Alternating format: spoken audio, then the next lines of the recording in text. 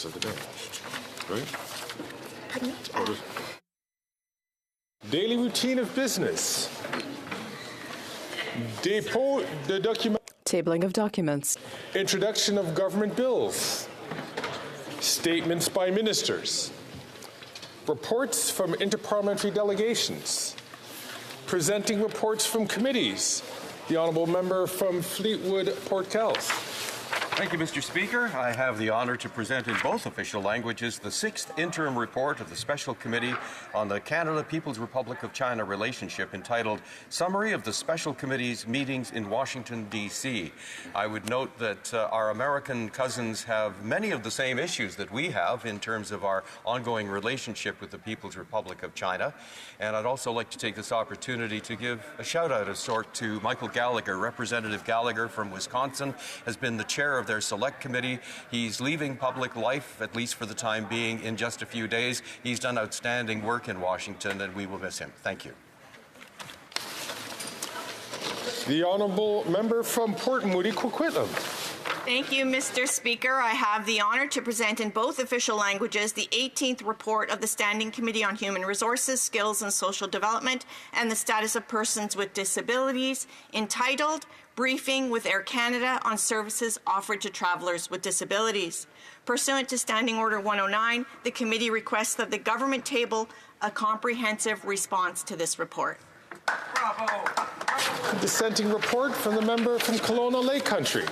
Thank you, Mr. Speaker. I am tabling on behalf of Conservatives a supplementary report from the Human Resources Committee, where we heard testimony from Mr. Michael Russo, President and CEO of Air Canada, on the unacceptable failures to accommodate passengers with disabilities. It took 3 months for him to appear before the committee, and Conservatives believe this is unacceptable as the committee was flexible with dates being proposed. Mr. Russo stated Air Canada's objective is to be the preferred airline for persons with disabilities, to ensure their services are acceptable. However, evidence pointed to the contrary, and committee members shared stories of Canadians with disabilities who experienced unacceptable challenges while flying Air Canada. Just days before Mr. Rousseau testified at committee, Air Canada published an accessibility plan, and Conservatives want to note that it was interesting to see the timing of this announcement. Lastly, Conservatives believe Air Canada's executives must do more to ensure services offered to travellers and travellers with disabilities are accessible, and believe that regulatory requirements should be enforced. Thank you, Mr. Speaker.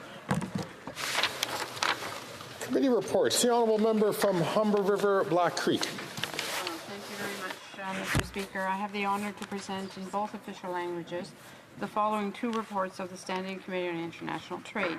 The 15th report in relation to the motion adopted on Tuesday, April 9th regarding the CBSA assessment and review management system, and the 16th report entitled Canada's Proposed Biocide Regulations, Potential Trade-Related Impacts, and the also includes the dissenting report from the members.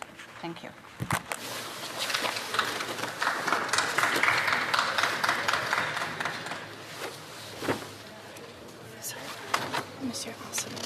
The Honourable Member from Madawaska, Restigouche. Merci, Monsieur le Président. Thank you, Mr. Speaker. I have the honour of tabling in both official languages. The Honourable Member from Calgary Skyview. Thank you, Mr. Speaker. I have the honour to present in both official languages the 13th report of the Standing Committee on Natural Resources in relation to Bill C-49, an act to amend the Canada, Newfoundland and Labrador Atlantic Accords Implementation Act and the Canada-Nova Scotia Offshore Petroleum Resources Accord Implementation Act, and to make consequential amendments to other acts. The committee has studied the bill and has decided to report the bill back to the House with amendments. The Honourable Member from Willowdale. Thank you, Mr. Speaker. I have the honour to present in both official languages the 24th report of the Standing Committee on Foreign Affairs and International Development, entitled Including Every Child, Benefiting All, International Disability Inclusive Education. I can assure you all the members worked very hard to present this report, and pursuant to Standing Order 109, the committee requests that the government table a comprehensive response to this report. Thank you, Mr. Speaker. Je pense qu'on est prêt pour... I think we're now ready for the honourable member, Madame Marska Restigouche. Mr. Speaker, that's what happens when it's the fourth time I've tried to table the report, and for procedural reasons it was put off, and I didn't have a tie. I'm so sorry. So, it is my pleasure to table in both official languages the fifth report of the Standing Committee on Official Languages. Openness to the international Francophone community, optimizing Francophone immigration to Canada, which will offer solutions to increase the demography of the Francophonie throughout the country. Pursuant to Standing Order 109, the committee is requesting for a government response to the report. Thank you. Presenting reports from committees. Introduction of private members' bills. Première lecture des First reading of Senate public bills. Motion. Motions. Présentation. Presenting petitions. The honourable member for Kingston and the Islands. Thank you, Madam Speaker. I have 4 petitions, however, 3 are the same, and actually deals with an issue that's already been dealt with, and that is to bring national school food programs into to Canada. Here, here. These petitions, I do just want to take the time to mention who that they're presented on behalf of. One is the Loyalist Collegiate Vocational Institution, also known as LCVI High School in Kingston, Pathways to Education Community in Kingston, and the St. Patrick's School Community in Kingston, who have presented the petition. And these petitioners specifically, Madam Speaker, want to make sure that we don't axe the snacks and that we actually make sure that we have school food for kids. The petition about axing the snacks. Okay. Okay. Order. I just want to make sure that individuals that MPs are actually reading what's in the petition. So the honourable member for Kingston and the Islands. I will read this petition verbatim if that's what you'd like, Madam Speaker. So the last petition Can't do that. You just Either. He has to do a summary. Okay, then in that case, I will summarize this petition for you, Madam Speaker. This petition is on behalf of the individuals that work for national defense, and in particular those in the Canadian Forces Morale and Welfare Services. They want to ensure that the staff of the non-public funds have access to fair wages, equitable pay scale, and good secure jobs. Madam Speaker, I've met with these petitioners prior to them assembling this petition, and they've drawn to the attention some very important observations. The honourable member has to reference what's in the petition. Okay. Yes. Yes. It's just that you've indicated that you had met with them. So You don't want me to mention. Yeah. So order. We know that this happens on each side of the House. Order. L'honorable député de Mégantic-Lérable. The honourable member for Mégantic-Lérable. Alors, à l'ordre. Order. Je sais que quand que les gens font des... I know that when people present petitions, they'll often bring a little bit more than what's in the petition. I just want to make sure that people are actually summarizing their petitions. The honourable member for Kingston and the Islands. There are members of the Canadian Forces Morale and Welfare Services in Kingston and other cities throughout the country that are currently on strike, and they are calling to the attention that despite the critical work they do, the employers who are not directly the federal government, however, under the purview of the federal government, are amongst the lowest. These employees are amongst the lowest paid, earning, and they're demanding that they earn fair wages in line with other individuals that are working under similar corporations throughout the country. So I would ask, Madam Speaker, that this petition be submitted to the Minister of National Defence and the President of the Treasury Board so that they can work together with the Canadian Forces Morale and Welfare Services to ensure that the staff of the non-public funds have access to fair wages, an equitable pay scale, and good, secure jobs. Thank you, Madam Speaker. Reasonable to me. Presenting petitions, the honourable for Mission, Matsky Fraser Canyon. Thank you, Madam Speaker. I rise today to present petition E4662 signed by 18,362 Canadians who want the GST-HST removed from massage therapy services. As it stands, massage therapy is not recognized in the list of professional services rendered by practitioners under the Excise Tax Act, meaning Canadians must pay GST-HST on massage therapy. These Canadians are calling on the Minister of Finance to include massage therapy in the definition of practitioner within the Excise Tax Act, add massage therapy to the list of services rendered by practitioners under the Act, and exempt massage therapy services in Canada from GST and HST. Thank you, Madam Speaker. Petitions, the honourable member for Edmonton Strathcona. Madam Speaker, I rise today to present petition E4765. It was initiated by Michael Lawson, and it's addressing the humanitarian crisis in the Eastern Democratic Republic of Congo. 5,200 Canadians signed this petition calling on the Government of Canada to increase Canada's international humanitarian assistance budget for the Democratic Republic of Congo in 2024 so that additional funds can be allocated in response to the acute crisis taking place in the region. The use as well of all of Canadians' diplomatic and political tools, including the Feminist International Assistance Policy, to help alleviate the suffering of those affected by this crisis. Madam Speaker, more than 5 million people are estimated to be internally displaced in Eastern Democratic Republic of Congo as a result of violence and a resurgent, multifaceted conflict. The inadequate response of this government does need to be addressed. Madam Speaker, I have one other petition that I'd like to table in this House at this time. It is the 9th largest e-petition in Canadian history. It is E4745 with 82,248 signatures. This petition was initiated by Canadians for Justice and Peace in the Middle East. These Canadians are asking the government to, first of all, impose a two-way embargo on arms between Canada and Israel, investigate whether Canadian weapons or weapon components have been used against Palestinian civilians in the occupied Palestinian territories, including during the current war in Gaza, review all military and security cooperation between Canada and Israel, and close loopholes that allow for the unregulated and unreported transfer of military goods to Israel through the United States. Madam Speaker, it's been more than 6 months since this conflict began. More than 30,000 people have lost their lives, including over 13,000 children.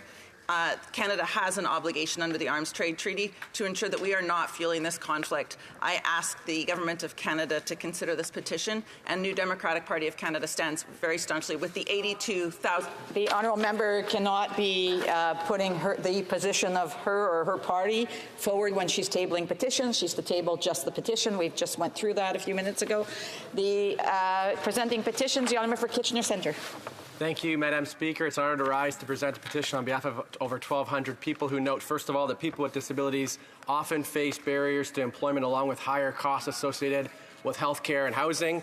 They go on to note that the Canada Disability Benefit Act was delayed for over 2 years as the first attempt to establish the law, known as Bill C-35, was postponed due to the 2021 election. They go on to note that the Canada Disability Benefit is meant to provide much-needed financial support for people with disabilities, many of whom live in poverty. They note that the minister responsible has told Canadians that implementing the Canada Disability Benefit is estimated to take a minimum of 18 months following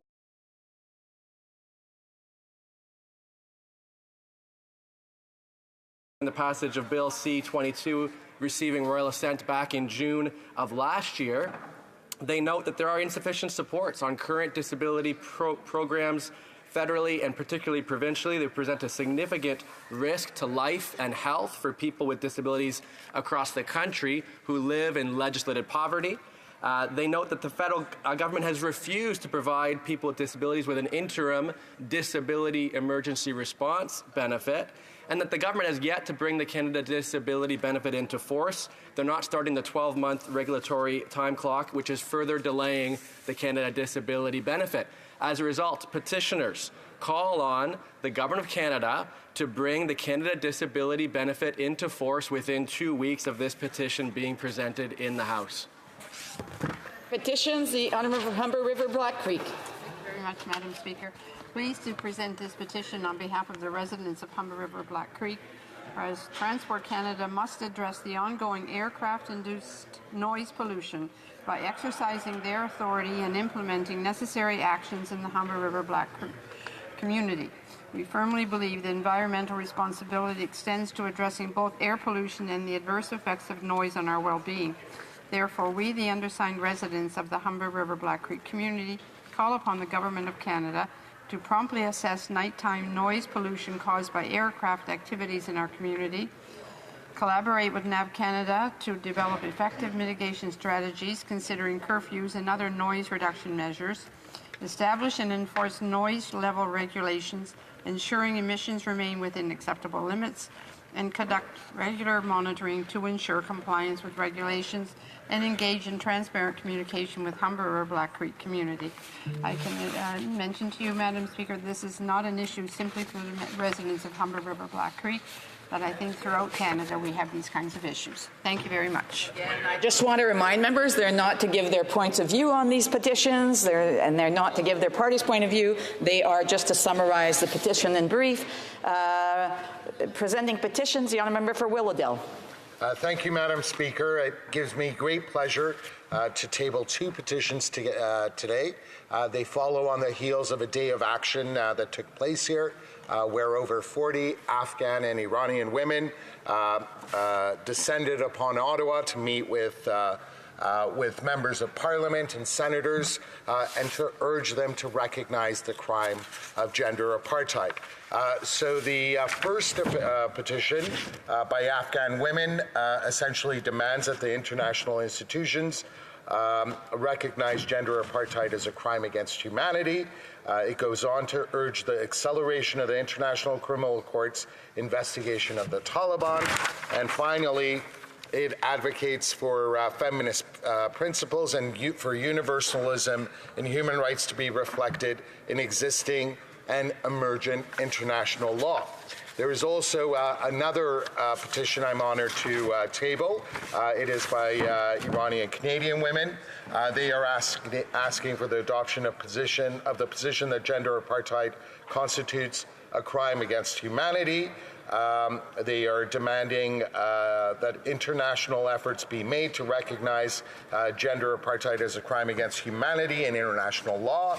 And finally, they are demanding that we take effective, concerted action to adopt proactive policies and exert pressure on the Iranian government and any regime that uses systematic gender apartheid and take steps to convince other countries to adopt similar policies. Thank you, Madam Speaker.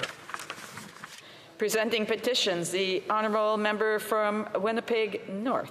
Thank you, Madam Speaker. It's a pleasure to be able to rise and table a petition in regards to what Canadians treasure a great deal, and that's our healthcare and healthcare workers. What the petition is calling for is the issue of how it is that we can ensure that our healthcare workers are better protected, and thinking in terms of the scope of responsibilities that they have and they carry out virtually every day. And they're asking for the different levels of government to reflect on responsibilities and take the actions that are necessary in order to be able to support our thousands of healthcare workers. Thank you, Madam Speaker. Presenting petitions, présentation de pétition. Questions on the order paper. The Honourable Parliamentary Secretary, the Government House Leader. Yes, thank you, Madam Speaker. If a revised response to question 2362, originally tabled on April 10th, 2024, could be made an order for return, this return would be tabled in an electronic format immediately. Is it the pleasure of the House that the aforementioned questions be made orders for return and that they be retabled immediately? Agreed? Agreed and so ordered. Yes? Madam Speaker, I would ask that all remaining questions be allowed to stand at this time, please. Agreed and so ordered. Orders of the day, ordre du jour. Orders of the day, government orders, Ways and Means, resuming the adjourned debate on the budgetary policy. Resuming debate, the Honourable Leader of the Official Opposition.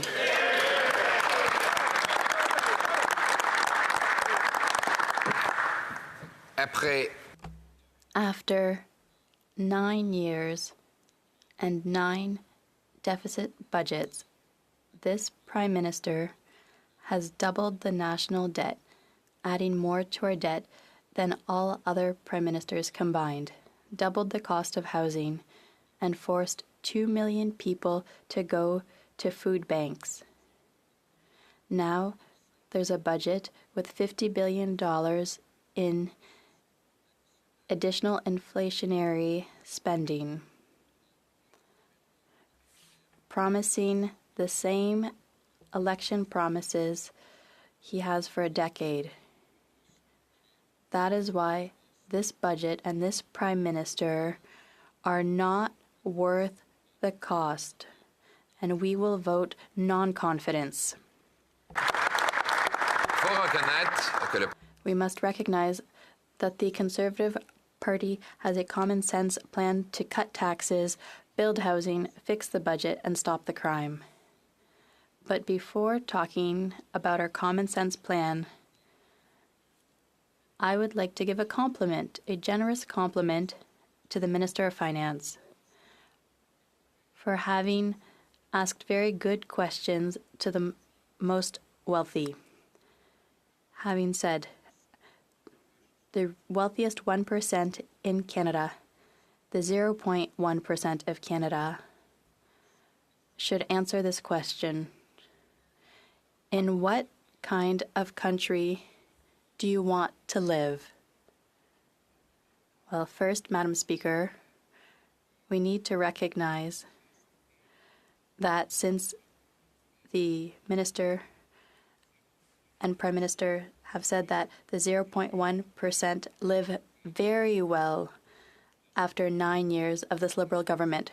First of all, they've received major subsidies for their corporations, bigger than ever in the history of our country.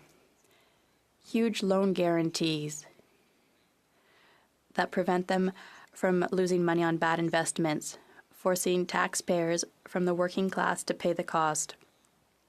Contractors who are millionaires like those of GC Strategies are certainly among the 0.1% because of the gifts this Prime Minister has given them, with an increase in the number of contracts. It's gone up 100%. In addition to all of that, with the printing of $600 billion, this government has pumped up the wealth of billionaires. And we need to recognize that the 0.1% includes the Prime Minister because he inherited millions of dollars from his grandfather, and he kept that money in a trust where it is sheltered from taxes. It's protected just like the billionaires who invite him to private Caribbean islands. So it is a very good idea to ask questions to the 0.1% of the wealthiest, who have never had as much fun and as much wealth as after 9 years of this Prime Minister. And I will give a few questions that the Minister asked them. Do you want to live in a country where you can guess the size of someone's paycheck by looking at their smile? Madam Speaker, after 9 years of tax increases, of inflation, and interest rates, Canadians don't have a smile when they look at their paycheck, because that paycheck is disappearing. We have the worst growth in personal income among all G7 countries for 9 years. Our GDP per capita has gone down. It's lower than 5 years ago. So people have no reason to smile because a paycheck no longer buys food or housing as it would have done 9 years ago. Do you want to live in a country where children go to school with empty stomachs? Madam Speaker, of course, the answer is no. But that is reality today, after 9 years of this Prime Minister. According to the government's own documents published, the Prime Minister admits that nearly 1 in 4 children go to school hungry, every day. After 9 years of this Prime Minister who imposes taxes on the farmers who produce our food, on the truckers who ship our food, a quarter of children do not have enough to eat. Today, we have a promise in the budget to feed them. A promise that was first made in 2021, 3 years ago. How many meals have been provided? 0. 0 meals. So it's after 9 years of this Prime Minister that our children are hungry. Do you want to live in a country where the only young people who can buy a house are those who have help with their down payment from their parents? Madam Speaker, that's the country we are living in right now. After 9 years of this Prime Minister, after 9 years, he's doubled the cost of housing, doubled the down payment necessary to buy a house. He's doubled the mortgage payment for the average home. Let's not forget that 9 years ago, the average down payment was about $20,000. I remember because I was the Minister of Housing at the time, and it was possible to buy a home with a down payment of a modest $20,000. $20,000. Now, it's more than double. And now, it takes 64% of the average income per month to pay the costs of housing per month. 63%, an amount that is nearly double 8 years ago. It's just the wealthiest, just the children of the well-off who can currently buy a home. Do you want to live in a country where we make investments that we need to make in healthcare, in housing, in pensions, but where we don't have the political will to pay, and we choose instead to leave a growing debt to our children? Je cite la ministre. I'm quoting the Minister of Finance. It's this Prime Minister who has doubled our national debt. 9 years after having said that the budget would balance itself, that we would have 3 little deficits, no more than $10 billion, he has now added nearly $700 billion. The majority had nothing to do with COVID-related spending. And he's continuing with $40 billion deficits. This is 3 years after COVID. We can no longer say that the dog ate our homework, that deficits are related to COVID. This is a choice to continue to add more. So no, Minister, we do not want to live in a country where we leave a growing debt to our children, but that is the country we are living in now, after 9 years of this Prime Minister. Do you want to live in a country where the wealthiest live in luxury, but in gated neighborhoods, turning to healthcare, private healthcare, and private transportation because the public sector is doing poorly and the anger of the majority of the less well-off is growing? Madam Speaker, that is the country we are living in now, after 9 years of this Prime Minister. Yes, the wealthiest have private jets, like him. He uses a private jet more than anyone else, at the same time that he implements a carbon tax on single moms for the crime of using her Toyota Corolla. He spends taxpayer money to go on illegal vacations on private islands.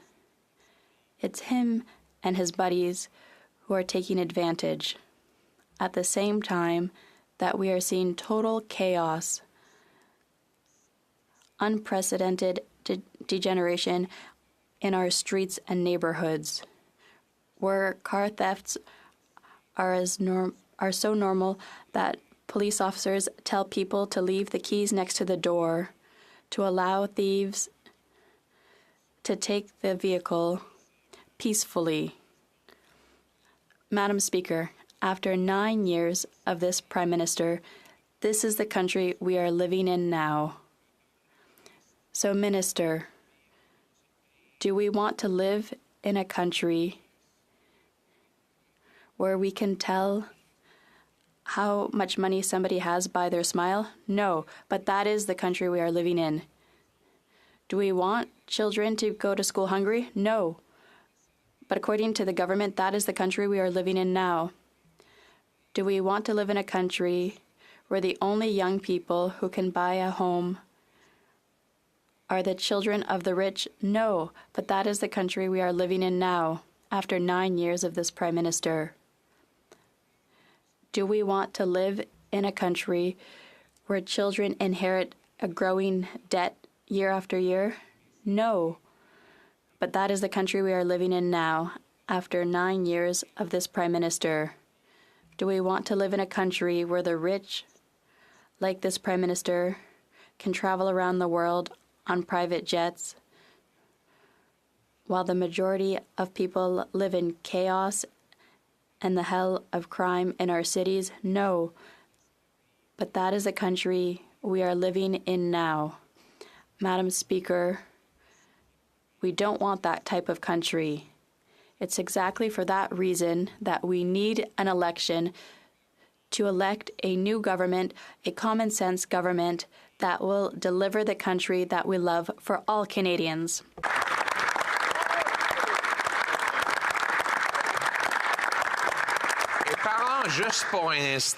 And let's talk just for a moment.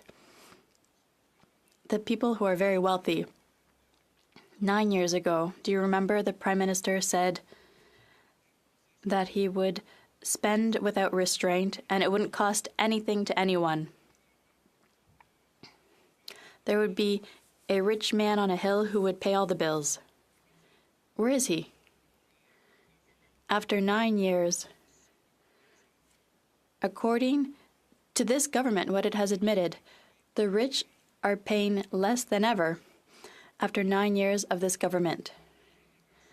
And a generation, for the first time, a whole generation, has lost the opportunity to have a home after 9 years of this Prime Minister. After 9 years of this Prime Minister who promised to help the middle class. The middle class no longer exists. The middle class is poor. And if you think I'm exaggerating, I'll ask you a simple question. Can a member of the middle class buy a home today? It's mathematically impossible for the average person to buy the average home. That's not from me. That's the Royal Bank that has indicated that now it takes 63% of the average household income pre-tax to pay the average costs for a home. It's a mathematical impossibility. 9 years ago, it was 38% of a paycheck every month to pay a mortgage. It's double now. So if you can't buy a home, you are not part of the middle class. If you are one of the families, the 1 in 4 families that can't feed their own children, and 1 in 4, that's from this government's documents, you are no longer a part of the middle class, Madam Speaker. The budget that the minister presented was a major avowal of the failure After 9 years of her government, it is hell for the so-called middle class. The middle class has become the poor of this country. This Prime Minister has delivered the worst decline in the quality of life for the middle class in the history of our country, maybe even worse than the decline during the Great Depression. And that's not from me. It's the minister herself, the Prime Minister. To listen to him talk about the state of this country, he describes the country as being total hell. For the poor, for workers, he describes hell for children who aren't eating. He describes a country where seniors can't pay their bills. It's as if he hadn't been the Prime Minister for a decade. It's quite something to try to convince us that it's his first day on the job. After 9 years, Madam Speaker, the Prime Minister is right. It is hell for the middle class. It's because we have a Prime Minister who is not worth the cost. Fortunately, it wasn't like that before this Prime Minister, and it won't be like this after this Prime Minister. We will replace him with a common-sense government, which will cut taxes, build houses, fix the budget, and stop the crime. Allow me to explain a little bit more. Cutting taxes. Of course, Canadians pay more now in taxes than they pay for food, housing, and clothing. After 9 years of this expensive government, that is why we need to reverse the trend. We need to control spending so we can reduce the cost of taxes and reward work. Allow entrepreneurs, workers, seniors to bring home a bigger portion of what they've earned. Second, we need to build housing. We have the lowest number of housing units per capita in the G7 after 9 years of this Prime Minister. Why? We have the worst bureaucracy. Bureaucracy that prevents construction and adds a great deal of money to the cost of each housing unit. Years and years of delays. We have the second slowest construction permitting process in the G7, or rather in the OECD. It adds $1.3 million for each new housing unit in Vancouver, $350,000 in Toronto. Montreal City Hall prevented the construction of 25,000 new housing units. The city of Winnipeg blocked 2,000 housing units next to a public transit station built specifically for those future homes. It doesn't make any sense. The federal government should no longer send $5 billion to city halls to build bureaucracy that prevents construction. No. We need to incentivize municipalities to allow more construction by freeing up land and authorizing construction more rapidly.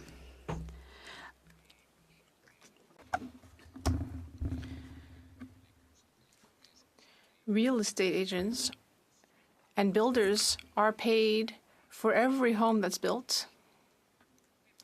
So we should pay municipalities for every home that's permitted. My common sense plan will force municipalities to permit 15% more construction per year.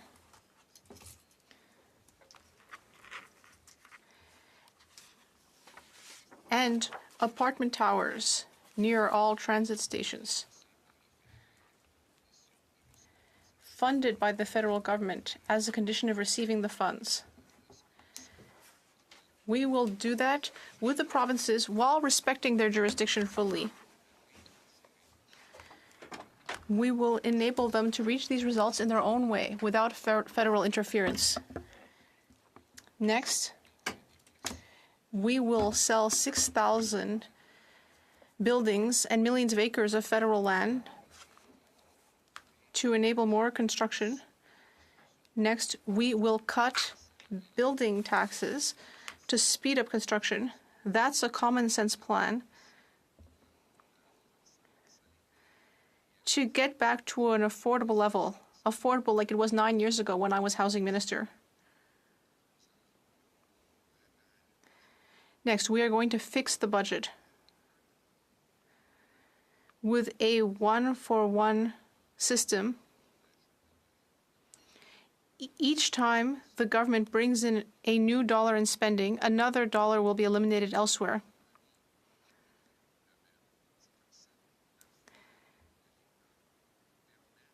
That is how we will cap costs, government spending, in order to enable the economy to grow and in order to make the government smaller as a proportion of our country's spending.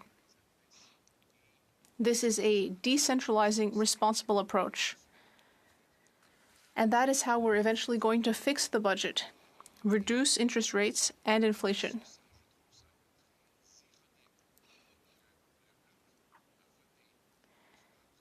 I find it very ironic that the Bloc Quebecois has voted over and over to grow the federal government.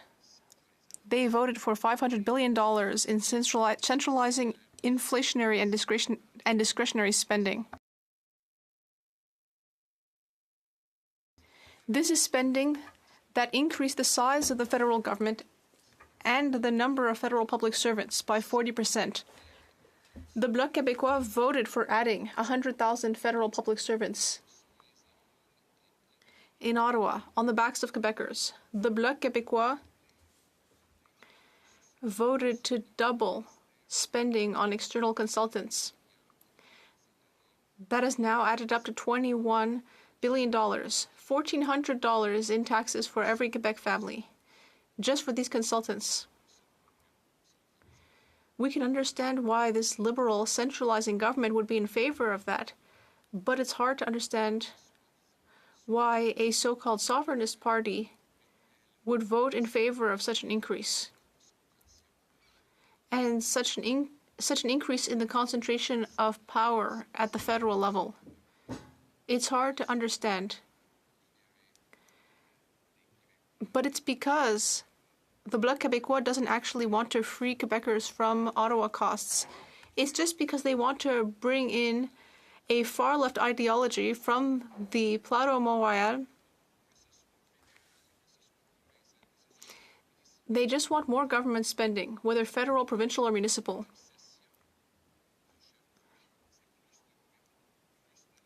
All the Bloc Québécois wants is more government, more state spending, and more costs on the backs of taxpayers. We, the Conservatives, want a smaller federal government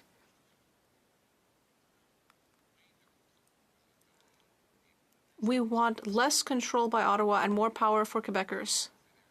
We want a smaller federal government for a greater Quebec. That's common sense, and we are the only party that can deliver.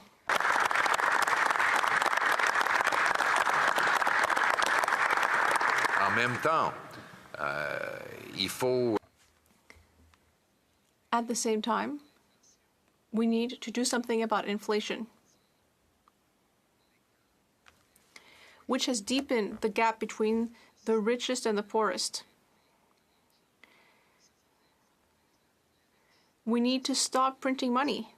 That helps the wealthy, and it's something that the Prime Minister has brought in from the United States. In the US, they have the system of printing money, which is increasing inflation, increasing Washington spending, and increasing Wall Street share prices. It's a clear, friendly relationship between Wall Street and DC, and it favors the wealthy.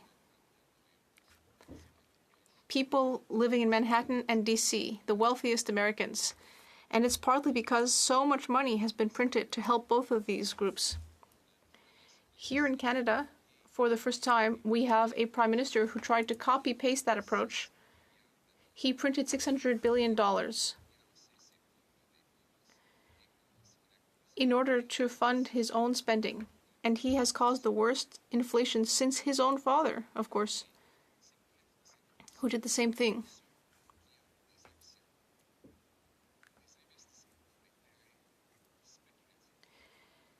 Now we know that some speculate in gold, exclusive wine, empty lots, and other such luxury goods. People like that get richer and richer because their assets increase in value.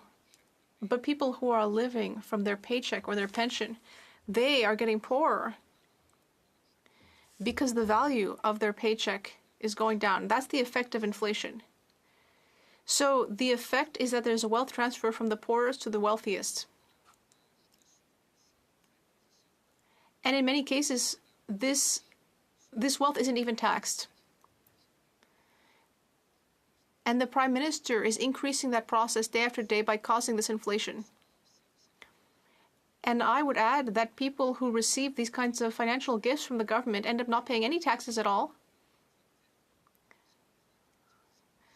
because they use their assets as collateral for loans, and then they buy more assets,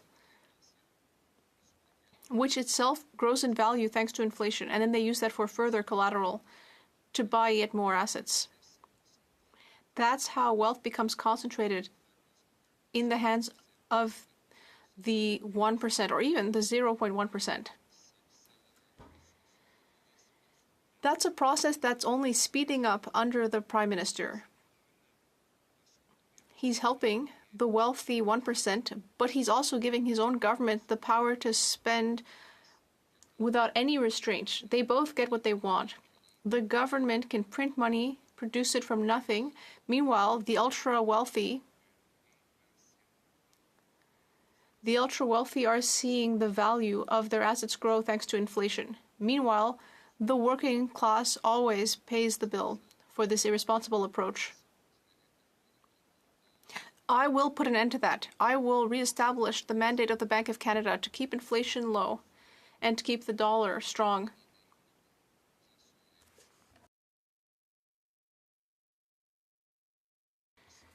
We will not print money just to be able to spend it. We will do something about this immoral and unfair inflation. I will put an end to this inflation tax.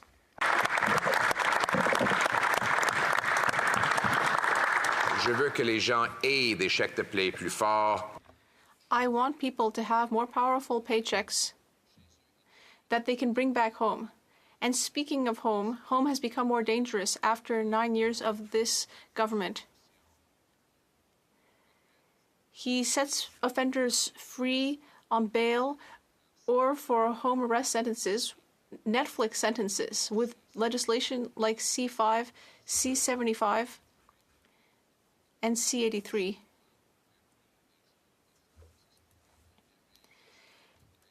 This legislation, in some cases, has enabled people to be set free mere hours after they were arrested, and then they can just go into the same crimes as before. And that's why we're seeing crime skyrocket throughout the country and in our streets.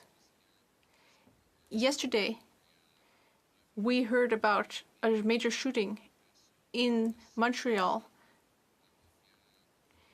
There's been a 100% increase of car theft in Montreal, Toronto, and other big cities. My common sense plan will keep the worst offenders in prison, put an end to bail for offenders who have already been convicted dozens of times.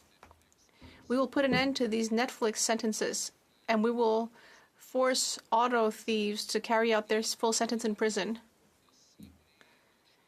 We'll also stop targeting our hunters and sports shooters. If you have a firearm that you have bought legally with RCMP checks and the appropriate training and testing, which show that you are a safe and responsible individual, then you can keep your property. But if you are a criminal, we will prevent you from acting. We will strengthen the border and the ports. We will scan containers to ensure there are no weapons or drugs getting into the country, and no stolen cars leaving the country. That's common sense to make our communities safer and to stop the crime. Madame la Présidente, nous allons mettre en place. Madam Speaker, we are going to bring in a common sense plan that will bring back the country we want. A country that looks very different from the country the Minister of Finance described in her speech. A country where work pays, where everyone who's worked hard can afford a house, affordable food in safe communities. Canadians have a right to this. They deserve it. And with our common sense government, Canadians will get that. Thank you, Madam Speaker. Madame la Présidente, je continue en anglais. Oh no, Madam Speaker, I will be going on in English. I want to share this excellent speech with our English-speaking compatriots as well, Madam Speaker.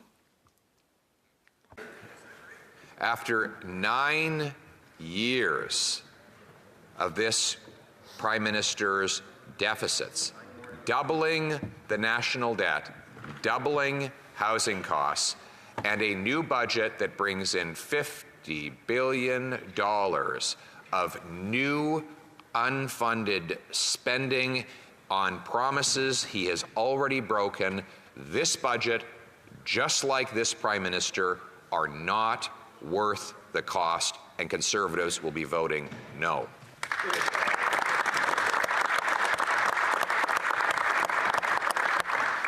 But before I get into the reasons why and my common sense plan to axe the tax, build the homes, fix the budget, and stop the crime, I'd like to pay the Minister of Finance a compliment for a page in her speech that I thought was extremely illustrative.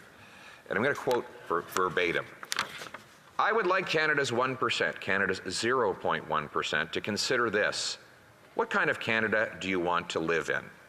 Well, before I go any further, let's point out the incredible irony that, as she and her leader point out, Canada's 0.1% are doing better than ever after 9 years of the Prime Minister promising to go after them. Yes, they have benefited from the tens of billions of dollars of undeserved corporate welfare handouts and grants, ironically supported by the NDP, of corporate loan guarantees that protect them against losses in cases of incompetence or dishonest bidding, of contracts of which there are now $21 billion granted to outside and highly paid consultants, many of them making millions of dollars a year in taxpayer contracts for work that could be done inside the government itself, if that work is of any value at all. And finally, those grand fortunes that have been inflated by $600 billion of inflationary money printing that have transferred wealth from the working class to the wealthiest among us. That 0.1% is doing better than ever after 9 years of the Prime Minister pretending that he would get tough on them. But let me go on, I'm interrupting myself. Do you want to live in a country, she asks, where you can tell the size of someone's paycheck by their smile? Wow. How many Canadians are smiling when they look at their paycheck today? Madam Speaker, people are not smiling at all because a paycheck cannot buy you a basket of affordable food. According to Sylvain Charlebois, the food professor, he has said that the cost of a basket of food has gone up by thousands of dollars per year, but that the majority of Canadians are spending hundreds of dollars less than is required to buy that basket. That means that they are not getting enough food. We live in a country now where the average paycheck cannot pay the average rent. So nobody is smiling when they look at their paycheck, Madam Minister. She goes on to ask, do you want to live in a country where kids go to school hungry? Well, according to the Prime Minister, 1 in 4 kids are going to school hungry. after his 9 years. I look here at a press release that his government released on April the 1st, April Fool's Day of all days, where he says nearly 1 in 4 children do not get enough food. In fact, it says that they don't get enough food to learn and grow. So no, we don't want to live in a country where kids go to school hungry, but according to his own press release, we do live in a country where 1 in 4 kids do go to school hungry. She then says, do you want to live in a country where young Canadians, where only young Canadians who can buy their own homes are, the only young Canadians who can buy their own homes are those whose parents can help with a down payment? Madam Speaker, no, we don't want to live in that country, but we do live in that country today. According to data released by RBC Dominion, for the average family to afford monthly payments on the average home in Canada, they would have to spend 64% of their pre-tax income. Most families don't keep 64% of pre-tax income because they pay so much taxes. So for most families, they would have to give up on eating, on recreation, on clothing themselves, on transportation, to be mathematically capable of making payments on the average home. So the young people, for them it's even worse because they do not have a nest egg. They cannot actually afford a down payment that has doubled in the last 9 years. And that is why 76% of Canadians who don't own homes tell pollsters they believe they never will. So, Madam Minister, do we want to live in a country where the only young people who can afford a down payment are those whose parents can pay it for them? No, but that is the country we live in today. Do you want to live in a country where we make the investments we need in healthcare, in housing and old age pensions, but we lack the political will to pay for them and choose instead to pass a ballooning debt onto our children? Like, are we living in the Twilight Zone here? Yes. This is her words. Do we want to live in a country where we pass the bill onto our children with ballooning debt, she asks, as she's ballooning the debt, adding $40 billion to the debt as she gives a speech about the perils of passing on ballooning debt to our children, as she is the finance minister for the government that has added more debt than all previous governments combined in the preceding century and a half. It's worth noting that the Prime Minister has added his deficits as a share of GDP were bigger than we had in World War I, in the Great Depression, in the great global recession of 2008 and 9. And I should also note that the majority of debt that has been added under this Prime Minister was unrelated to COVID. So the dog ate my homework excuse of blaming COVID for all of that is wrong in Canada no longer works. I will add that we are now 3 years past COVID, and the deficits and debt continue to grow, putting a lie to that entire endless, nauseating excuse that the government has made. This Prime Minister has added so much debt that we are now spending more on interest for that debt than we are on health care. $54.1 billion in debt interest this year, more money for those wealthy bankers and bondholders who own our debt, and less money for the doctors and nurses that we await when we sit for 26 hours in the average emergency room right across this country. Madam Speaker, no, we do not want to live in a country that passes on a ballooning debt to our children, but after 9 years of this Prime Minister, that is exactly the country we live in. Do you want to live in a country where those at the very top live lives of luxury, Who does that remind you of? No, look the other side. There's somebody who flies around in a private jet to stay on secret islands on the other side of the hemisphere, where they treat him to $8,000 and $9,000 a day luxuries, and he pays for it with the tax dollars of Canadians and emits thousands of tons of greenhouse gases into our atmosphere. Somebody luxuriates in that way at the expense of everyone else, and he shall remain unnamed, because we cannot say the Prime Minister's name in the House of Commons, so I will not break that parliamentary rule. But I do point out the irony. But we must live in gated communities. So I'll start again. Do you want to live in a country where those at the very top live lives of luxury, but most do so in gated communities, behind ever higher fences, using private health care and airplanes, because the public sphere is so degraded, and the wrath of the majority of their less privileged compatriots burns so hot? Wow. She says that the wrath of the majority of the less privileged compatriots burns so hot. Madam Speaker, she's right that some people don't have the ability to live in gated communities behind armed guards. Those people are told that they should leave the keys next to the doors so that the car thieves can just walk in and peacefully steal their cars. Madam Speaker, you go to the communities across this country that are being ravaged by crime, chaos, drugs, and disorder. What she describes is exactly what is happening after 9 years of this government.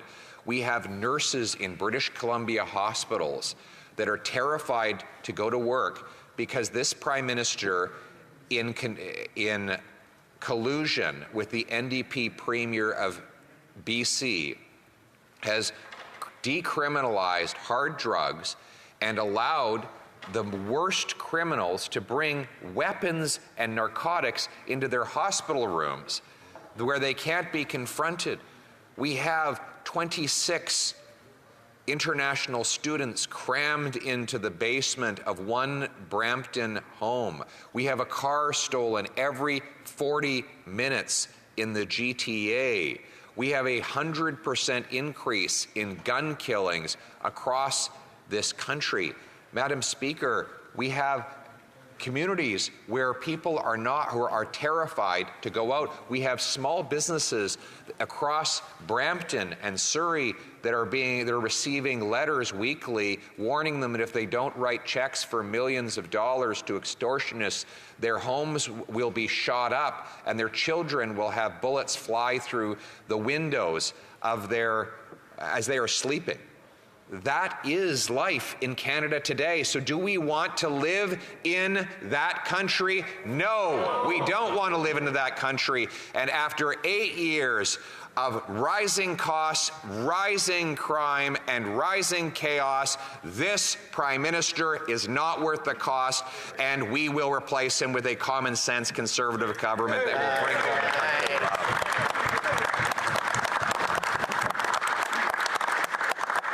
So what does that country look like, and how are we going to get there? Fortunately, we have a common sense plan that will axe the tax, build the homes, fix the budget, and stop the crime. Let's start with the tax, the carbon tax, that it went up 23% on April 1st. Now we see the raging gas prices at the pumps across Ontario. Chaos as people are trying desperately to get to the pumps and fill up before the latest hikes go ahead. And this Prime Minister celebrates, saying that high gas prices are his purpose, and he has the full support of the NDP leader on most days when the NDP leader can figure out what his policy is. The NDP leader has voted 22 times to hike the carbon tax, and both parties have, along with the help of the Bloc, voted for future increases that will quadruple the tax to 61 cents a litre, a tax that will also apply on home heating bills, and of course a tax that applies on the farmers who produce the food and the truckers who ship the food, therefore on all who buy the food. That's why common sense Conservatives will axe the tax to bring home lower prices. We take exactly the opposite approach of this Prime Minister when it comes to protecting our environment. His approach is to raise the cost on traditional energy we still need. Our approach is to lower the cost on other alternatives. We will greenlight green projects like nuclear power, hydroelectric dams, carbon capture and storage, mining of critical minerals like lithium, cobalt, copper, and others. We will do this by repealing the unconstitutional Bill C-69 so that we can approve these projects in 18 months rather than in 18 years. Here's the difference. He wants taxes. I want technology. He wants to drive our money to the dirty dictators abroad. I want to bring it home in powerful paychecks for our people in this country.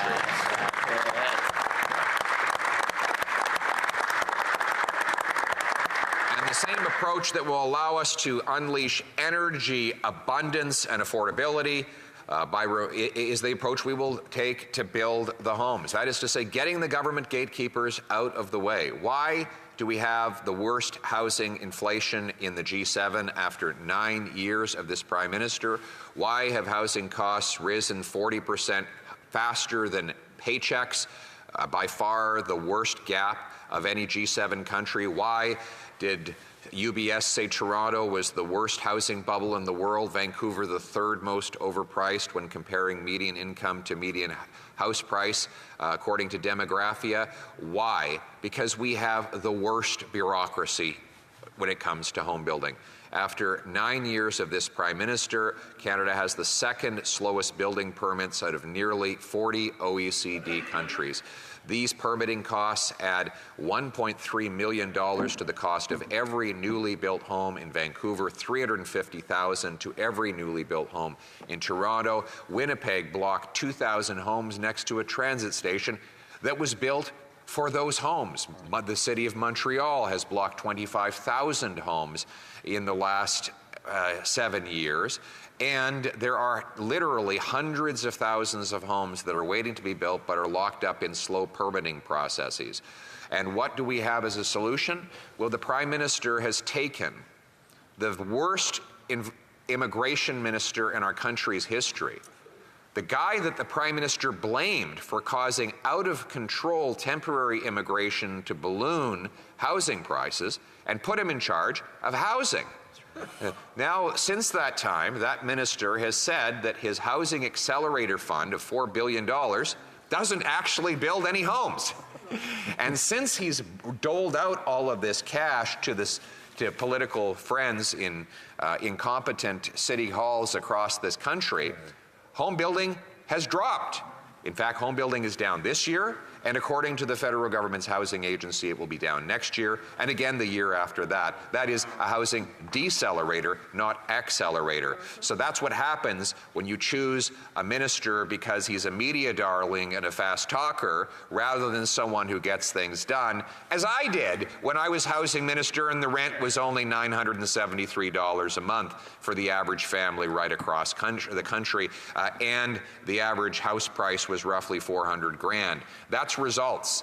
There was less talk, there was less government spending, but far more homes. And that's what our common sense plan will do again.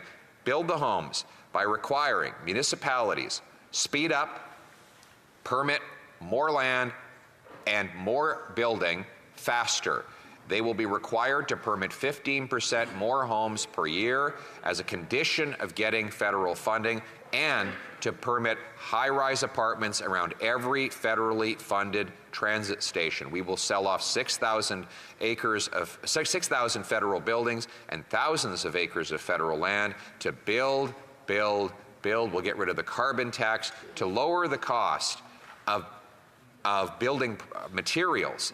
And finally, we will reward the working people who build homes, because we need more boots, not more suits. We'll pass the common sense conservative law that allows you to trades workers to write off the full cost of transportation, food, and accommodation to go from one work site to another so that they can build the homes while bringing home paychecks for themselves, Madam Speaker.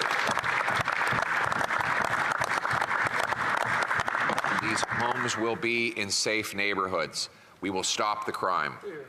We will stop the crime by making repeat violent offenders ineligible for bail, parole, or house arrest. That will mean no more catch and release. We will repeal C5, the house arrest law. We will repeal C75, the catch and release law. And we will repeal C83, the cushy living for multiple murderers law that allows Paul Bernardo to enjoy tennis courts and skating rinks that most Canadian tax-paying families can no longer afford outside of prison. We will bring in jail, not bail for repeat violent offenders. We will repeal, in fact, the entire the catch and release criminal justice agenda that this radical Prime Minister, with the help of the loony left NDP, has brought in, Madam Speaker. The radical agenda that has turned many of our streets into war zones will be a thing of a past. We will also stop giving out deadly narcotics. We now, remember when I made a video about the so-called safe supply.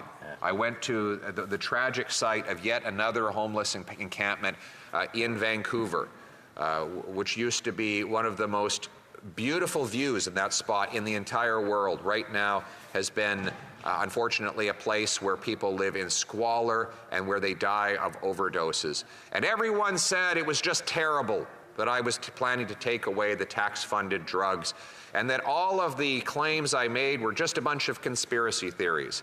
Well, everything I said then has been proven accurate, every word of it. And I noticed that Liberals and the pointy-headed professors that they relied on for their policies have all gone into hiding as well. Why? Because the facts are now coming out. Even the public health agency in British Columbia, which has been pushing this NDP Liberal ideology, is admitting that the tax-funded hydromorphine is being diverted. The police in Vancouver said this week that 50% of all the high-powered hydromorphine opioids are paid for with tax dollars and given out by public health agencies, Madam Speaker, supposedly to save lives. Now we know that those very powerful drugs are being resold to children who are getting hooked on them, and the profits are being used to buy even more dangerous fentanyl and tranq and other drugs that are leaving our people face first on the pavement dying of record overdoses. The so-called experts that always say, ignore the bumper stickers, look at the facts. Well, the facts are in British Columbia, where this radical and incomparable policy has been most enthusiastically embraced. Overdose deaths are up 300%. They have risen in BC faster than anywhere else in Canada and possibly anywhere else in North America. The state of Oregon, the ultra-progressive state of Oregon, has reversed decriminalization, recognizing the total chaos and death and destruction that the policy has caused. And what does this Prime Minister, this radical Prime Minister, with the help of his NDP counterpart do?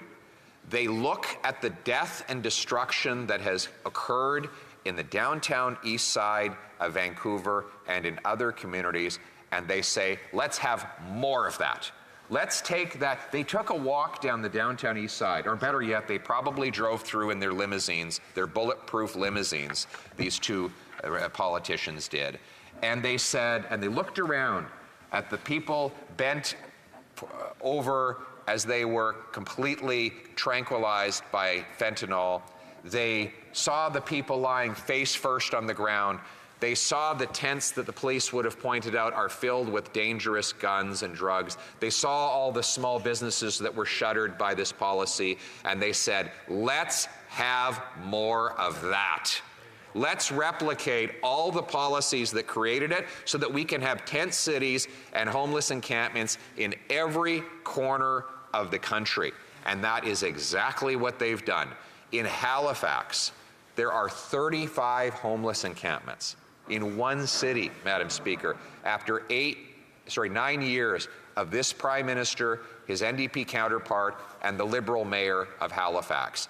Look at every town in this country. You will find homeless encampments that never existed before the last 9 years. This policy will go down in infamy as one of the most insane experiments ever carried out on a population. Nowhere else in the world are they doing this. They gaslight. They love to say, oh, this is what all the civilized people believe, is that giving out these drugs will save lives. Nowhere else in the world is this done. In fact, when you tell people that it's happening, they have a hard time even believing it. What? Sir, you're giving out heroin-grade drugs for free to addicts and expecting it's going to save lives? And now they spill into our hospitals, where nurses are told by the NDP government in BC and the Liberal government in Ottawa that they are not allowed to take away crack pipes or knives or guns. They're just supposed to expect someone is going to consume the drugs, have a massive fit, and start slashing up the hospital floor. Madam Speaker, this is something out of a bad hallucination, and a hallucination that will come to an end when I am Prime Minister. We will end this nightmare.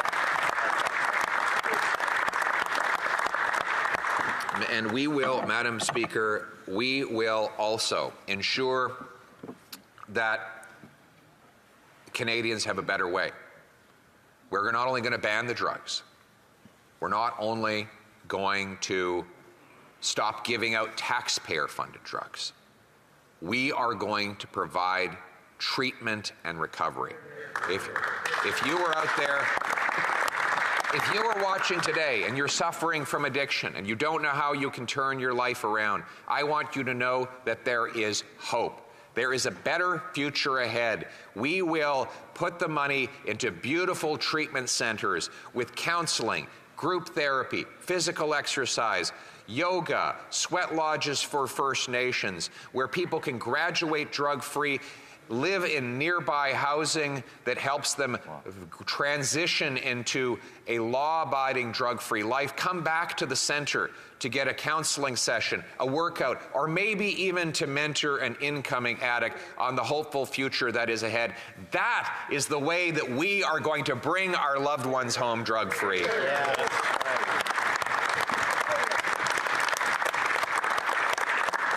As I always say, we are going to have a common sense dollar for dollar law requiring that we find $1 of savings for every new dollar of spending. And in this case, that will include how we will partly pay for this. We will unleash the biggest lawsuit in Canadian history against the corrupt pharmaceutical companies that profited off of this nightmare. We will make them pay. Here. Yeah.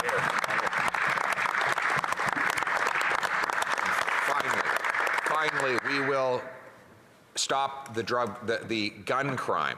We know, Madam Speaker, the gun crime is out of control. Just yesterday, we saw this gold heist where we found out that, by the way, all the gold thieves, they're out on bail already, not to worry. They'll have to send this Prime Minister a nugget of gold to thank him for passing C-75 and letting them out of jail within a few days of this monster gold heist. We knew that, why did they steal the gold? So that they could buy the guns. Because we know that all the gun crime is happening with stolen guns. See, the Prime Minister wants to ban all civilian law-abiding people from owning guns, but he wants to allow every criminal to have as many guns as they want. And I'm not just talking about rifles.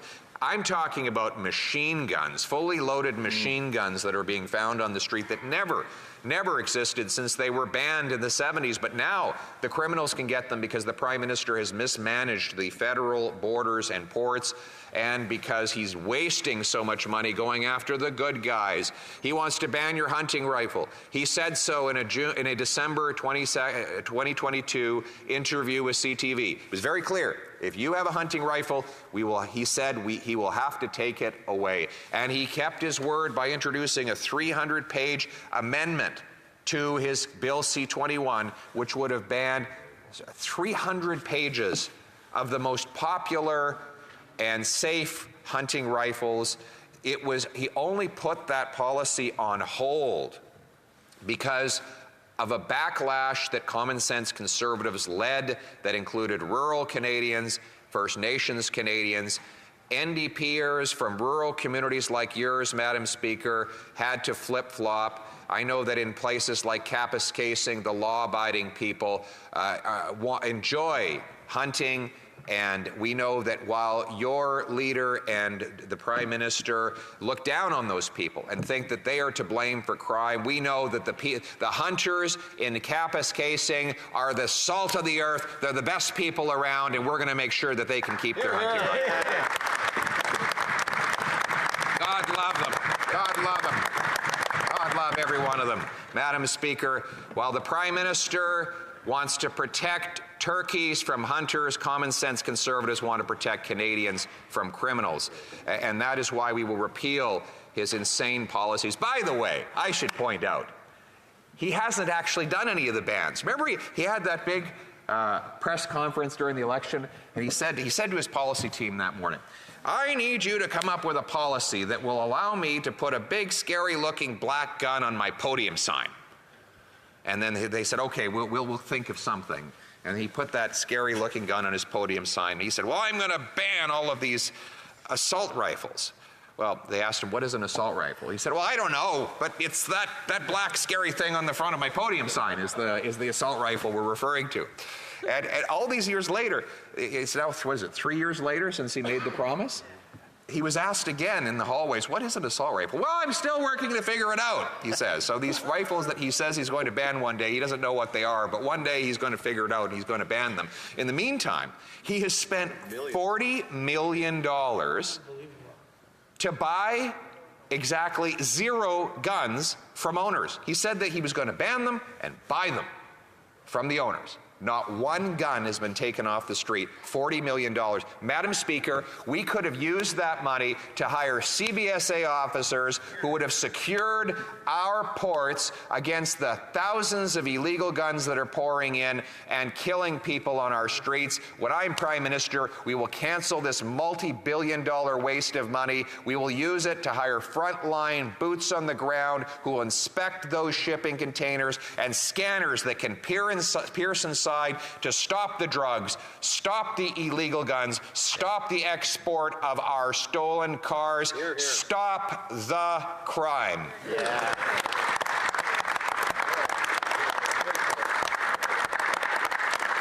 Madam Speaker, what you're seeing here is a very different philosophical approach. The finance minister said in her concluding remarks that what we need is a bigger and stronger government. Doesn't that sound eerie? A bigger and, in other words, she and he want to be bigger and stronger. That's right. Yeah. Right? And that's why they're always trying to make Canadians feel weaker and smaller. He literally called our people a small, fringe minority. He jabs his fingers in the faces of our citizens. He calls small businesses tax cheats. He claims hunters are just Americans. If you own a hunting rifle, you're just an American. He points his fingers at people who disagree with him. He has the audacity of claiming anyone who is offside with him is a racist. This guy who dressed up in racist costumes so many times, he can't remember them all. He's been denigrating other people his whole life. That's because it's all about him. It's all about concentrating more power and more money in his hands. This budget is no different. It's about a bigger government and smaller citizens. It's about buying his way through the next election with cash that the working class people have earned and he has burned. By contrast, I want the opposite. I want smaller government to make room for bigger citizens. I want a state that is a servant and not the master. I want a country where the Prime Minister actually lives up to the meaning of the word. Prime, first, minister, servant. That's what minister means. Minister is not master, minister is servant. We need a country that puts people back in charge of their money, their communities, their families, and their lives. A country based on the common sense of the common people, united for our common home. Your home, my home, our home. Let's bring it home.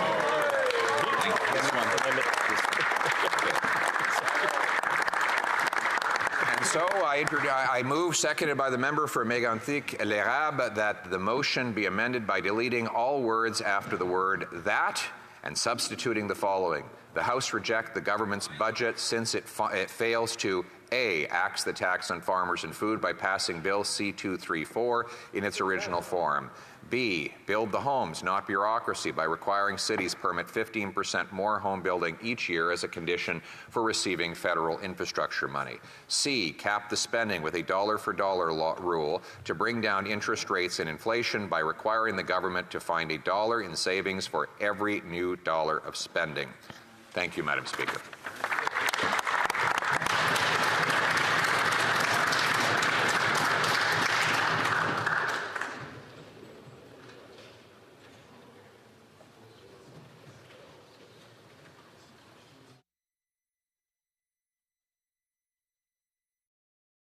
Anyone new to the channel, please like and subscribe to help support the channel.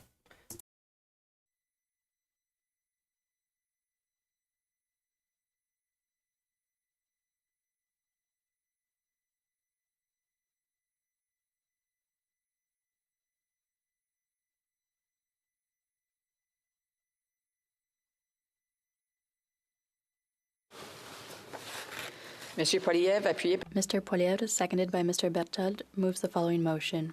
By deleting all the words after the word that and substituting the following. The House reject the government's budget since it fails to A, axe the tax on farmers and food by passing Bill C-234 in its original form, B, build the homes, not bureaucracy, by requiring cities permit 15% more home building each year as a condition for receiving federal infrastructure money, and C, cap the spending with a dollar-for-dollar rule to bring down interest rates and inflation by requiring the government to find $1 in savings for every new dollar of spending. L'amendement est recevable. The amendment is in order. Questions and comments? Parliamentary Secretary, the Government House Leader. Yes, thank you, Madam Speaker. There's many aspects that I could ask the Leader of the Conservative Party on, but time won't allow me to do that. But suffice to say that there is no doubt he, as the Leader, has a master of manipulation of information, and we see that through social media and many of the speeches that he delivers inside the House. And let me give a classic example. He was glowing about when he was the Minister of Housing, responsible for housing. And in reality, the truth is, he built 1, 2, 3, 4, 5, and I have to use a second hand, 6 houses, affordable houses, while he was Minister of Housing.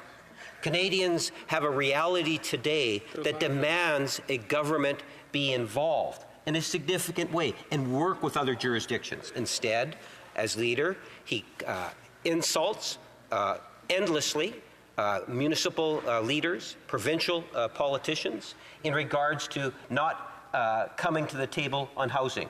Why does he truly believe Canadians should trust him at all, given his past record and disrespect for different levels of government and inability to produce any The Honourable Leader of the Official Opposition. I'll start by correcting the disinformation in the question. The member gets his information on my record from his source being the Twitter account of the housing minister. And before you turn to that Twitter account, remember this is the same guy.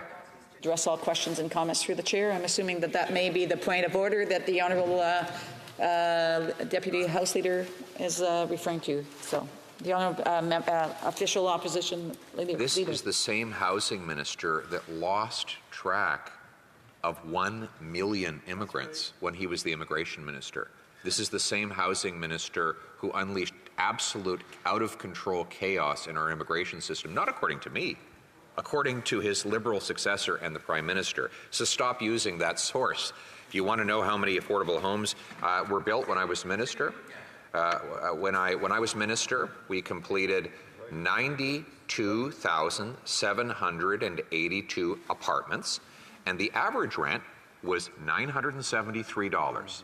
$973 rent. Can you tell me where we can find a $973 a month rent after 9 years of these guys? Questions and comments. The Honourable Member for Saint Jean.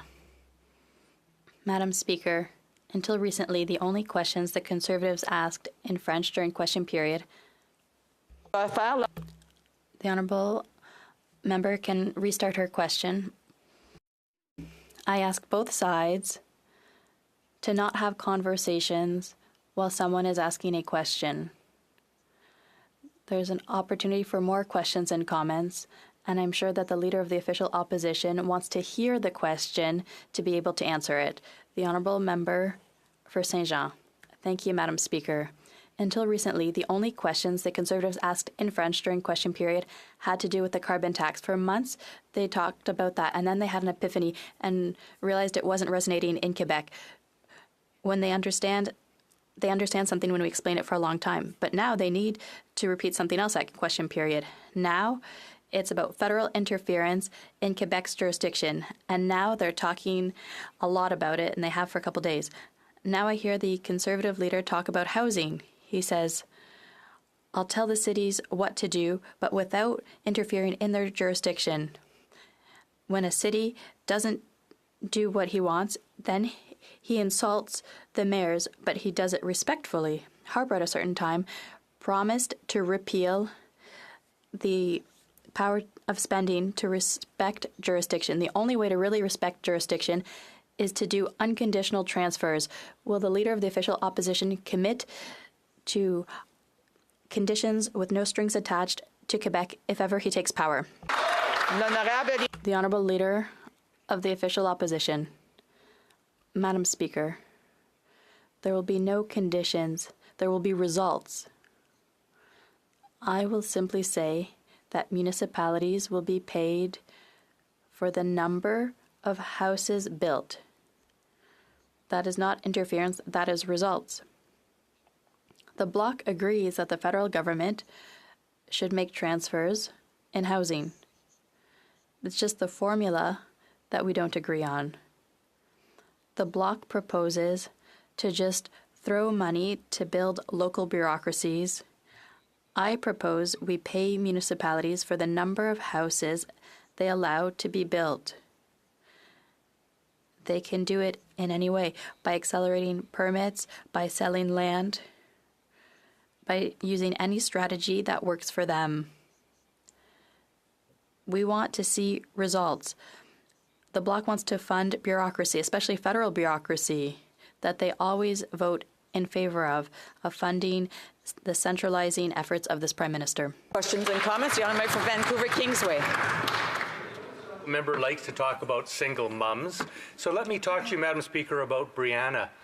Brianna is a single mum with 5 kids who benefited from the life-changing interim dental benefit that the NDP negotiated. She got $1,300 per child to help them get their teeth taken care of, just like the members' children's do from taxpayers' dollars, by the way. This is something that Conservatives voted against.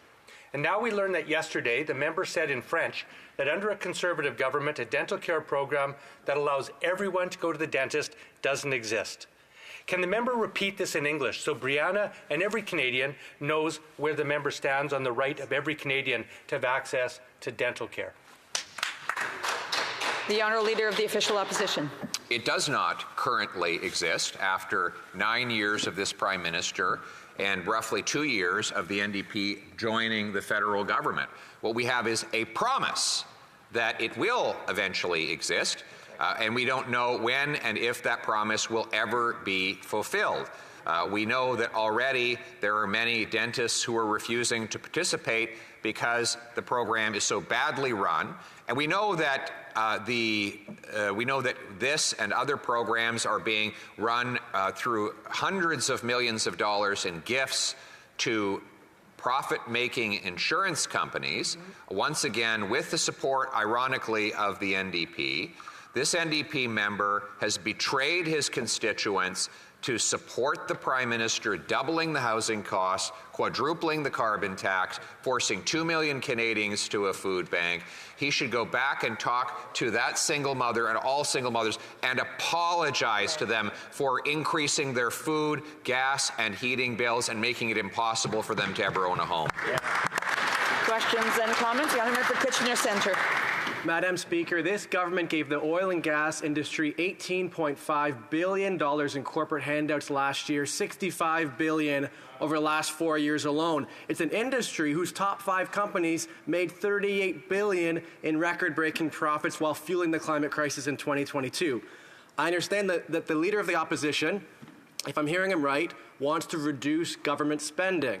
He also seems to like yes or no questions. And so my question to him, yes or no, if he were in government, would he end this $18.5 billion in corporate handouts to an industry that's already making record-breaking profits? The Honourable Leader of the Official Opposition. I'll end corporate handouts to all industries. I don't believe in corporate handouts. We're the only party that stands against corporate welfare. We believe businesses should make money, not take money.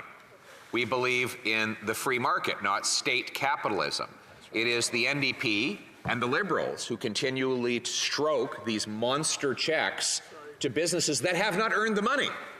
Ironically, they're always angry at businesses that make money by selling things that consumers choose to buy, but they're never upset to take money by force from working taxpayers and hand the money to large corporations who have very skillful lobbyists. I want an economy where businesses make money, not take money, where they make profit based on the number, the quality of their products, not the quality of their lobbyists, where they please customers rather than pleasing politicians. It's called the free market. Yeah. Hear, hear. And comment, the last question, the Honourable for Perth Wellington. Thank you, Madam Speaker. We know that Canadians are going to be footed with the bill from this Liberal massive spending. We're now going to be paying more in debt servicing charges than we pay on health care. How does the Honourable Leader of the Opposition propose that we fix the budget? The Honourable Leader of the Official Opposition. We will fix the budget with a dollar-for-dollar law that runs our finances the way single moms and small businesses run their finances, by finding an equal amount of savings for every new expenditure. That is the scarcity with which every single creature in the universe must live, except for the politician who simply externalizes the scarcity through more inflation, more debt, and more taxes for everybody else. By internalizing the scarcity within the operations of government, we will force the bureaucrats and politicians to go hunting in their own backyard for savings rather than forcing more austerity on Canadian families and entrepreneurs through higher taxes. It is common sense. It is how we will balance the budget to bring home lower prices, lower inflation, and lower interest rates. It's a point of order. The Honourable Parliamentary Secretary of the Government House Leader. Yes, thank you, Madam Speaker. I rise on the issue of a member cannot intentionally mislead the House. And I'm afraid that the Leader of the Conservative Party has done just that when he made the assertion knowingly that he was, as the Minister of Housing, was responsible for building tens of thousands. It's not a debate. One moment. So first of all, the mic is off. I didn't ask the mic to be off. I did rise on the point of order. I will finish hearing the point of order, and I will determine whether it's a debate or not. The Honourable Parliamentary Secretary. Yes, thank you, Madam Speaker. And I think it's really important because I do believe he is intentionally misleading the House. He was the minister responsible. I want to indicate that these are points that the honourable member, if he's in disagreement with what is being said, that he can actually raise it during debate. The honourable government house, the honourable official leader of the opposition also has a point of order on this. Yes, we can put the matter to rest. I believe if you seek it, you will find unanimous consent for me to table in this House of Commons data from the Statistics Canada website, which shows 92,782 apartment units built at the average price of $973 per month. I think. Sorry, on the point of order, the honourable. Sorry. Okay. First of all, I do need unanimous consent to table. So all those opposed to the honourable the leader of the official opposition moving the motion will please say nay. I'm sorry. We don't have unanimous consent now. I have another point of order. The honourable member for Kingston and the Islands.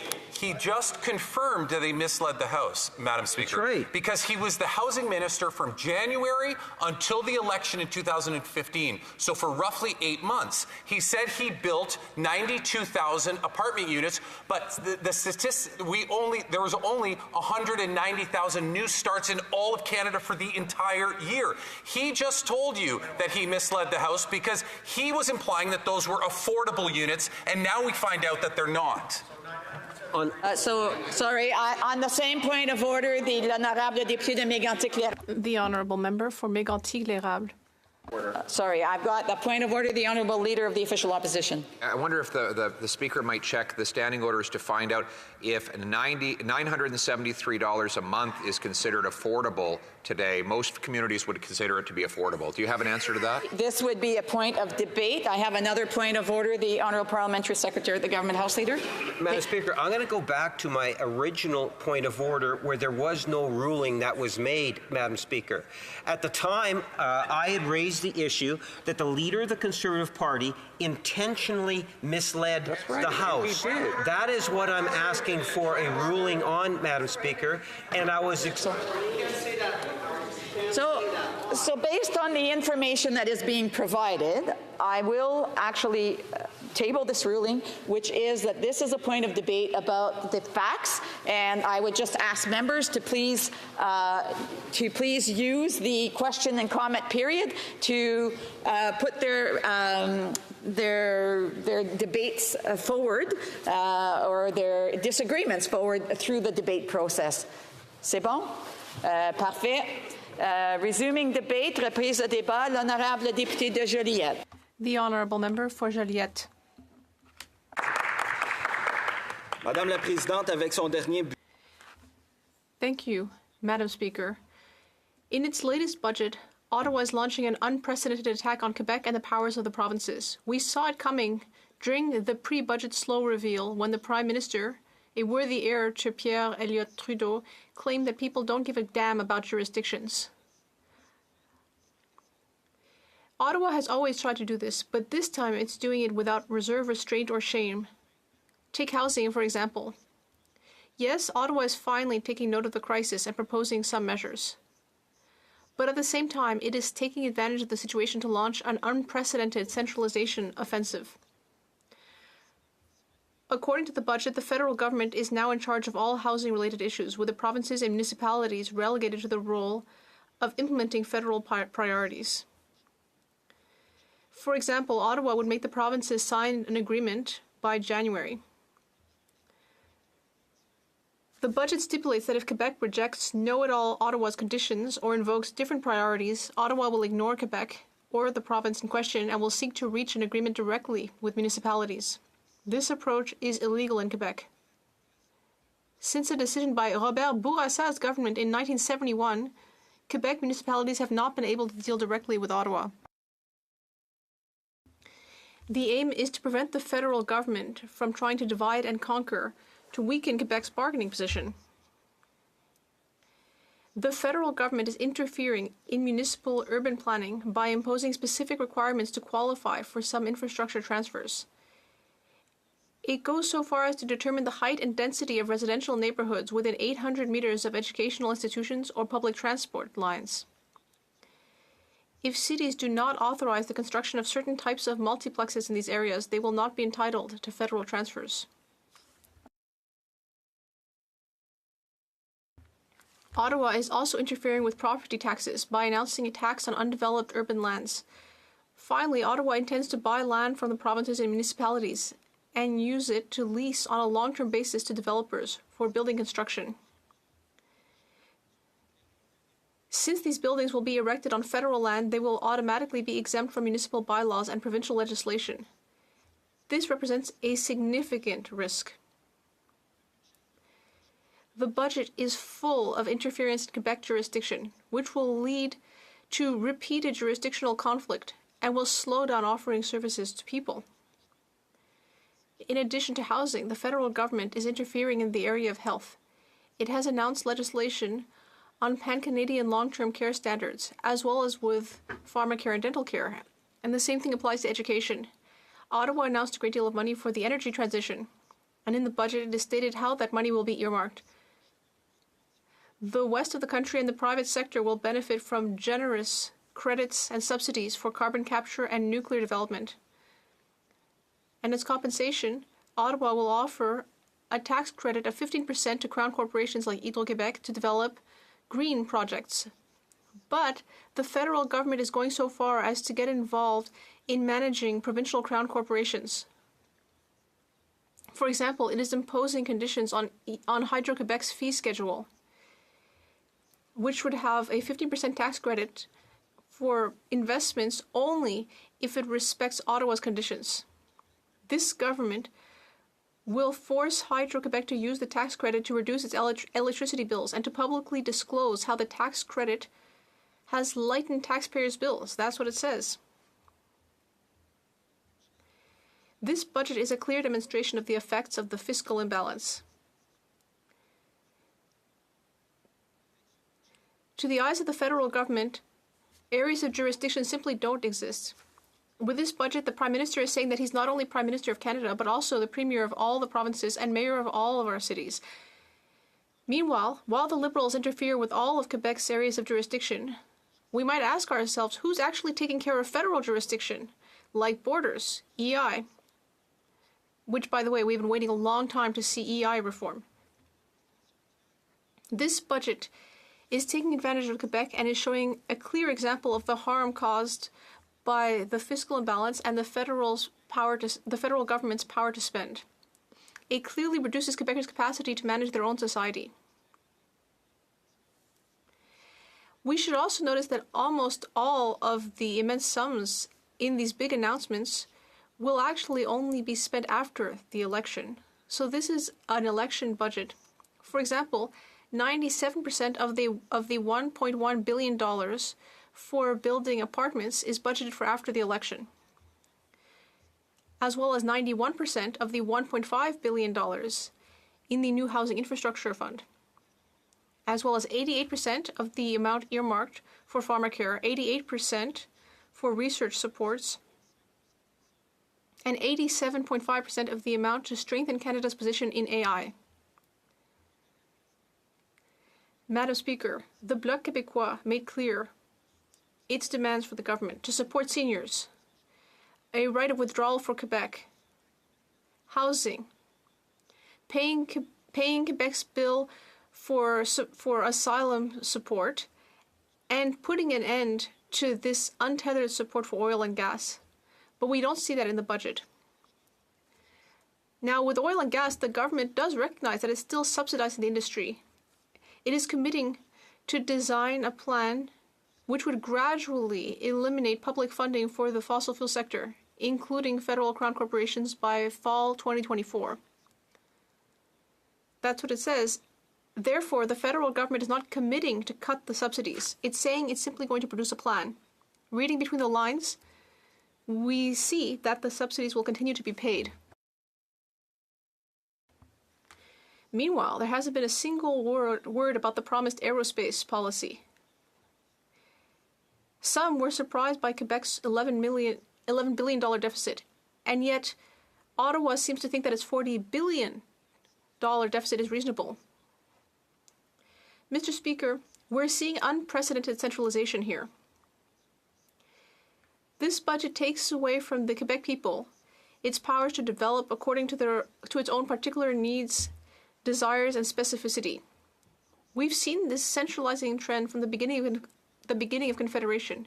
In 1867, our nation accepted a compromise to be part of Canada, and that was the adoption of a federal model with two orders of government, which are equal and sovereign in their respective fields.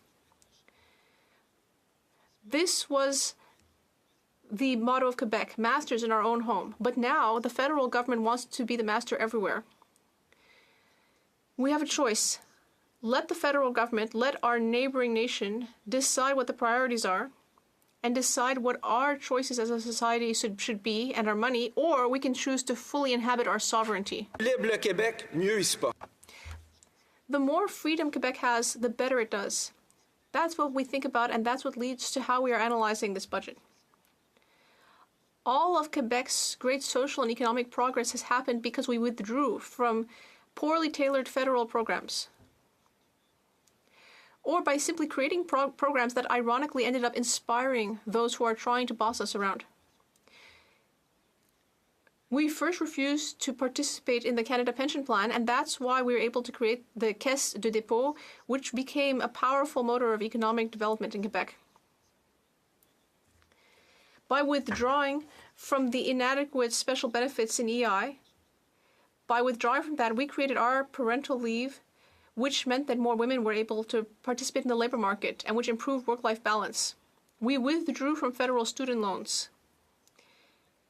and we created our financial assistance program, which made Quebec the place in America where education is most accessible.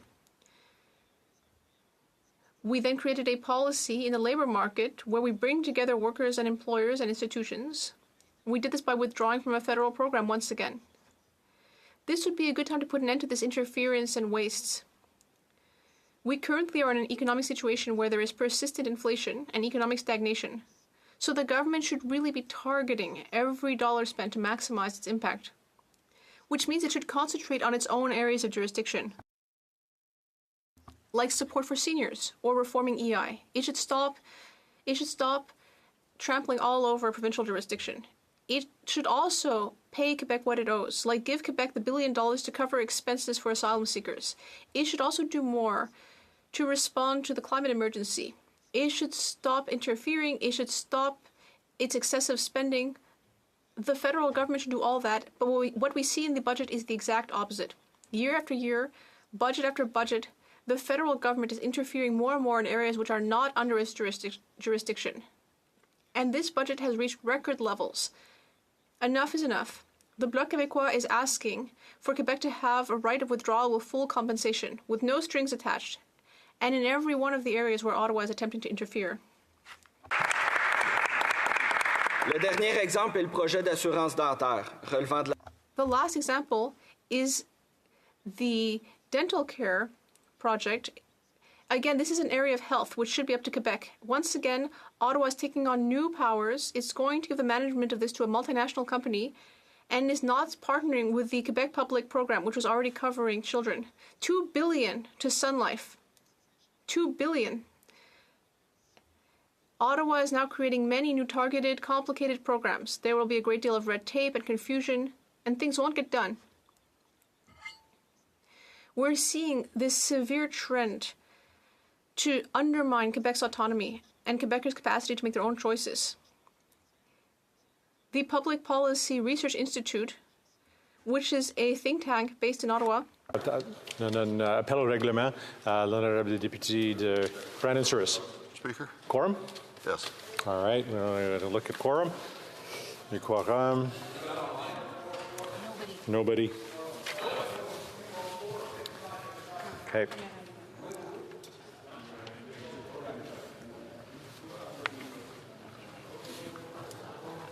Okay. Just a reminder, no food in the house.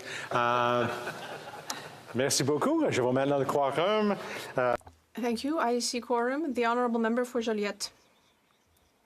Thank you, Mr. Speaker. I'd like to thank my colleagues for their active participation in listening to my speech. But I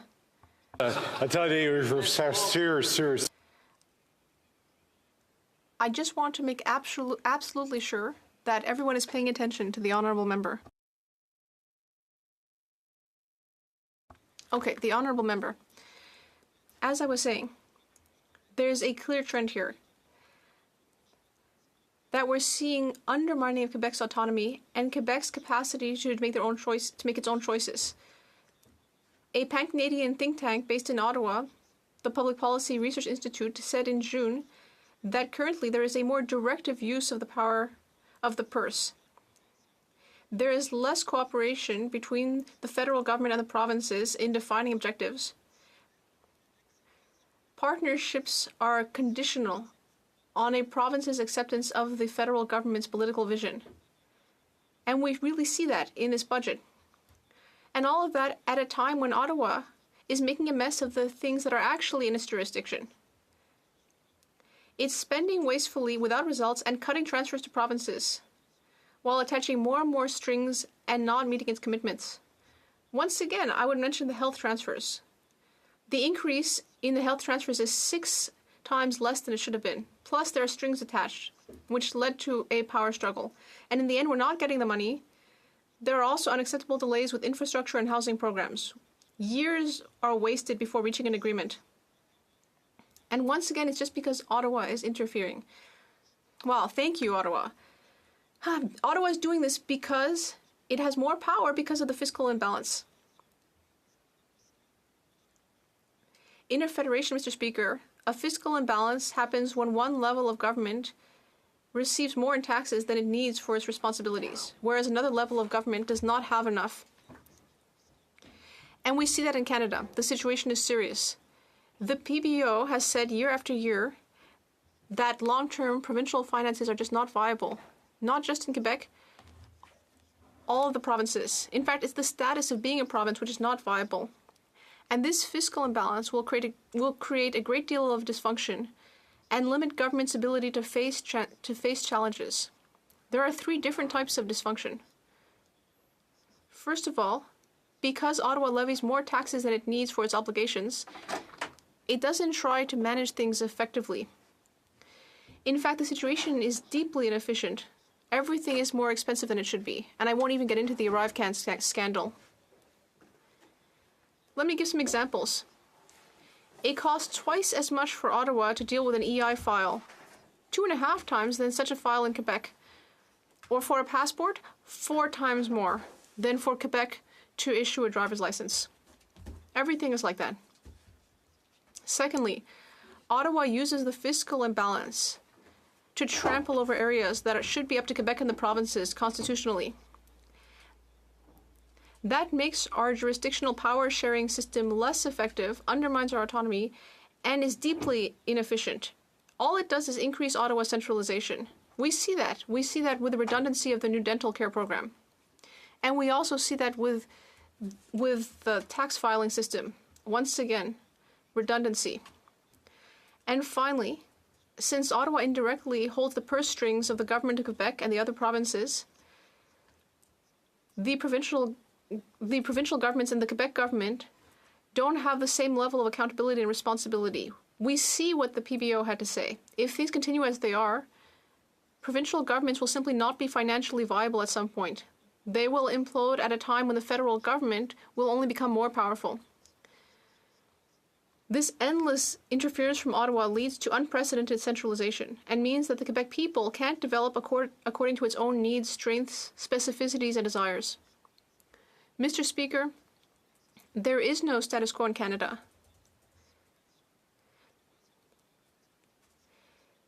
We need Quebec to be respected, and yet the federal government is constantly attacking it. no matter what party is in power. The status quo actually means undermining our National Assembly to the benefit of Ottawa. We need to do something about the fiscal imbalance. We need the federal government to stop interfering. And we also need a right of withdrawal with full compensation. Automatique. Les crises multiples entraînent de nombreux défis. Multiple crises bring with them many challenges. We can emerge stronger or weaker. The repeated crises of the last 4 years revealed many problems. First, COVID showed that our healthcare system was weakened by chronic underfunding by the federal government, while the serious shortcomings of the employment insurance system forced us to pass a series of costly programs that were shoddily designed. The sudden reopening of the economy exposed other problems: housing shortages, labor shortages, exacerbated by an aging population, and the fragility of our manufacturing sector, as well as problems caused by inflation. The government failed to take any of these fundamental issues seriously. We call on the government to stop interfering in areas that are not its own and permanently introduce an automatic opt-out mechanism with full compensation for Quebec in every area where the federal government interferes. We demand that the federal government immediately and unconditionally transfer the amounts voted to be transferred to Quebec. We also demand that Ottawa immediately pay the bill to Quebec to cover expenses related to receiving asylum seekers. Quebec has a very clear vision of the measures that need to be implemented to deal effectively with current challenges. The solution is simple: more financial resources for Quebec. The government must tackle the fiscal imbalance by increasing federal transfers to ensure fairer and more equitable distribution. The future must be prepared by building on Quebec's strengths, which are precisely those that will become increasingly important in tomorrow's economy.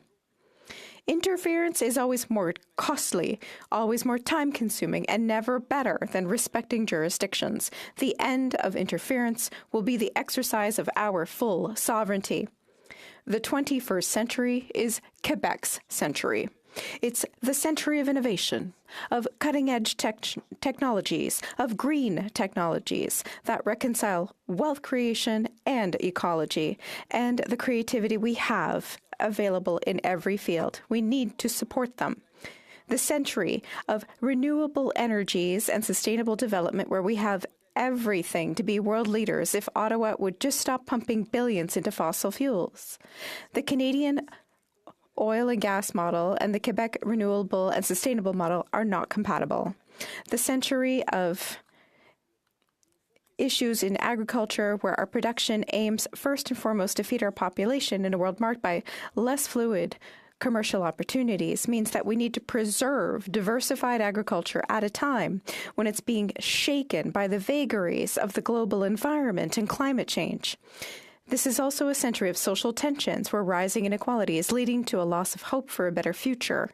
Our state must have the means to preserve social cohesion. In particular, the housing crisis and rising property prices are an urgent challenge, not to mention preserving the purchasing power of our elderly, whose impoverishment will have disastrous consequences for the economy as the population ages. I'm afraid I don't want to run over the time that's been allotted, so I will wrap up. This budget is being presented in a context where the needs are great, but where resources are not unlimited. The only way for Ottawa to meet those needs is to do only what it can and do it well. It's this rational and well-targeted use of resources that will allow us to avoid all-out austerity from which everyone will suffer. And what we have before us today is quite the opposite. That's why, seconded by the member Saint-Jean, I propose the following sub-amendment. That the amendment by replacing paragraph A and B. A, respect Quebec's and the province's jurisdictions, and to be able to withdraw with full compensation. Thank you.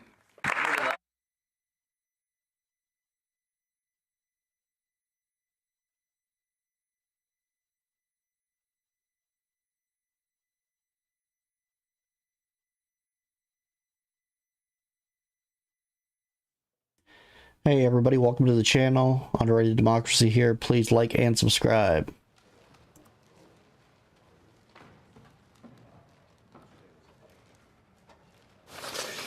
Monsieur Sainte-Marie, appuyé. Mr. Sainte-Marie, seconded by Ms. Normandin, moved the following sub-amendment, that the amendment be amended by replacing paragraphs A and B with A, respecting Quebec's and the province's jurisdiction and grant the right for withdrawal for full compensation to Quebec and the provinces. This amendment is in order. Questions and comments? The Honourable Member for Nepean. The Speaker, the member mentioned about the fiscal issues. I would like to remind him that Canada has got the lowest deficit to GDP ratio and lowest net debt to GDP ratio amongst all the G7 countries. In fact, Canada not only has got its AAA rating, credit rating, but is only one of the two G7 countries which has got a AAA rating from two of the three independent credit agencies. Quebec, Mr. Speaker, has shown the solid move from the carbon-heavy economy to a clean economy. Quebec has got very advanced manufacturing and knowledge-based companies. Does the member not recognize the importance that this budget has given to knowledge-based companies, specifically how it helps Quebec companies, for example, in artificial intelligence, with the $2 billion fund for artificial intelligence compute access fund and $200 million for artificial intelligence startups, and help crucial sectors like agriculture, healthcare, and manufacturing adopt artificial intelligence? The Honourable Member for Joliette. Thank you, Mr. Speaker, and I thank the member for Nepean for his question, which had many components. First of all, on the first component, we recognize that the debt to GDP ratio is one of the best. However, we remember during the 90s, the federal government resolved its fiscal or debt imbalance problem by adding to the fiscal imbalance, which was cutting transfers to the provinces. And so the provinces are experiencing more difficulties because of the federal government's decision to cut transfers. Now, I will remind everyone that the Minister for Innovation promised a policy for aerospace. Canada has an exceptional sector, but no policy, and there's nothing in the budget, nothing at all for that. Questions and comments? The Honourable Member for Portneuf, Jacques Cartier. Thank you very much, Mr. Speaker. I'm glad to see my colleague for the Bloc Quebecois, and what he's saying has a great deal of common sense. How is it that the Bloc Quebecois can talk from both sides of its mouth? When the NDP votes with the minority government, the Bloc votes against. When the NDP doesn't agree with the Liberal minority government, the Bloc votes with the government.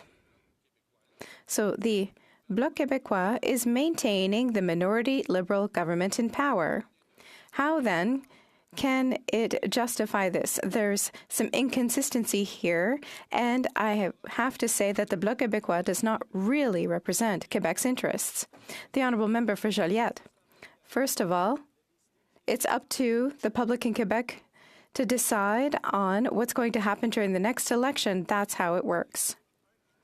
We set up one very clear criteria about whether or not we vote for or something. When it's in favor of Quebec, we vote for. When it's not in favor, we vote against. It's not more complicated than that. And in between, we try to improve things to best respond to Quebec's needs. We're not always against, like the Conservatives. We're not going to constantly decry the carbon tax, which doesn't apply to Quebec. We're in favor of things that are good for Quebec. If not, we're against it. If this budget doesn't meet Quebec's needs, we'll be against. It's clear. That's how we operate. Thank you. Questions and comments? Vancouver Kingsway. Thank you. My honourable colleague, who I'm pleased to serve with on the Finance Committee, spoke about jurisdiction and pharmacare. Now, the Canada Pharmacare legislation that is currently before the House works exactly like the Canada Health Act. It offers federal money to every province who agrees to deliver diabetes, class, and contraception drugs free to the citizens of their province through their single-payer public system. No province is forced to participate. If the province wants to participate, they get the money and they deliver it just like any other medical service through the public healthcare system, just like Quebec does with all the other services.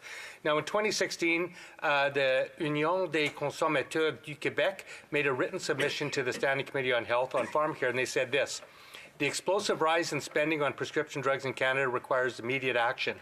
The most effective solution would be to adopt a universal public pharmacare program. We hope the federal government will act on this issue and assure you of our full cooperation. Can my honourable colleague tell me, does he not agree that Quebecois and Quebecoises deserve to have access to free diabetes medication and pharmaceuticals if 100% of it is being paid by the federal government, just like every other medical service is available in Quebec? The Honourable Member for Joliette. Thank you, Madam Speaker.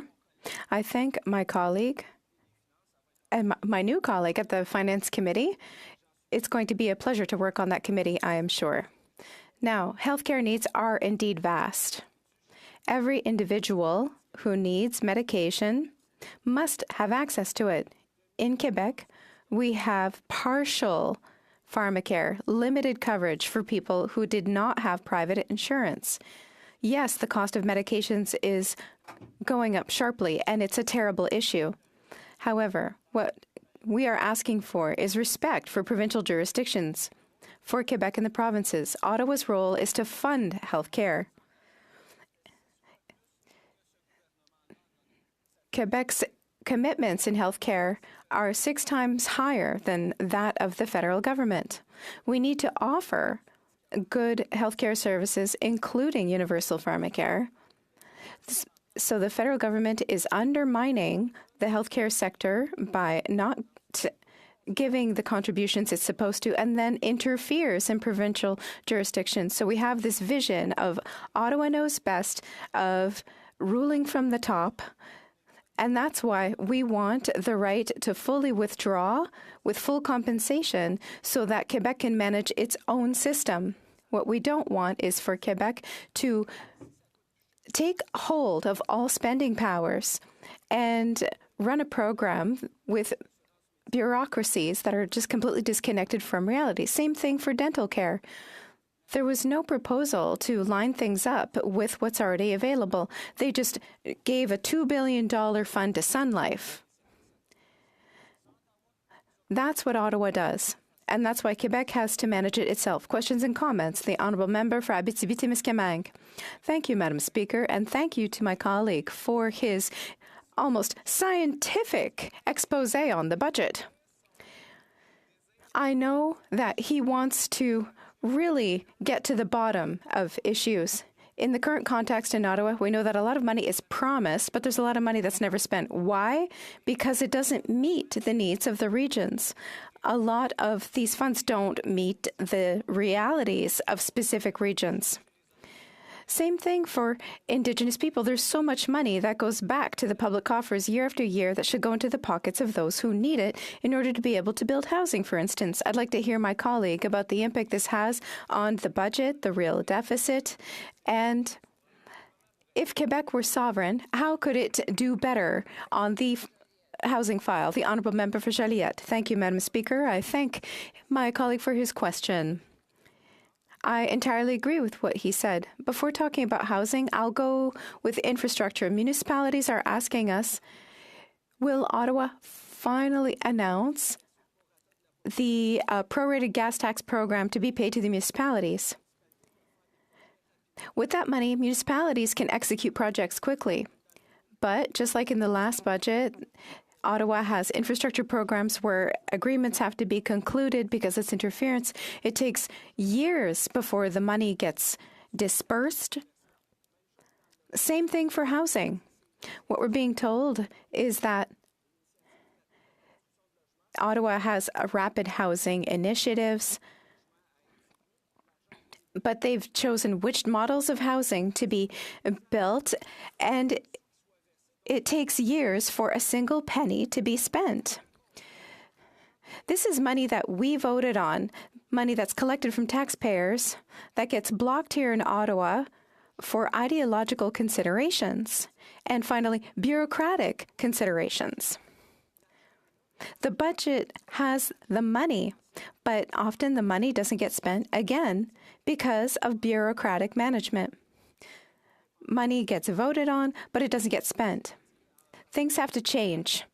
Ottawa needs to stop implementing obstacles and bureaucracies and conditions. Local governments know what local needs are, so transfer the money and get out of the way. The Honourable Member for Vancouver Kingsway. Thank you, Madam Speaker. I rise today to speak to Budget 2024 and to deliver my first speech in this House as the Shadow Minister for Finance for the New Democratic Party of Canada. I am deeply honoured to assume this important position, and as I do so, I'm reminded of the core economic objectives of a progressive political party in a modern democracy, principles that have underpinned impressive results in many social democratic countries around the globe. These include the following: to build a strong domestic economy that works for all citizens, not just the privileged; to harness national assets for the collective good while creating a thriving market that produces quality goods and services; to respect both those who utilize their entrepreneurial talents and the workers whose skills and energy are essential to their realization; to develop our resources in an intelligent, sustainable, and responsible manner, respecting both future generations and our planet, which, after all, is the foundation of all economic activity; to incentivize productive activity, reward hard work, distribute wealth fairly, and take care of those who, through no fault of their own, need our assistance; and to advance equality and create the conditions necessary for everyone to have a full and fair opportunity to realize their potential, to contribute, and to succeed. Now, the document under debate serves as a crucial reminder of what a national government can do to help realize these goals, both in its observance and in its breach. It also shows what an effective opposition can achieve when we act maturely and work to fix what's broken, instead of engaging in division and pessimism. Although conflict may appear expedient to those politicians who want to exploit feelings of frustration and anger, it doesn't get results for people, and it weakens our institutions and democracy. As Jack Layton would often remind us, the opposition's job is not just to oppose, but also to propose. This budget is the product of applying this approach. In contrast to the other opposition parties in this House, the NDP has worked to deliver tangible benefits for Canadians.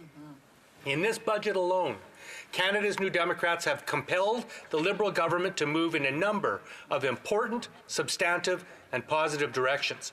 These include the following, which the NDP has championed and fought for, in some cases for decades: to build more homes, preserve existing affordable housing, and protect renters, helping address one of the most foundational issues in society; to set the foundation for universal public pharmacare, starting with contraception and diabetes medications and devices, helping millions of Canadians, and starting us well on the path to comprehensive drug coverage for all; to establish the very first National School Food Program, helping children learn and stay healthy while providing real relief to families hurt by high food prices; to reverse damaging cuts to Indigenous services, an area that cries out for resources and reconciliation; to invest in accessible, high-quality, non-profit childcare, a vital social support to families and to women in particular; to increase funding for pure and applied research and better support Canada's students,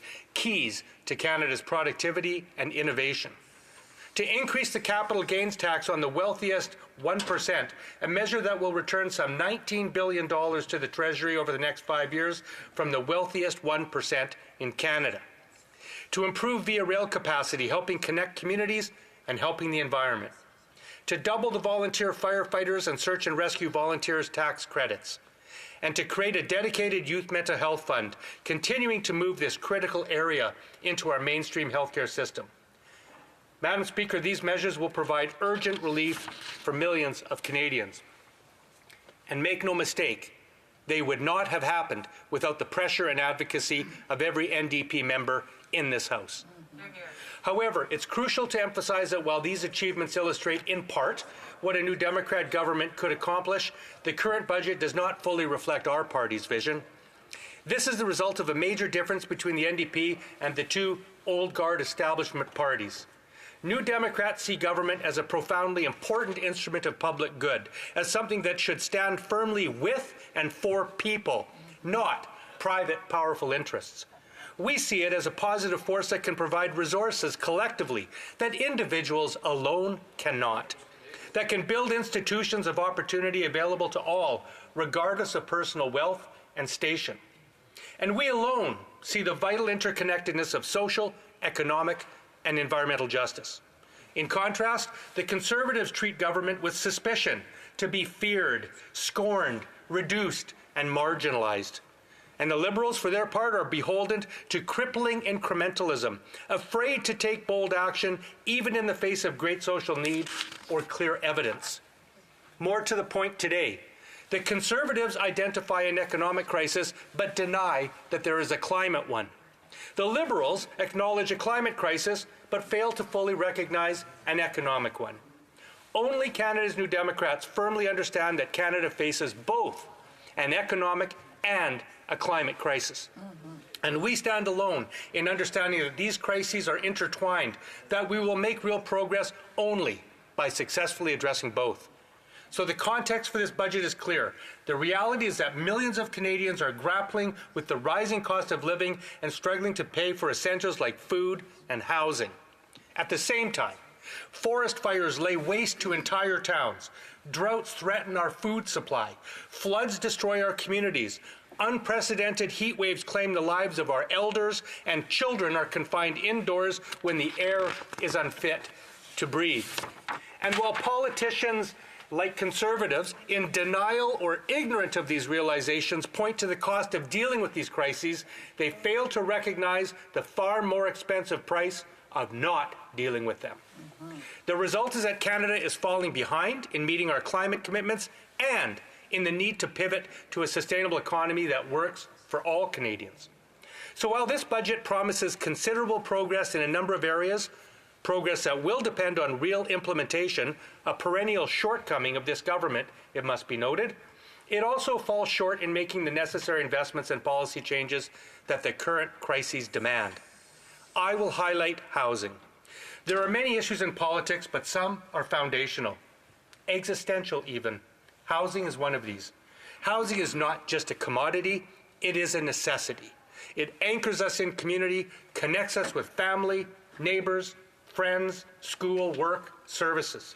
Yet, because of decades of successive Liberal and Conservative government policy failures, encampments are expanding across the country at record levels in both urban and rural areas. The Federal Housing Advocate has called this a life and death crisis. The financialization of housing has left 1/3 of all seniors' housing in Canada in the hands of institutional investors, along with 30% of purpose-built rental buildings. Young people are shut out of the housing market, and renters are losing hope of ever owning a home. And mortgage and rent payments are devouring an unsustainable share of people's incomes. The Office of the Federal Housing Advocate recently released an analysis of Canada's housing supply shortage that found we're missing 4.5 million homes that are affordable to people in housing need. Now, international evidence demonstrates that direct financing to scale up non-market housing, such as cooperative, non-profit, and public housing, is the most efficient and effective way to address this shortfall. And yet, the Liberal government continues to rely heavily on the for-profit housing industry to fix the problem. Now, this doesn't mean that the private market has no role in housing construction. Instead, it underscores the importance of ensuring that public investments yield tangible public benefits and prioritizing housing solutions that truly serve the needs of our communities. Now, it's important to note that public spending on non-market housing is anti-inflationary. It expands supply and puts downward pressure on prices across the housing market. Moreover, if public spending is offset by measured fair tax increases, the net effect on aggregate demand remains neutral. Now, this budget makes a lot of promises about housing which, if carried out, will go a long way in helping meet our goals. However, the problem is that we've heard this before. In 2017, the Prime Minister announced a $40 billion national housing strategy, saying it was, quote, a robust, comprehensive, life-changing plan to help Canadians get into homes and stay there, unquote. Yet, 7 years later, What Canadians have really experienced is a robust, comprehensive, and life-changing housing crisis, one in which rent and home prices have doubled, home ownership is further away than ever, and we have lost 11 units of affordable housing for every one built. So while the New Democrats support the investments announced in this budget, the real test will be in ensuring they are realized. We will do our part to monitor and press for that to happen. I must say a few words about several weaknesses in this budget. The allocation of a paltry $200 a month for the Canada Disability Benefit for Canadians living with disabilities is beyond deficient. It is insulting. It is far below what is necessary to lift these citizens out of poverty. Combined with provincial disability programs, it fails to meet even this government's own assessment of subsistence at $2,000 per month when we set the CERB amount during COVID. This is unacceptable, and New Democrats call for it to be raised substantially and immediately. That's right. This budget aims to slash 5,000 public service jobs through attrition. This is short-sighted and wrong. We need our public servants to deliver the programs Canadians rely on. We all recall how vital our civil servants were during COVID, delivering the benefits we desperately needed when we were in a national crisis. What we ought to slash is the use of government outsourcing and private consultants, something that is far more costly and in many cases scandalously wasteful. We need only look at this government's outrageous expenditure of $60 million to produce the ArriveCan app, which proved unreliable and of questionable utility, something that should have been produced for at most 1/10 that cost. This budget is a missed opportunity to address the gaping tax unfairness and imbalance that successive Liberal and Conservative governments have created in Canada.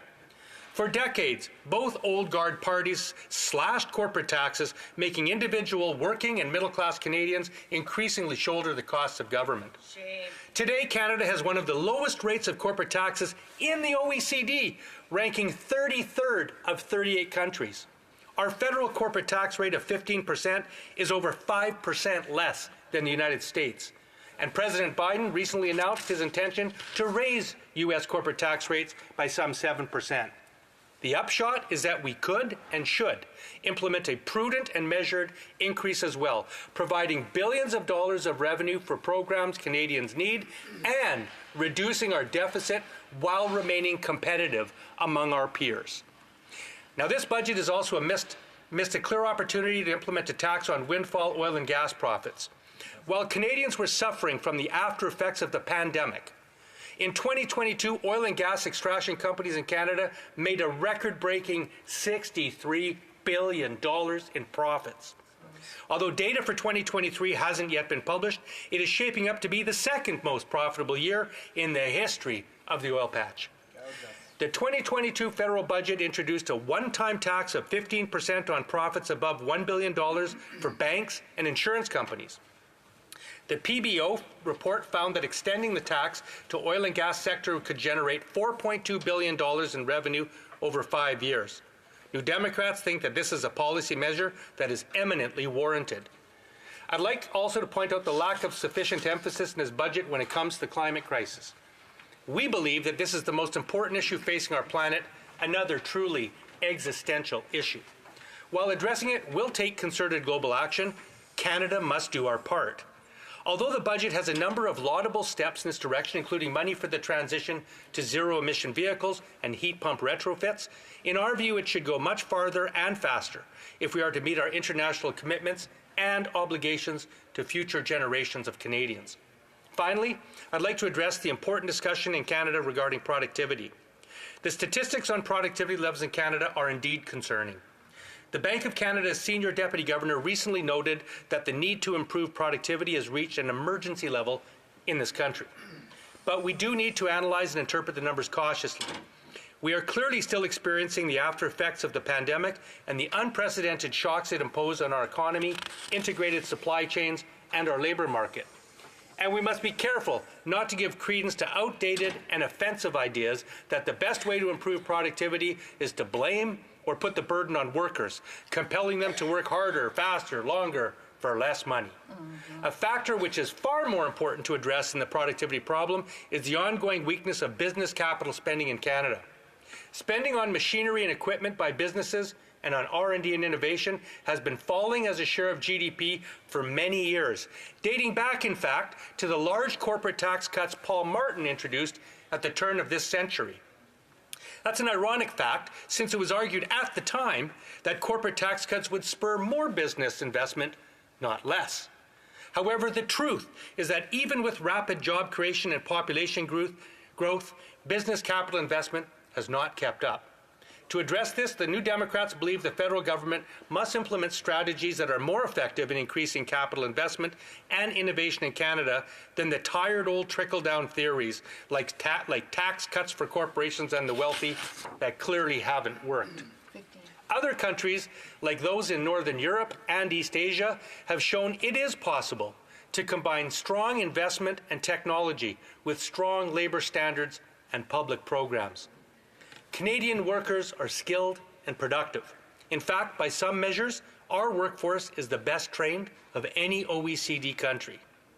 But to put those skills to work to their full potential, workers need good jobs, secure, stable jobs, with access to proper machinery and equipment, and lifelong training, and the opportunity to earn better wages along with their productivity so that they can share in the wealth that their talents and skills create.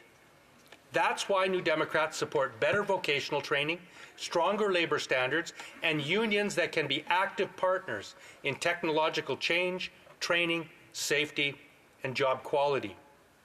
To conclude, Madam Speaker, allow me to draw a clear distinction between the diverging economic paths that lie ahead for our country. The Conservative Party would prioritize corporate interests even at the expense of ordinary Canadians. If they have their way, essential services will suffer. There will be no dental care, no pharmacare, no renter protections, no investments in affordable housing or childcare, and no school food programs for our children.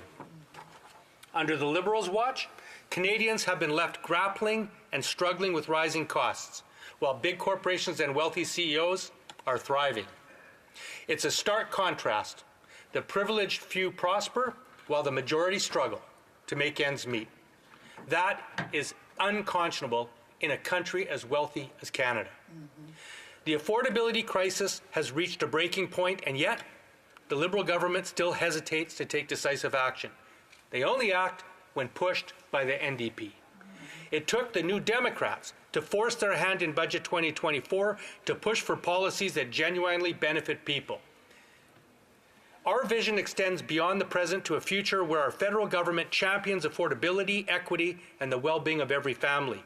A Canada where no one is left behind, where accessible health care, housing, and opportunity for all are not mere aspirations, but fundamental rights and the reality. Together, we know we can build a Canada that thrives on fairness, compassion, and shared prosperity. Madam Speaker, don't ever let them tell you it can't be done. Thank you. Questions and comments. The Honourable Member for Nepean. Thank you, Madam Speaker. Madam Speaker, the member talked about the Canada's ranking under the OECD, amongst the OECD countries. Does it not also note that Canada is the top amongst all OECD countries when it comes to per capita foreign direct investment during the last year? And he knows very well that it did not happen in vacuum. It is Canada's focus on climate change, the focus on generation of clean energy, the availability of good skilled workers, and the overall fiscal prudency that the government has shown, the economic stability it has shown. Are there not the reasons why foreign companies are still more interested in investing in Canada today? The Honourable Member for Vancouver Kingsway. Yes, thank you for the question. And I have seen the numbers on and listened to the Finance Minister state that Canada is leading the G7 in foreign direct investment. Where I would turn my attention is on domestic investment.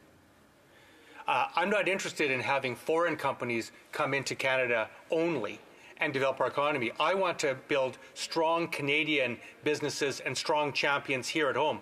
And it's the lack of investment by Canadian companies in machinery and equipment, in technology and innovation that has been lagging and dropping for many years. And that is, I think, one of the prime reasons that Canada is not reaching our potential as an economy. We should be the wealthiest country in the world. We have everything in this country: land, minerals, oil and gas, food, a well-educated population, strong social supports, and yet we're not reaching our potential. And that's because of decades of poor economic decisions made by successive federal governments that fail to fully harness the potential that is here. That's right. Questions and comments. Questions et commentaires, l'honorable. The Honourable Member for Beauport, Côte de Beaupré, Île d'Orléans, Charlevoix. Thank you, Madam Speaker. Thank you to our colleague from the NDP for his speech and for his presentation. I'm often pretty close in my thinking to them, but I wonder how the NDP can support the fact that for 15 years, seniors haven't had a substantial increase in their buying power through old age security. Why isn't there a real will to reflect and to make progress on this? The Bloc Quebecois tabled a bill, and we've been pushing on this for a long time. I'd like to know what my colleague thinks about this. I know what he'll say. He'll say there's dental care, there's pharmacare, but Madam Speaker, we need to realize that seniors don't just need dental care and pharmacare. They need buying power to be able to buy the essential goods they need. So how is it that my colleague supports this budget that doesn't support seniors? Vancouver Kingsway. Well, thank you to my honourable colleague for that question. In general, I agree totally with her. The seniors are the Canadians in this country who have, through their many decades of effort and toil and work and labour, have built this country. And it's a shame when we have so many seniors who are living paycheck to paycheck, often many beneath the poverty line. So we think there needs to be a comprehensive resolution to this issue. That's why in my speech and in this budget, we are pushing for affordable non-market housing, including for seniors. We've long pushed for increases to the Canada Pension Plan and the old age security, and it should be set at a minimum at the poverty level. And my honourable colleague did raise dental care. There's two ways you can help seniors. You can raise their income and you can reduce their expenses. And in terms of dental care, I can't tell you how many seniors, including many in Quebec, have come to me and our party and said, thank you for providing dental care, because they now don't have to go out of pocket to pay for necessary dental care, dentures and other things, which you can't live without, because the Canadian Dental Care Plan will pay for that for them. That's going to make a meaningful impact on their bottom line and in their budgets, and they're thankful for it. That's right. Questions and comments. The Honourable Member for Promotion. Thank you.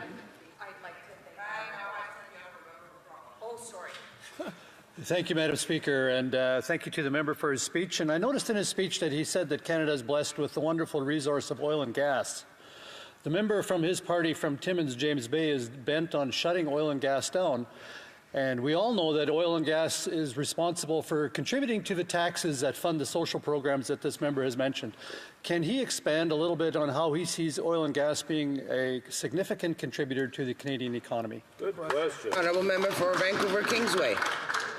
Yes, no, look, oil and gas has provided a lot of revenue to governments over the last decades. Oil and gas in and of themselves are wonderful products. You know, they make flight possible.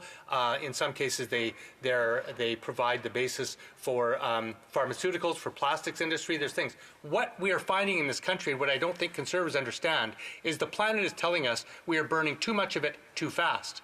We don't need to eliminate it totally.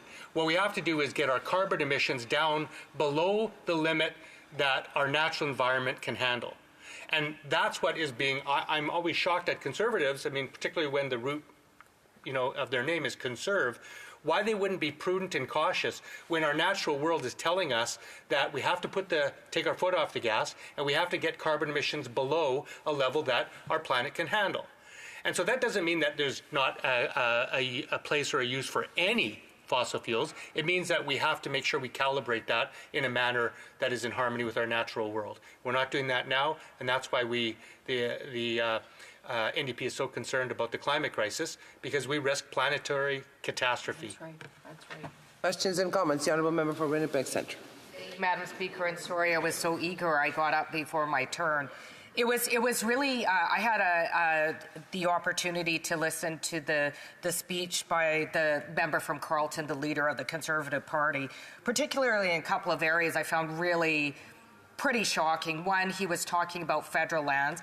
The Conservative leader clearly doesn't understand Indigenous rights in terms of the right of first refusal, particularly around resource extraction. He also has a very clear plan to eliminate any sort of public health response to the overdose crisis. In fact, citing Indigenous peoples and our traditions as the way forward, when it's Indigenous peoples, in my writing, that are fighting for safe consumption sites and safe supply. The other thing that's missing in this budget, and I want to say that auto theft is a critical issue in this country, but this government put $47 million in auto theft and $22 million to deal with the crisis of murdered and missing Indigenous women and girls. That sends a clear message to Indigenous women, girls, to us LGBTQIA+, that this country values cars more than us. So I'm wondering if my honourable colleague can speak to some of the issues that the Conservatives clearly will gut and make worse, and the Liberals are not responding to. Thank you. The honourable member for Vancouver Kingsway. Well, thank you for that question. I just want to thank the honourable colleague for the powerful voice she brings to this House, not only on behalf of people in her constituency, but on behalf of Indigenous, Métis, and Inuit people and people of representing many minority and marginalized communities in this country. And I also want to take the moment to thank her for her persistent and effective work on the red dress alert, which I also will note in this budget receives a paltry amount of money, less than $2 million if I'm not mistaken. And this is something that ought to be implemented immediately and fully financed and resourced, because the thing about the red dress alert is that this is an incredibly important precautionary and preventative measure that can perhaps warn our communities to prevent an Indigenous woman or girl or anybody else who's at risk in those communities from being hurt or injured. To the larger question, we haven't had a chance yet to analyze this budget. As I said, I will just repeat this. The need for justice and reconciliation in this country, the debt we owe to Indigenous people in this country, has yet to be repaid. And this budget does not come anywhere close to the kind of investments that are needed in order to fully make sure that Indigenous people in Canada can fully achieve their potential and their rights. And the NDP is going to continue to press this government for that. The honourable member for Kitchener Centre. Brief question. Thank you, Madam Speaker. I want to start by recognizing there is no coalition government in this House, but that the NDP are in a supply and confidence agreement with this government, meaning that their support is what allows the governing party to continue.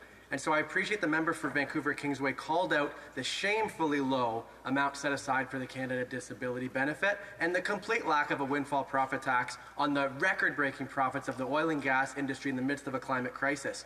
My question for him is, will the NDP withhold their support for this budget on the condition that this government at least increase the Canada Disability Benefit above the poverty line and put in place a windfall profit tax on the oil and gas industry? Honourable member for Vancouver Kingsway, 15 seconds. Well, I'd like to thank the honourable colleague for that question. You know, I think it's an opportunity for us to say in this House, we're all parliamentarians here. We owe a duty to our constituents to elevate debate in this House and to speak accurately. And every time the Conservatives call it a coalition government or say we've been in power for 9 years, when those things are just not true, it does a disservice to this institution and it confuses Canadians and our democracy, and it needs to stop. We're going to continue analyzing this budget, and we will come out with our position on it in due course. It's 416 pages long, and there's a lot of positive things in there. Pharmacare, school nutrition program. And we have to resume debate. The honourable member for Nepean. Madam Speaker, I'll be sharing my time with the member for Milton. I enter politics with three major objectives. The first, affordable housing for all Canadians. The second, providing secure retirement income to 11 million working Canadians without the workplace pension.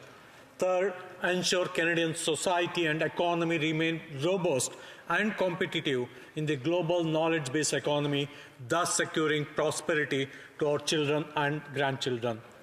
In the budget, Towards my first objective, we have announced tremendous investment for housing, continuing our focus on housing through what we had earlier introduced the National Housing Strategy. On my second objective, we have reformed the Canadian Pension Plan to secure retirement income for Canadians, and we have also introduced various targeted programs to support the seniors. On my third objective, on securing Canada's position in the changing global knowledge-based economy, we have redoubled our efforts through this budget.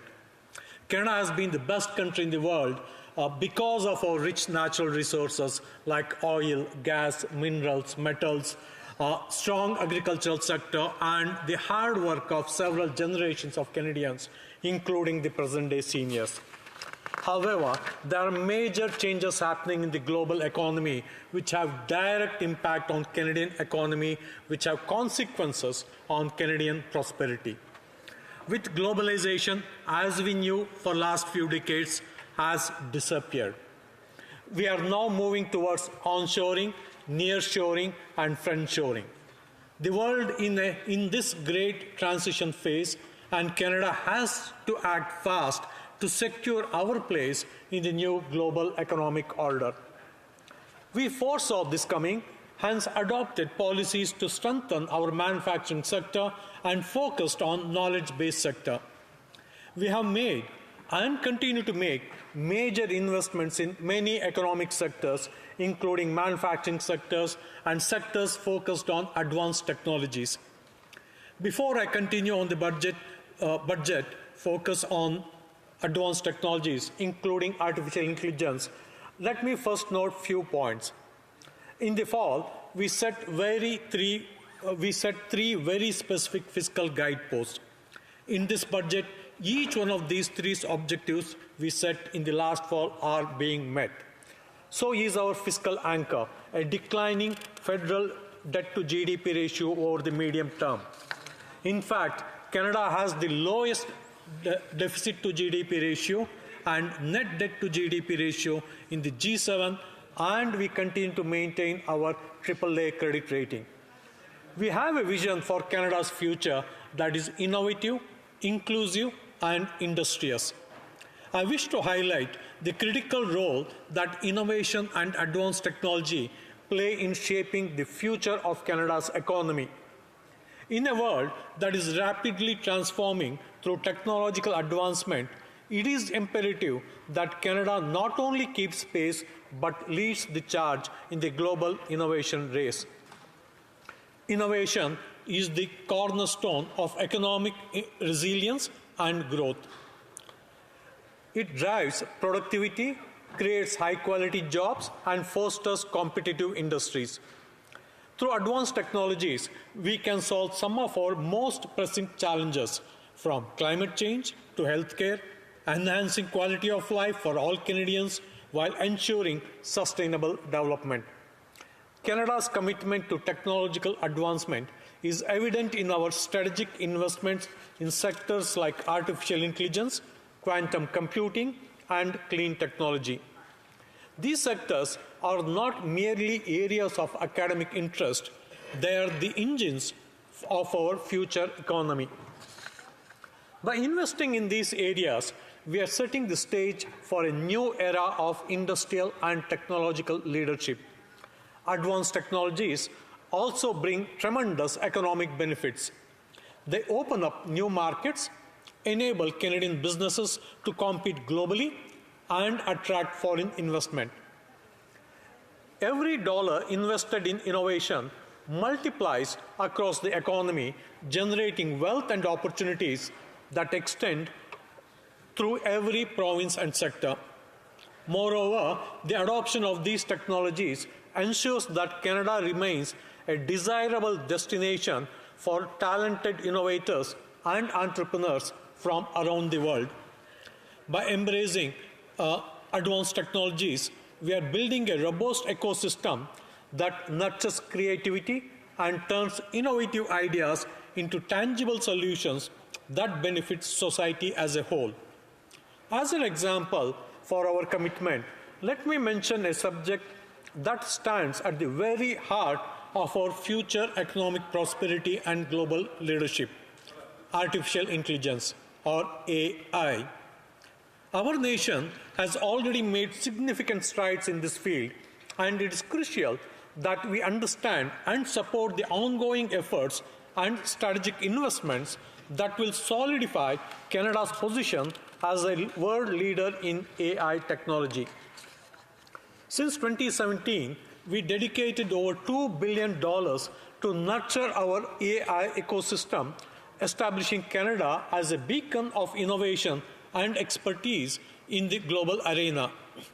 This dedication has borne fruit in numerous ways.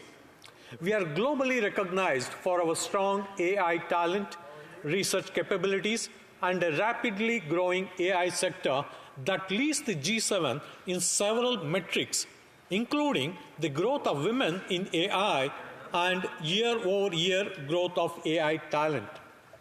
Our researchers and companies have not only kept pace but set international benchmarks, publishing more AI-related papers per capita than any other G7 country since 2019.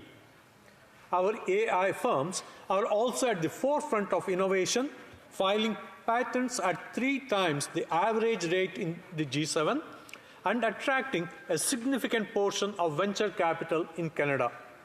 Last year alone, the number of actively engaged AI professionals in Canada grew by 29%, underscoring a vibrant and expanding workforce dedicated to advancing this technology.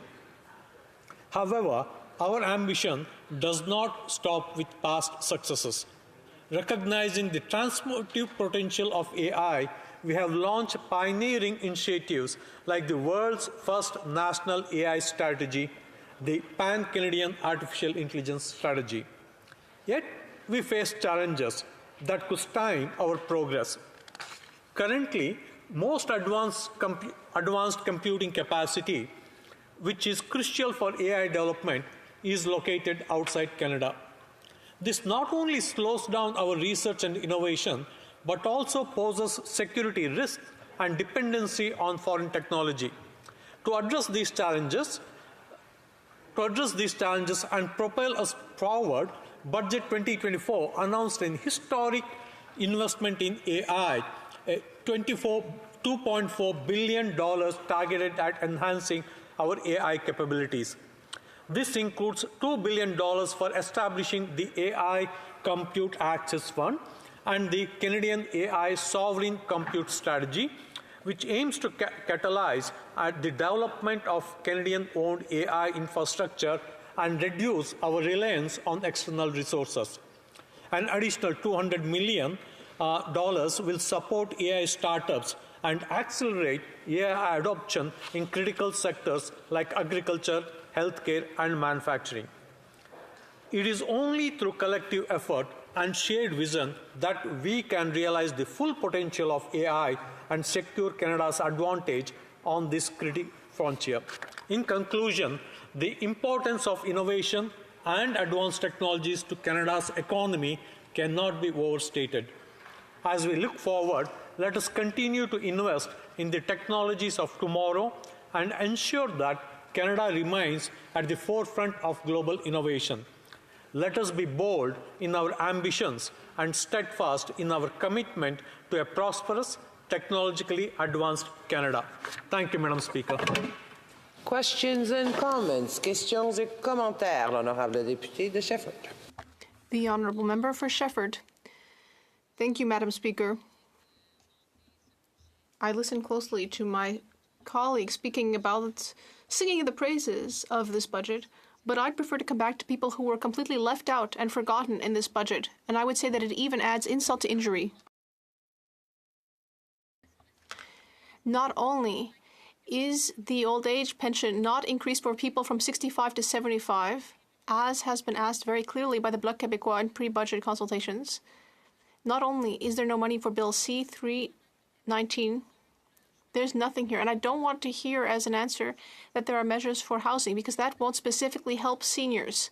We are asking for help for seniors, and there's nothing for them in this budget. It adds insult to injury. Honourable member for an appeal. Thank you, Madam Speaker. Madam Speaker, since we came to power about 8.5 years back, we have taken so many measures to help Canadians of all ages, including seniors. We reduced the retirement age from 67 to 65.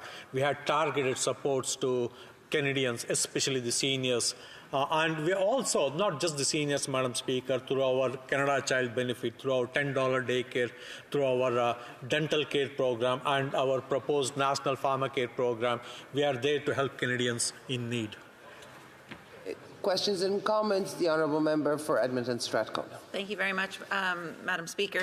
And I would like to thank my colleague for his intervention in the House today. My question is around the benefit for people living with disabilities, the Canadian Disability Benefit. The community has made its displeasure with this benefit very, very clear. What this works out to is about $200 a month for people. We know during COVID it was very clear that Canadians said that everyone needed $2,000 to survive, to pay their rent, to be able to buy groceries, to be able to live with dignity. And yet this government is saying to people living with disabilities that $200 a month is all that they're going to be able to get. So for many of them with their provincial benefits, it's far less than $2,000 a month. And that was before the cost of groceries skyrocketed, before the cost of living skyrocketed. People living with disabilities in our community are amongst the most vulnerable, and this government has abandoned them. And I'm wondering what the member has to say about that decision. The honourable member for an appeal. Thank you, Madam Speaker. Madam Speaker, we have introduced many programs that support Canadians in need.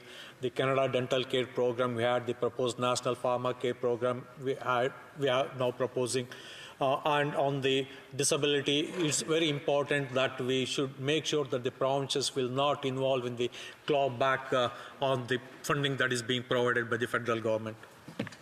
Questions et commentaires? Questions and comments? The honourable member for Châteauguay-Lacroix. Well, thank you very much, Madam Speaker, and I thank my colleague for his interesting speech, as always, very informative, and I know that he has his great advocacy in the area of international trade and artificial intelligence and so on, and I appreciate that from him. And I'm just wondering, I know that Montreal is a hub for innovation in artificial intelligence, and I know that there are other hubs across the country. Maybe he can provide us with some examples of how our budget is going to help these hubs further develop.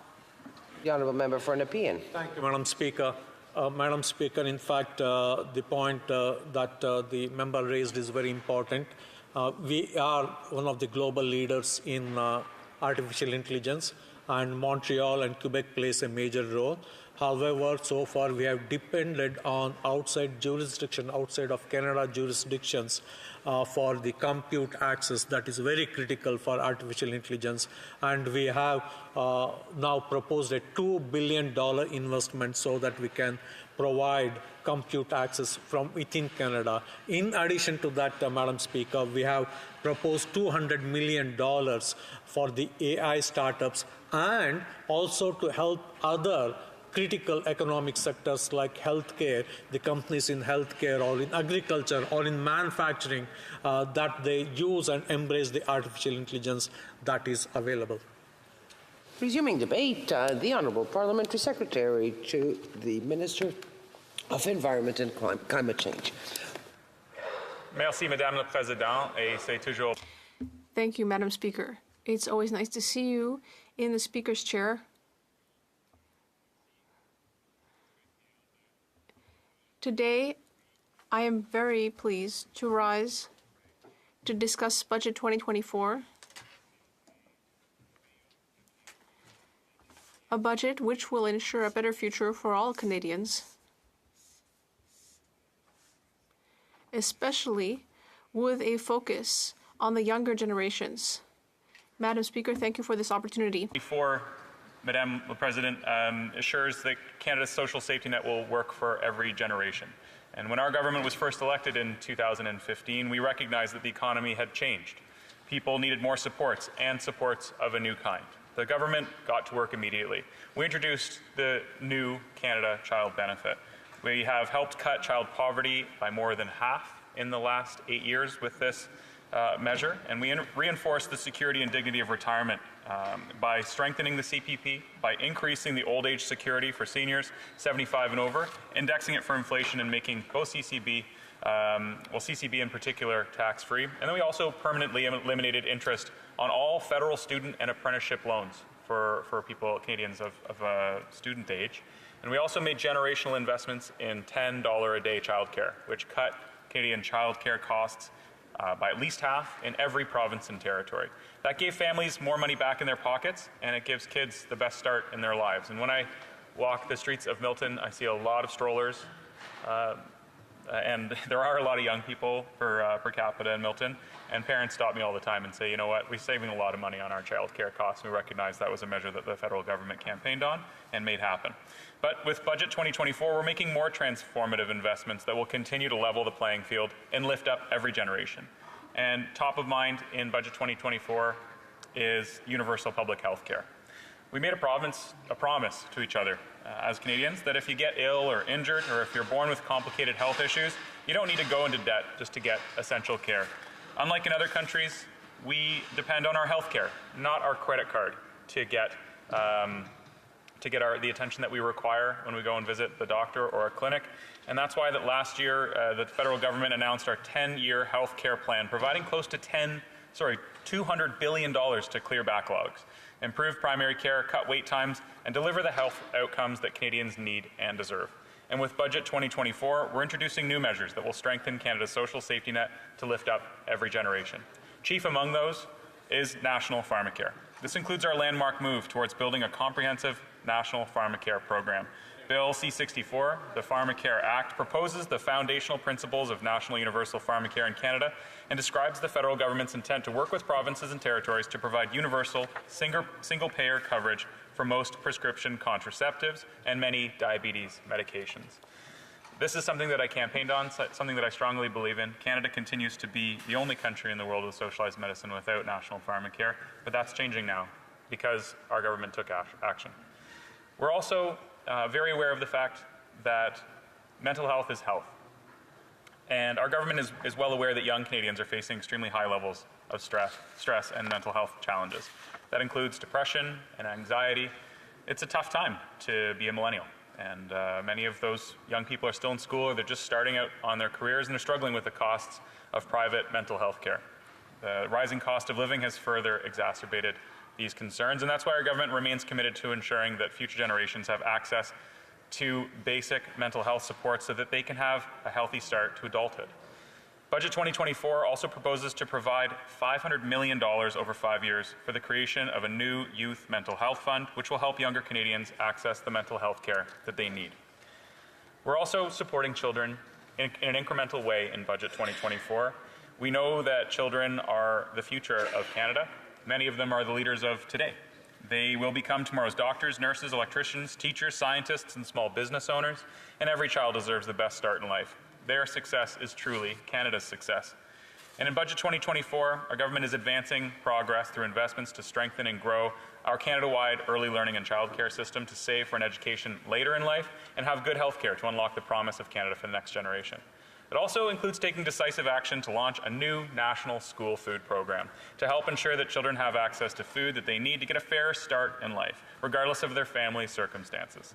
The $1 billion program is expected to provide meals for over 400,000 children in schools every single year. This is something very personal for me. I benefited quite a lot, actually, from school food programs in my community. I was lucky. I grew up in a town that had lots of volunteers, great community serving organizations, ones like Food for Life and Halton Food for Thought and Food for Kids in Halton region. And, you know, when kids needed a snack, and when kids need a snack now, they can access a snack, but that's not true in every single school.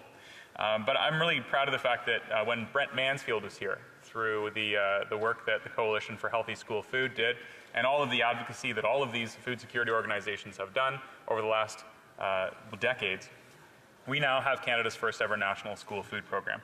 It'll build on the work that great charities like Food for Life, Food for Thought, and Food for Kids, and many, many others have been doing in their regions. But, you know, it's important to note that's all made possible through volunteer work and through teachers making, taking on those expenses themselves, sometimes bringing food from home. sometimes taking time out of their curriculum to teach edible education and nutritional literacy. And these are really, really important skills. I'm a big fan of Jamie Oliver, and I just saw on social media yesterday was congratulating the Mayor of London on introducing more healthy school food for kids across London in the UK. So I'm a huge supporter and advocate for National School Food Program, and I'm thrilled that it's reflected in Budget 2024. We're also supporting millennials and Gen Z. We must restore a fair chance for millennials and Gen Z. If you stay in school, study hard, you should be able to afford college, university, or apprenticeship. You should be able to graduate into a good job, put a roof over your head, and build a good middle-class life, a good life for yourself and your family. And Budget 2024 ensures that the government helps to restore generational fairness for millennials and Gen Z by unlocking access to post-secondary education, by making all of the removing all of the interest on student loans, on Canada student loans, but we're also unlocking access to post-secondary education, including for the most vulnerable students and youth, investing in the skills of tomorrow and creating new opportunities for younger Canadians to get the skills that they need to get great jobs. But more specifically with Budget 2024, we're announcing the government's intention to extend for an additional year the increase in full-time Canada student grants from $3,000 to $4,200 per year. And again, interest-free Canada student loans from $210 to $300 per week. The increased grants will support 587,000 students across Canada, and increased interest-free loans will support 652,000 students, with a combined $7.3 billion for the upcoming academic year. I can't think of a better investment. While I'm proud of the social safety net that our government has provided Canadians since 2015, and certainly before that, we are aware that too many Canadians aren't feeling like their hard work is paying off. And I'm here today to reassure Canadians it doesn't have to be that way. I'm regularly heard in this House talking about co-op housing, Madam Speaker, and I'm really, really glad that we're advancing on the promise to restore co-op housing in this country, to build more cooperative housing, and to invest in more non-market housing solutions. Our government's working hard to ensure that Canadians can keep more of their money, and in many respects that ensures that they can invest in the economy, but it's also about the well-being of families. We're taking action to hold to account those who are charging Canadians unnecessarily high prices, whether it's corporations charging junk fees or unnecessary banking fees.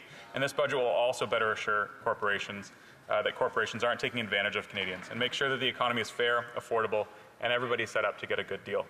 Budget 2024 also builds on these efforts and gives people back control over their personal finances and banking choices, with action to cap banking fees and to give better access to digital banking, lower cost accounts, and stronger consumer protection. You know, while the Conservatives continually prioritize the interests of wealthy CEOs and corporate lobbyists, particularly from the oil and gas sector, we'll stay focused, because we know here in this House we work for Canadians in this place, not the greedy corporate interests of the top 0.1% of earners. And with some of the measures in Budget 2024 that I've touched on today, we're assuring that that support and that advocacy continues. I'm happy to take a couple of questions, Madam Speaker. Thank you. Questions and comments. The Honourable Member for Kingston and the Islands. Thank you, Madam Speaker. I want to thank the Parliamentary Secretary for his intervention today, but most importantly for sharing his personal stories. Personal story about using the school food programs, and also his story about living in co-op housing. I've always been fascinated with the concept of co-op housing, because it's a form of housing that puts ownership in the people that are living there by various different ways that they can participate in terms of whether, if they're not paying market rent and they're paying below market rent, in some cases they will actually have to do other things in order to contribute to make up for that. And I'm wondering if he can share with the House how he sees what his experience of co-op housing was like, and if he shares that same thought that I do in terms of the personal and cooperative ownership of it. Honourable Parliamentary Secretary. Thank you, Madam Speaker. I really appreciate the question, and I always take the opportunity to talk about co-op housing in this House, because it's where I came from, and I'll never forget where I came from. Look, back in the 90s, various governments decided that they were getting out of the game. They were going to stop building cooperative housing. They were going to leave it up to the market. They said, we're going to download that responsibility onto other levels of government, and they ignored all of the good work that co-op housing, non-market housing solutions were doing. That's really unfortunate. We don't have a time machine, Madam Speaker, but we do have a budget. And in the last 3 budgets, our government has invested in cooperative housing. And shockingly, we're the first government to do that since the early 1990s. So recognizing there's a problem is the first step, and then actually doing something takes a little bit of courage and bold action. Our government's not afraid of that courage and that bold action. We've taken on that responsibility to invest in cooperative housing. I've worked really, really closely with the Cooperative Housing Federation of Canada.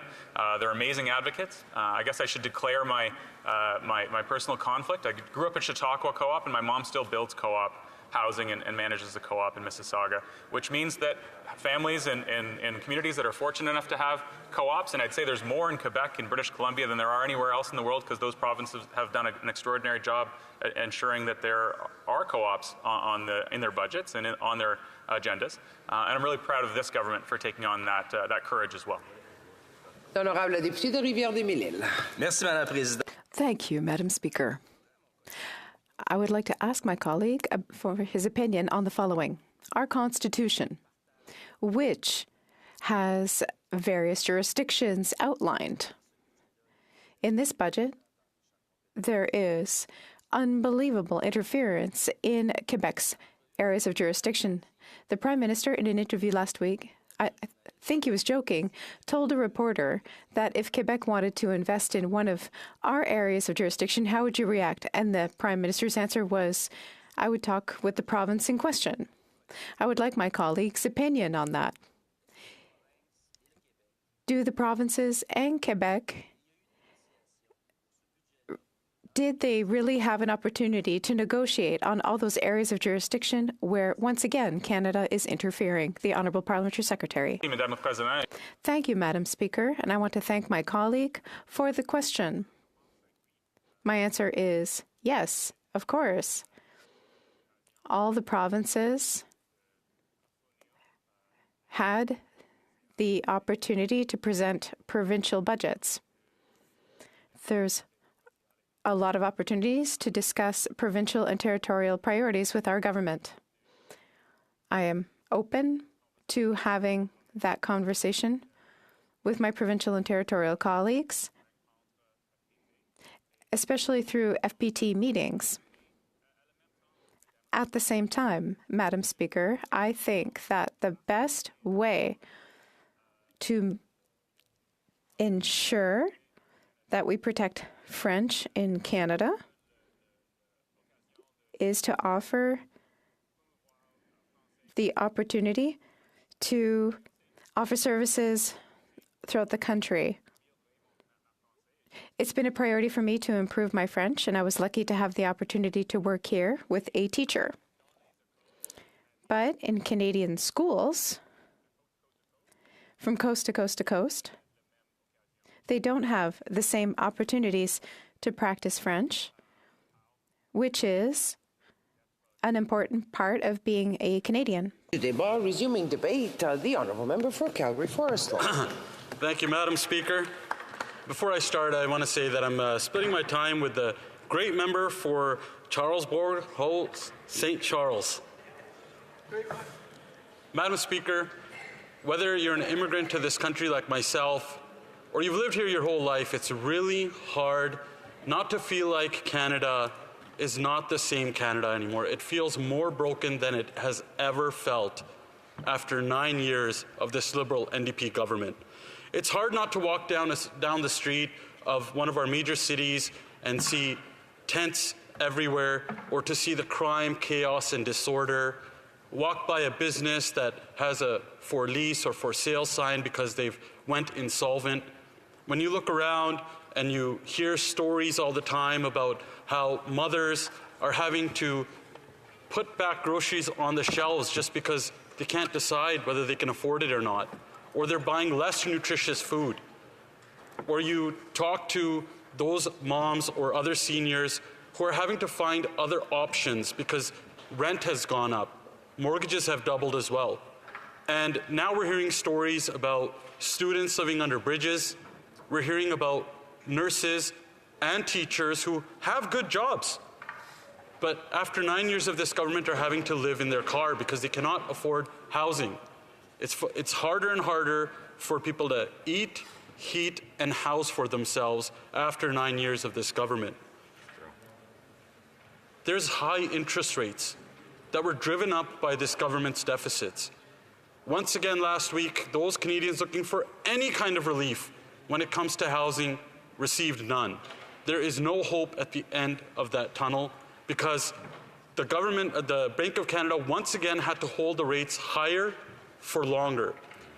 It's those rates staying higher for longer why builders aren't building, buyers aren't buying, developers aren't developing. You know, this country used to be one where if you put in hard work, you would be able to get something out of it.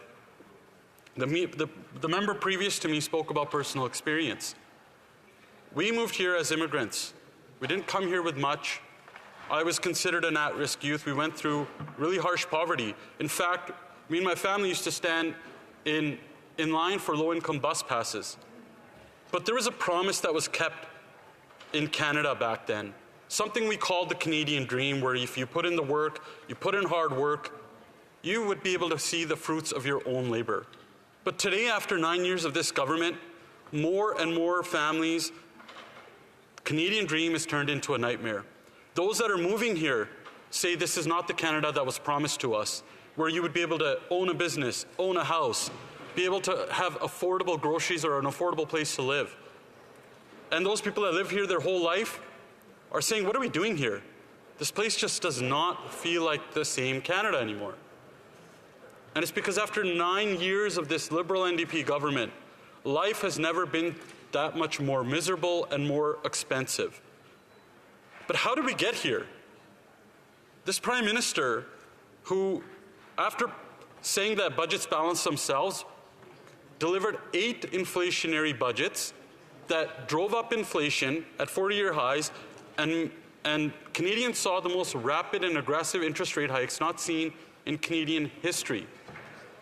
He slammed a carbon tax scam onto Canadians, making the cost of everything even more expensive. And just recently this month, when 70% of Canadians were telling him, spike the hike, do not go ahead with this carbon tax increase, he still increased the carbon tax scam by 23%. And just now, the government's own parliamentary budgeting officer once again confirmed that what he said before the carbon tax increase was more families, a majority of families are going to be worse off with this carbon tax scam when you factor in economic and fiscal impacts than what you get back in these so-called rebates. And he confirmed once again that after the hike on April the 1st, they're still worse off. So the misinformation that's coming from this government, what they don't understand is the pain, the real pain that all of these bad policies have caused on Canadians, why Canadians feel like this is not the same Canada anymore. The dream, the promise of Canada is gone. Just this year alone, Madam Speaker, this Liberal NDP government will force taxpayers, the Canadian taxpayers, to pay more into this Liberal NDP Prime Minister's interest on the debt he accumulated than what goes to healthcare or national defense. Can you believe that? $54 billion is going to go to bankers, bondholders, and this Prime Minister's Bay Street buddies, rather than going into doctors, nurses, and hospitals. That's 9 years of this Liberal NDP government. And there is no relief, because on his way to quadruple the carbon tax scam, he increased the carbon tax 23%, and we instantly saw all across the country what that did when people were filling up their gas in their tanks or when they went to the grocery stores. There is nothing also on top of that to address the productivity issue. The Deputy Governor of the Bank of Canada, Carolyn Rogers, recently said, Canada's productivity is in a break glass emergency. Madam Speaker, for the Bank of Canada to say that, it should ring off alarm bells. In fact, when the Bank of Canada is saying that it's raining, there's probably a thunderstorm or a tornado coming. And that's after 9 years of this government. And it's not just Conservatives or the Bank of Canada saying it. Liberals are calling out other Liberals about this budget. In fact, a proud Liberal, former Bank of Canada Governor David Dodge, said this is going to be the worst budget since 1982. And it's because Canada is in a productivity crisis that was created by this government when they drove out investment. In fact, they drove out more than $260 billion worth of investment out of Canada since 2016 because of their failed policies, anti-energy, anti-Canada, anti-Alberta, anti-resources agenda. This woke agenda is the reason why people are not investing in Canada and people are leaving Canada. They're leaving everything on the table here and just leaving. It's because they don't see any reason to invest. There's more tax burden. There is a lot more red tape and regulation here than anywhere else, even though Canada has some of the best standards when it comes to environmental standards and human rights standards. Yet this anti-energy, anti-business government continues to drive more and more of our powerful paychecks outside to dirty dictators and other places when it should be here for our people. Canada is in that bad of a situation when it comes to productivity. Canada has the worst economic growth in all of the OECD countries. In fact, our GDP per capita or per person, or what we consider how each Canadian is determined to be successful in this country, is worse today than it was in 2018. That means Canadians are poorer. And it's clear to see.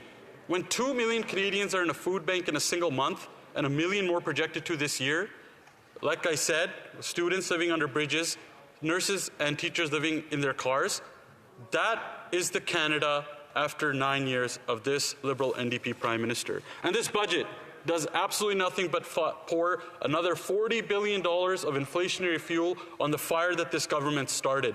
Higher deficits, higher taxes, more pain, more suffering for Canadians. But Madam Speaker, it wasn't like this before this Liberal NDP Prime Minister, and it won't be like this after he's gone.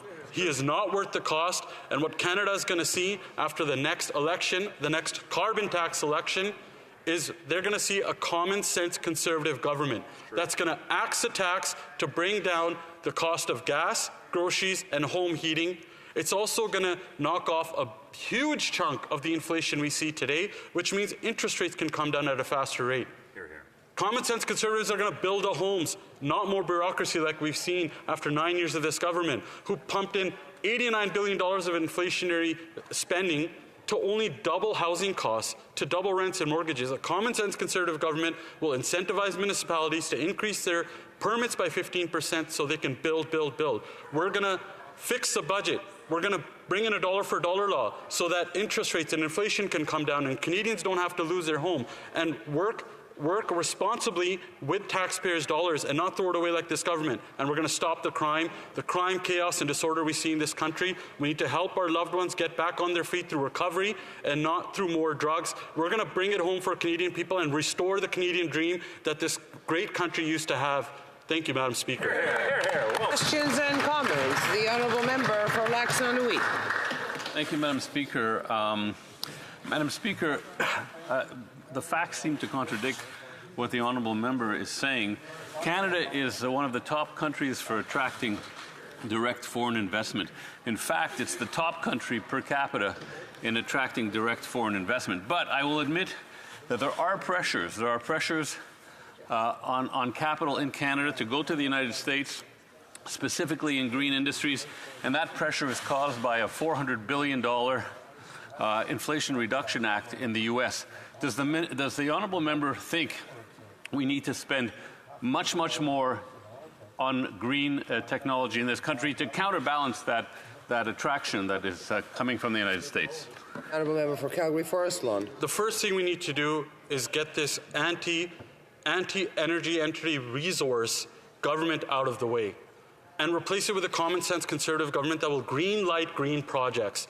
Projects where when Germany, Greece, and Japan, who recently came to Canada begging for our LNG, we should have been the leaders in that and been able to provide that, to not only bring powerful paychecks to our Canadian people, but replace dirty dictator oil around the world. And another great way to lower global emissions is to replace that dirty dictator oil with clean, green, low-carbon Canadian energy that we can be proud of, that brings powerful paychecks to our people, and a better economy that will help fix the productivity issue, because after 9 years of this government, Canada doesn't look like it's open for business anymore. The Honourable Member for Edmonton Strathcona. Thank you very much, and I would like to thank my colleague for his intervention today. You know, one of the things that always amazes me, he's from Alberta, as I am, and he will know that right now the wildfire season is already underway in Alberta, that it started in February this year, which is unbelievable and unprecedented. We're hearing from farmers in southern Alberta who are selling their herds because they can't afford to feed because of the multi-year drought that we're experiencing. And so when I hear a member from Alberta never want to talk about those issues, I think of my two children. I think of the fact that I want them to live in my province. I want them to stay in Alberta and have good forward-facing jobs. But yet he has no plan for dealing with the climate crisis. There's no interest in even talking about the fact that farmers, that Albertans are dealing with a climate emergency right now. We're going to have climate refugees in Alberta this year when the forest fire season makes it impossible for people to breathe. And they have no plan for that. None. I have no trust that if they were to ever make government, that they would make any efforts to protect our environment. The Honourable Member, it is questions and comments, so members can make comments. The Honourable Member for Calgary Forest Lawn. Geez, I wonder if that member could only do something about it being in the government right now. What she should be doing is... The Honourable Member for Edmonton Strathcona, and I think the Honourable Member for Calgary Forest Lawn knows better. To withdraw that comment because he knows that it's not true, and I would not want him to be accused of lying within the House. The Honourable Member for Calgary Forest Lawn knows that that is not true, and I would ask him to withdraw the comment, please. If only that member would stop propping up this corrupt, inept... The Honourable Member for Vancouver East. Madam Speaker, I would ask for the member to withdraw unequivocally. As you instructed? Well, yes, the Honourable Member, before changing the way he's introducing his remarks, can the Honourable Member please withdraw the comment to begin with? Speaker, just for clarification, can you tell me a little bit of reason of why I need to do that? I just would like to know. It's not factually true. It's inappropriate. It's not factually true. I withdraw that part of my statement unequivocally, but I will say for that member to stand up here to continue to prop up this government that's driven more Canadians into food banks than ever before, and she has the gall to talk about farmers when she completely supports almost in putting our farmers into bankruptcy and not helping Bill C-2, 3, 4 pass in its original form so we can bring down the cost of gas for groceries. It'll help reduce costs for our hardworking farmers, yet they go on this attack on our farmers always and are okay with the cost of everything going up. They continue to prop them up. I think that member needs to stop protecting her leader's pension and propping up this corrupt Prime Minister. It's time to get out of the way, go to a carbon tax election so Canadians, and especially Albertans, can tell her and her government where they stand on the carbon tax, because after the next carbon tax election, Canadians are going to scrap this Prime Minister and that NDP government. A very brief question from the Honourable Member for Owen Gray, Bruce. Bruce Gray, Owen Sound. Thanks, Madam Speaker. Look, I just have a quick question for my honourable colleague. You know, something that bothers me, and I know a lot of my constituents, is just how much debt we're paying, or interest we're paying on the national debt. He talked about it's more money going to service the debt than actual going into health care, but he mentioned the military as well. And I'd just like to elaborate or ask his opinion on the importance of supporting our military here in Canada, especially considering how volatile the world is, and this lack of commitment by the current government to getting us to our international commitments, in particular NATO, and just how much that bothers so many Canadians and our allies. Very brief. Answer from the honourable member for Calgary Forest Lawn. I want to thank 15 seconds. I want to thank that member for his service and the great work he does in here. Might be a slightly better hockey player than me, but I want to agree with him that it just goes to show that under this Prime Minister after 9 years, Canada has become a joke and not become serious, not only just within our allies, but on the world stage. We need to restore the responsibility of a common sense conservative leader. And time is up. Reprise du débat. Resuming debate. Well, oh my God. Yes. Yes. Speaker, pursuant to Standing Order 43-2A, I would like to inform the House that the remaining Conservative caucus speaking slots are hereby divided in two. Thank you. Reprise du débat. Resuming debate, the Honourable Member for Charlesbourg-Haute-Saint-Charles. Thank you, Madam Speaker. I should say that today, well, I always say I'm pleased to rise today in the House to speak to, but today I can't really say I'm pleased. And I'd like to go back in time a little bit. Let's go to August 2nd, 2015, the beginning of the election campaign.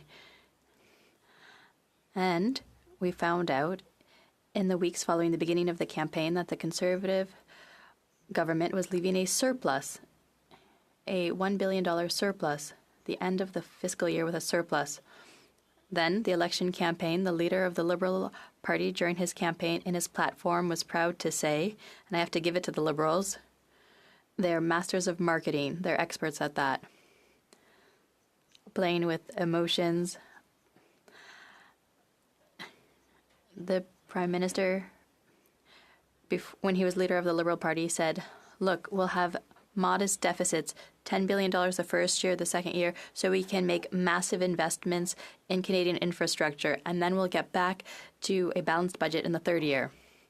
So voters listened to that and thought, okay, maybe he's right. We need to invest in infrastructure.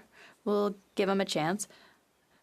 So voters were lulled with that promise. And instead of making huge investments in infrastructure and having a $10 billion deficit the first 2 years, the first year it was a $30 billion deficit. And then at the end of the first Liberal term is $100 billion in deficit added to the debt. So since that time, since the first year we said, okay, $30 billion in deficit, where is the infrastructure? Well, $3 billion out of the 30 were spent on infrastructure. $27 billion, we're not sure where it went. And that's how it's been for 9 years. 9 years of budgets with deficits, massive deficits. We've doubled the national debt. It's $1.2 trillion, $600 billion more than when the Liberal Party took power. And what's happened with these inflationary deficits, there's been an increase in interest rates. That jeopardizes, and I think people don't pay enough attention to this, it jeopardizes social programs because, yes, Madam Speaker, there were social programs in place with the federal government, but with one deficit after another, there's no more money. And then so you jeopardize what already exists by creating new things because they're just ideas. Nothing works now, and it's not for the federal government to interfere in the province's jurisdiction, but it's a lot of marketing. A lot of pictures, it looks good, trying to have everyone believe it'll be wonderful, but that's not what happens. This jeopardizes what already exists. There's organizations who are struggling. People call us, say, what do we do? Our funds are no longer there. We don't get an answer. Well, there's no more money in the bank account. The credit card is used up. This is what happens with a massive deficit. They claim they're helping, but they no longer have money to help. So this is an untenable situation. This year's budget wasn't long.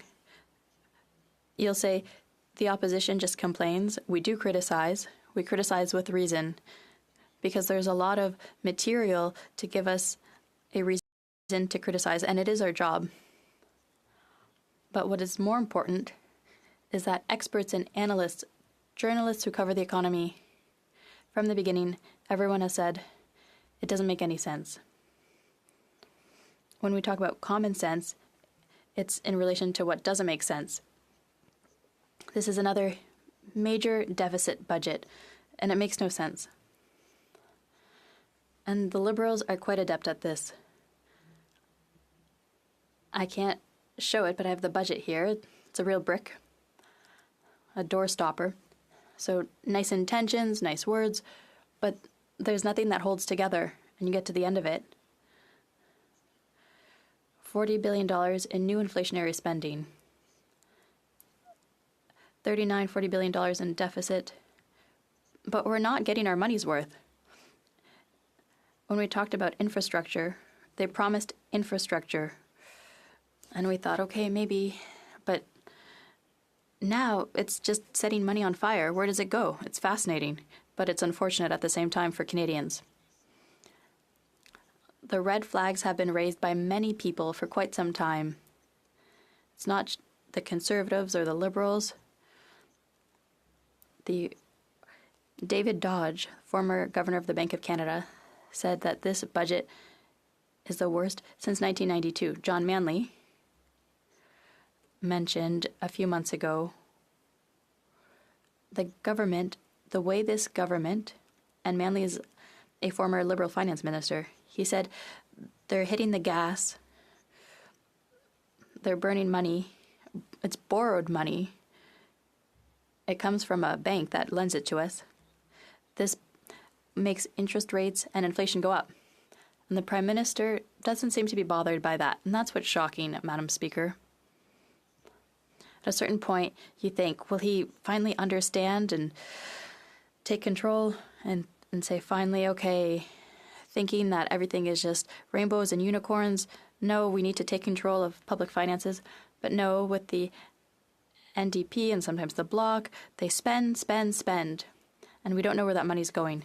It's not helping people because more than ever, Canadians are struggling. Everything costs more. The cost of rent has doubled. For a down payment for a house, the amount has doubled. People aren't able to do it. I have 20-something children. They look at this and they say to themselves they'll never be able to buy a home. It's impossible. The cost has gone up so much. Down payments have gone up. Rent, same thing. Before it was $1,000, now it's $2,000, $2,200 for a small apartment. It's not working. And even worse, the accumulation of all these deficits over 9 years means that today we have to pay interest on the debt. The interest on the debt, it's $54.1 billion per year. That's the equivalent of two things. The equivalent of the amount of healthcare transfers. Rather than helping provincial healthcare systems, we're taking that money and we're sending it directly to banks in London and New York. What does that get us? Nothing. Even worse, Tom Mulcair and others have mentioned that $54.1 billion is the equivalent of all of the GST we pay on our bills. So when you go to the restaurant and it costs you $13 in GST, does it go to services to Canadians? No, it's going to pay interest to the banks. All of the collective GST from businesses and individuals is going to pay interest on the debt. No one can sell me the idea that that makes sense. There's no one who can say, well, it's no big deal. Or the Liberals say we're the best in the G7 or the... Okay, well, in the United States, it costs half as much to buy a single-family home. Gas costs less. Everything costs less for people in the U.S. So when you compare, what are you comparing yourselves to? That's what doesn't work, because they don't realize that it's everyday life that we need to look at, people's everyday lives, people who work, who pay taxes, and then who get to the cash register and don't have enough money. People can't go to the bank and say, well, can you lend me $50,000? I'll pay you the interest when I have the money. That's not how real life works. Governments should act like in real life. They should be careful, be prudent. That's what's deplorable about this government. They're not careful with public money. They borrow money again, and we're paying the interest. So in the end, we can't support this bill. And furthermore, we'll vote against it. And it's a non-confidence vote because we have no confidence in this government after 9 years. We have the evidence. Thank you. Questions et commentaires, l'honorable. Questions and comments. The Honourable Member for Lac Saint-Louis. Thank you, Madam Speaker.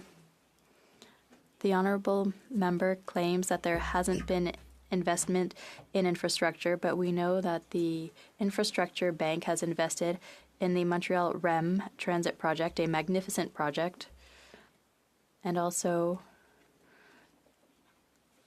upgrading the Champlain Bridge. That was done using federal funds.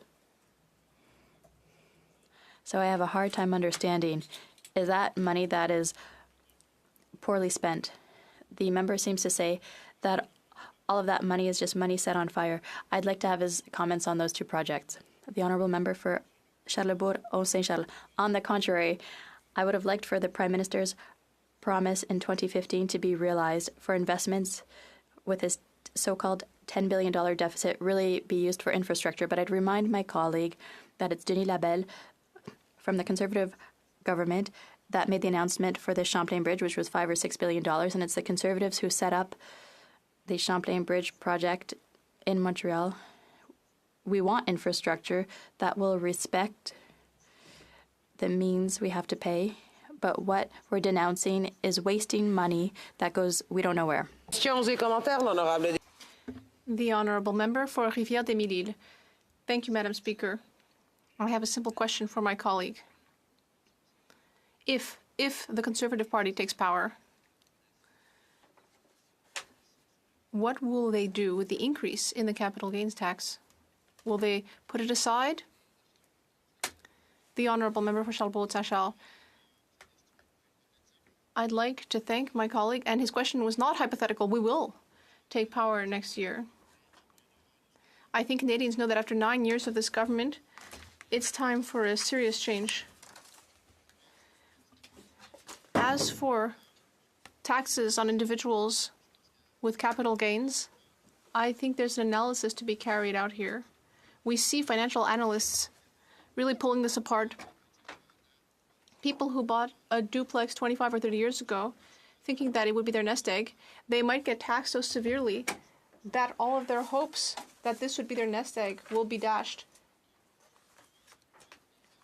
So we're going to need to evaluate this. But once again, the Liberals, a lot of these wealthy friends have all their money in the Cayman Islands and they don't have to pay taxes, but a lot of people who really need it will have to pay.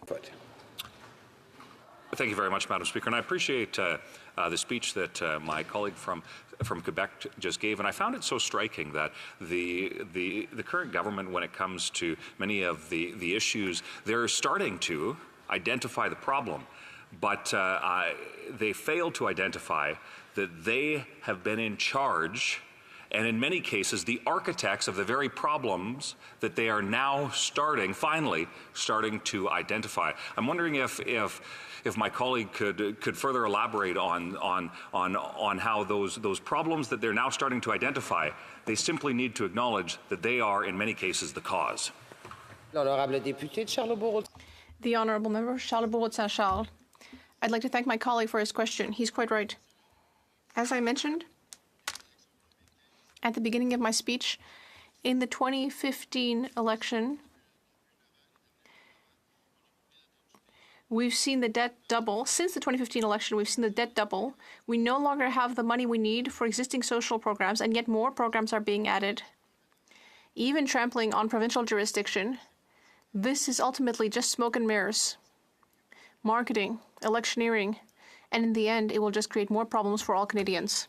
The Honourable Parliamentary Secretary to the Government House Leader. Yes, thank you, Madam Speaker. One of the things about the Conservative government is they're a misleading government. And a good example of that is how they like to twist the facts. So, for example, when they talk about a lack of investment, do you know in the first 3 quarters of 2023, that's just last year, Canada, out of the G7, had the highest amount of foreign investment. Did you know, Madam Speaker, it took Stephen Harper almost 10 years to create almost 1 million jobs. In less than 10 years, In less than 9 years, Madam Speaker, we've created over 2 million jobs. I would suggest to you that the Conservatives are great at spin. On the reality of performing for Canadians, they fail. Une très brève réponse, l'honorable député. Quick response, please. The honourable member.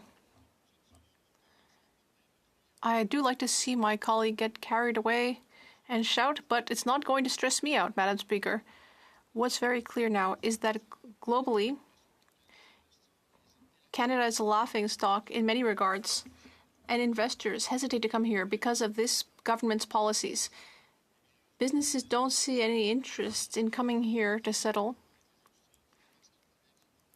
It's very hard to convince industries because they see that this government has socialist policies. For Kingston and the Islands. Thank you very much, Madam Speaker. I'll be splitting my time today with the Minister of Justice. Madam Speaker, Budget 2024 involves a number of programs. I don't have a lot of time today, so I want to focus my remarks on one particular program and then provide some comments on some of the stuff that I've heard earlier today in this debate. First of all, I would like to applaud the government on the introduction of the National School Food Program. Canada is the only G7 country that doesn't have a National School Food Program. And I know that in many parts of our country, different organizations like the Food Sharing Project in Kingston in my riding has been collaborating over the years with volunteers and donations in order to put food into schools so that children can have a healthy start, so that they can have food in their stomach when they start the day and throughout the day when they're at school. I had the opportunity not that long ago, Madam Speaker, to go with my family to help the Food Sharing Project pack food and organize it and prepare it to be sent out to schools. And I really was impressed by how my 7-year-old son looked at me and said, "Oh, so this is where the food comes from." And it dawned on me in that moment, Madam Speaker, that as far as children are concerned, when they're in the school and they're accessing this food, there's no stereotype as to who's receiving it. Are you less well off? Are you more well off? Everybody has access to the same food.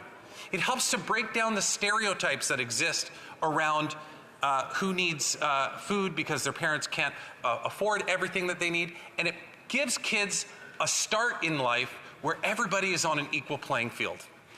And so I'm very glad to see $1 billion committed over the next 5 years to a national school food program, because it's more than just it's more than just giving food to in particularly vulnerable Canadians and vulnerable children. It's about breaking down these stereotypes that exist amongst the haves and the have-nots. And so I'm very happy to see that the government has responded to the calls to action within our communities to provide this. I had the opportunity to present many petitions over the last several months, Madam Speaker. Each school in my riding or school community put together a petition, and I presented them at various different times over the last several months to this House. And I want to thank them for that incredible work, because by doing that, Madam Speaker, and by responding to that need, these communities, these school communities in my riding, can see that their voices were heard. They called on the government to do something so urgently, and the government responded. And so I'm very, very proud to be part of a government that is introducing this national school food program. Madam Speaker, the other thing I want to talk today about is misinformation and some disinformation. And in particular, I want to go back to an exchange that happened earlier today between the Leader of the Opposition and the member from Winnipeg North, the Parliamentary Secretary, to the Parliamentary Secretary to our Leader in the House of Commons. During the introductory speech, where the member from Carleton went on for hours, I believe, because the first speaker has the opportunity to do that, the first question that he received from the Parliamentary Secretary was a question about how many affordable homes did you build? And the Parliamentary Secretary was gracious enough to allow the Leader of the Opposition to know that the total number was a total number of 6. He built a total number of 6 homes. Now, what I find really interesting about this is the response that we got from the Leader of the Opposition. And this will demonstrate the master manipulator of information that he is, which the parliamentary secretary pointed out at the time. This is what happened. In response to that question, the leader of the opposition got up and basically chastised the member from Winnipeg North for spreading disinformation that he had gotten off a Twitter account, and he said the following quote: "If you want to know how many affordable homes were built when I was minister," and I hope that those listening, those in the gallery, those at home, listen to the specific word that he used. I said, I want you to know, if you want to know how many affordable homes were built when I was minister, we completed 92,782 apartments. That's exactly what he said. Now, the member from Winnipeg North, the parliamentary secretary, stood up on a point of order and said that the leader of the opposition was intentionally The Honourable député de Mégantic-L'Érable. The Honourable Member from Mégantic-L'Érable on a point of order. Yes, Madam Speaker. I just wanted to add that the 90,000 housing units that were built under the member for Carleton while he was in the position had no... This is not a point of order, and the honourable member knows it very well. I admire the work that the Conservative member is trying to do to cover up for his leader and to do his dirty work for him. But unfortunately, in the challenging exchange that occurred, the leader of the opposition doubled down on his comments. It's true. L'honorable député de Mégantic-L'Érable. The honourable member from Mégantic-L'Érable on a point of order. Madam Speaker, I would just like to say that the leader of the official opposition asked for unanimous consent. No, that's not a point of order. It's debate. The honourable... No. Good news for the member, Madam Speaker, is that I will be asking to unanimously table something as well. So they're whip people in the Conservative lobby. Better send people in now to start to tell them to say no. I'm giving them a heads up. Now, the member from Winnipeg specifically rose on a point of order to call to the attention of the chair that the leader of the opposition was misleading this House. And then the leader of the opposition stood up and said the following, basically exactly what we just heard a Conservative member stand up. He said, from the Statistics Canada website, which shows 92,782 apartments were built. So, the leader of the opposition acknowledged the fact, but when he stood up again later, that he wasn't actually talking about affordable homes that they built. What he was talking about was the total number of apartment starts, all but 6, which came from the private development. Now, I would actually probably say, Madam Speaker, that the private sector was building these homes in spite of the previous government, not in line with the previous government's objectives. That's a reality of what's going on. What you see, Madam Speaker, is that here's the irony behind all of it. When the leader of the opposition was the housing minister, he was the housing minister from February until October of 2015. During that time, Madam Speaker, and I'll give him the benefit of the doubt. Let's just say that he was the housing minister for all of 2015.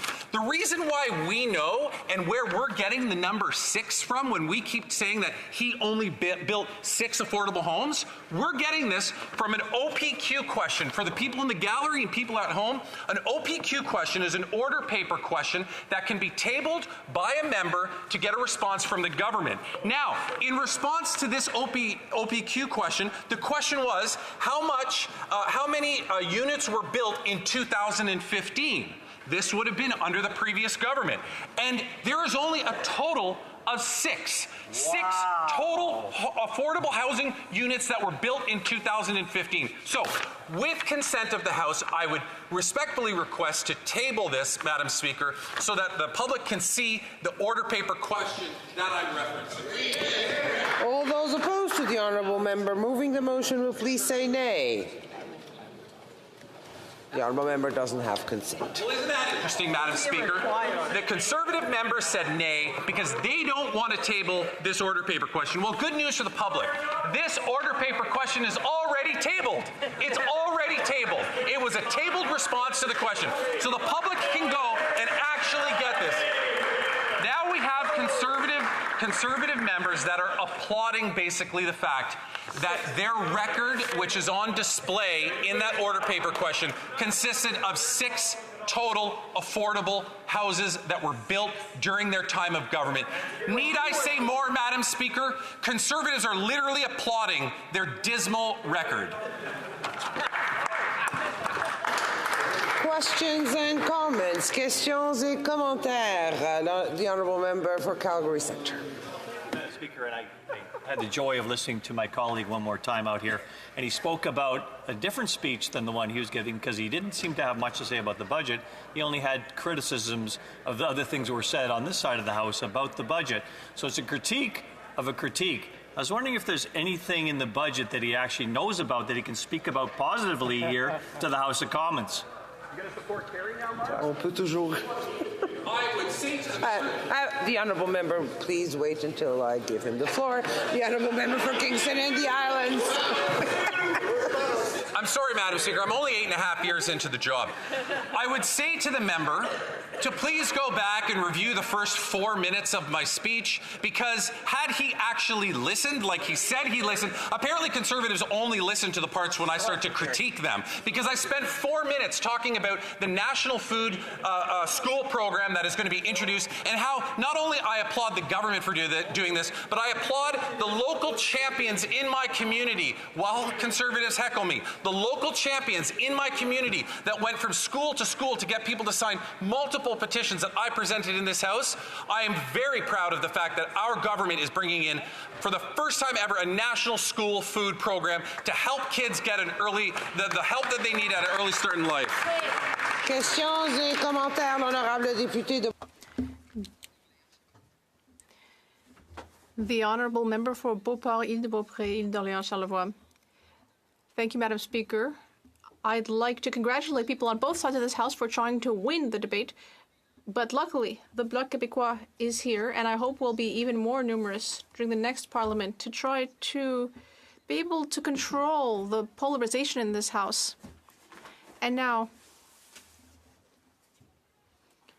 a question for my colleague. We're going to need to redefine what affordable housing is. In the budget we just received, I'll say it again, there's nothing, 0, for seniors. Affordable housing, when you're poor, when your old age security was not indexed, has not been indexed for 15 years in any substantial manner. Affordable housing would have to be almost free because seniors can barely survive. They can't do anything to help themselves. They have to choose between housing and food. I'd like to hear from my colleague on this. Well, Madam Speaker, affordable housing, it has a huge spectrum. This can be anything from somebody's rent that is geared to their income, right up to helping people get into home ownership. Affordable housing is everything between those 2 points. And so, of course, you cannot just focus on one side or the other side. You have to make sure that what you're doing is helping the entire spectrum of affordable housing. What I would say to the member is that we have introduced a number of programs. Our national housing plan that was introduced. We have introduced measures to assist younger individuals with getting into home ownership. But at the same time, we're actually building housing. I can name 12 projects in my riding alone that the federal government, Cliff Crescent, Princess Street, Curtis Crescent, Wright Crescent. I'll name the rest if I have time, Madam Speaker. The point is that this federal government has been there to build housing. I was mayor in Kingston and a city councillor during the time that Stephen Harper was the Prime Minister. You don't have to take my word for it that they built nothing. There's an order question paper that I tried to table today that said that this leader of the opposition, who is housing minister, what did he do when he was housing minister? He wasn't building housing. Nothing. Questions and comments. The Honourable Member is not in his seat, so the Honourable Member cannot ask a question. Questions et commentaires. The Honourable Parliamentary Secretary to the Government to the Government House Leader. Yes, thank you, Madam Speaker. I'm wondering if the member can just kind of expand upon how the leader in the official opposition in particular tends to want to mislead Canadians, and especially when it comes to social media. Honourable Member for Kingston and the Islands. I outlined this very clearly. You know, we had an example today, during this budget deliberation earlier on, when the member from Carleton, the leader of the opposition, specifically tried to mislead this House when he said, and I quote, if you want to know how many affordable housing homes were built, I want to get it exactly. If you want to know how many affordable homes were built when I was minister, we completed 92,782 apartments. He didn't do that. Those were housing starts throughout the entire country. Those were housing starts that were built by developers in spite of his government, not with his government's policies. Statements by members. Déclaration de député. The Honourable Member for Sackville, Preston, Chesapeake. Thank you, Madam Speaker. I rise in the House of Commons today to celebrate the National Volunteer Week, which started, of course, on April 14th. In my riding of Sackville, Preston, Chesapeake, volunteers play a pivotal role in empowering their neighbours and their communities and supporting those in need. This week in Cherrybrook, the Africadian Empowerment Academy is celebrating 10 years of advocacy for local African Nova Scotian. The Quebecois Food Security Network was recently established as a coalition of volunteers working together to eliminate food insecurities in their communities. I always say, government can help by carving out some funds, but it's the people on the ground that make the real difference. To the volunteers of Sackville, Preston, Chesapeake, and across Canada, thank you for your stewardship and your generosity towards helping communities. Thank you. Hear, hear. The Honourable Member from Calgary, Rocky Ridge. Last month we lost a giant of Canadian rock and roll. Cornelius Van Sprang, better known to his fans as Ronnie King, bass player of the Stampeders, passed away in Calgary at age 76. Ronnie co-founded the Stampeders in 1966, and they built an audience of dedicated fans with hits like Carry Me, Wild Eyes, Oh My Lady, and especially their iconic international 1971 hit, Sweet City Woman. Northwest Calgary is home to many of Ronnie's friends and family members, and I offer them my deepest condolences, including to Cindy and Zoe Van Sprang. He loved playing music, and he was willing to jam with neighbors and friends, including the local member of parliament. And he was always looking forward to the Stampeders' next tour, including and up to his final illness. This year, it's the Stampeders' Rock in Memory of Ronnie King tour, and it played in Ottawa on Tuesday night. Rest in peace, Ronnie. The music lives on. Hear, hear. Your Honourable Member from Aurora Oak Ridges, Richmond. Hill. Thank you, Mr. Speaker. This week I welcome two of my firefighting friends to Ottawa, Tim Sparks and Jeff Wasson, from the Richmond Hill Fire Service. We discussed matters of concern for firefighters across Canada, such as the risk of PFAS exposure and contamination in their gear and the need for frequent and routine cancer screenings. We explored solutions and innovations being deployed, such as the Vancouver-led PFAS-free moisture barrier in firefighters' gear certified by the National Fire Protection Association. We're determined to work with industry to respond to these health concerns, but we need cooperation between provincial, municipal, and our government to ensure that we take care of the firefighters who take care of us. So thank you to Tim and Jeff, to Deputy Chief Rocco Volpe of Central York Fire, and Chief Brian Burbridge of Richmond Hill Fire Department, and all the firefighters across Canada for your service. L'honorable député de La Prairie. C'est en fin de semaine dernière.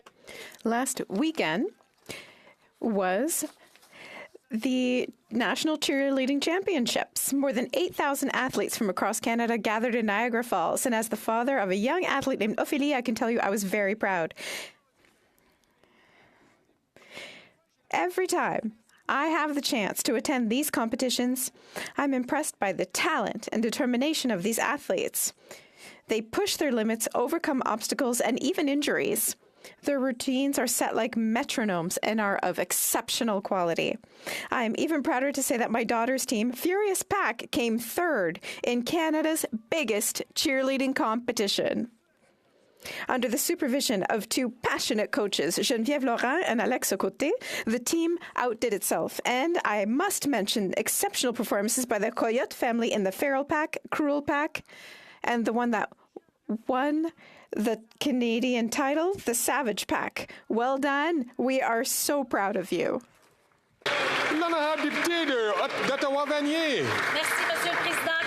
Thank you, Mr. Speaker. Whether it be Parliament, the National Gallery, the Tulip Festival, or even the Byward Market, Ottawa is not only our capital, but a city that attracts tourists from near and far. Ottawa's key economic drivers. Ottawa Tourism has worked with more than 450 tourism-related businesses to profile Ottawa and all of its cultural gems. En cette semaine nationale du tourisme. During the National Tourism Week, it's an opportunity to celebrate the essential role of tourism, where 43,000 people work and generates $3 billion in economic spin-offs for our region. Ottawa tourism sector creates good jobs, shares cultures, and grows our economy. Last year, under the Tourism Relief Fund, almost $1 million was received by Ottawa Vanier businesses, helping them develop new attractions and grow their businesses. That's why we will continue to invest in it. A thriving tourism means a thriving Canada. Merci, Monsieur le Président. Thank you, Mr. Speaker. The honourable member from Edmonton Riverbend. Mr. Speaker, I rise with a heavy heart to announce the passing of a dear friend, Werner Schmidt. Werner was a distinguished educator, with former member of Parliament and Alberta politician, but most important, a beloved man of faith and family. In his 92 years, Werner was a man embodying values of integrity and honesty. He was committed to leading by example, inspired many of us around him. A former school principal, Werner became the leader of the Alberta Social Credit Party from 1973 to 1975. A foundational member of the Reform Party of Canada, he was instrumental in its inception in British Columbia. His political career blossomed when he became the Member of Parliament for Kelowna Lake Country, serving from 1993 to 2006. He's lovingly remembered by his remarkable wife, Tina, his sons, Alan and Dwayne, and their spouses, Laurie and Cheryl, along with his grandsons, Tyler and Wyatt. Rest in peace, Werner. Canada, as a country, is better off having you served with distinction. I remember Mr. Schmidt fondly. He will be missed. The honourable member from Willowdale. I'd like to thank you, Mr. Speaker, for hosting a dinner last night to warmly welcome a delegation headed by the Honourable Speaker of the National Assembly of the Republic of Korea and 6 members of Korean Parliament. I believe all members of this House can agree that official relations between Canada and Korea have never been stronger. Our bilateral ties have experienced a renaissance in the last several years, marked by countless visits by our heads of government and high-level ministerial visits. In fact, Minister Ng will be departing for a Team Canada trade mission to Korea shortly. Given the bedrock of shared democratic values, our two countries have strengthened our economic, security, and cultural ties to forge a strong, stable, and prosperous partnership on both sides of the Pacific. Our countries are each certainly stronger working together. Thank you, Mr. Speaker. Wow. The honourable member from Niagara Centre. Mr. Speaker, during National Tourism Week, we recognize the tremendous impact tourism has on all our regions across this great nation and, of course, the Canadian economy. Our government is there to support our tourism sector with, for example, the Tourism Growth Fund, available across Canada. The Niagara Tourism Network, our region's destination marketing organization, works hard to promote the magnificent Niagara region and all it has to offer to more than 14 million visitors a year.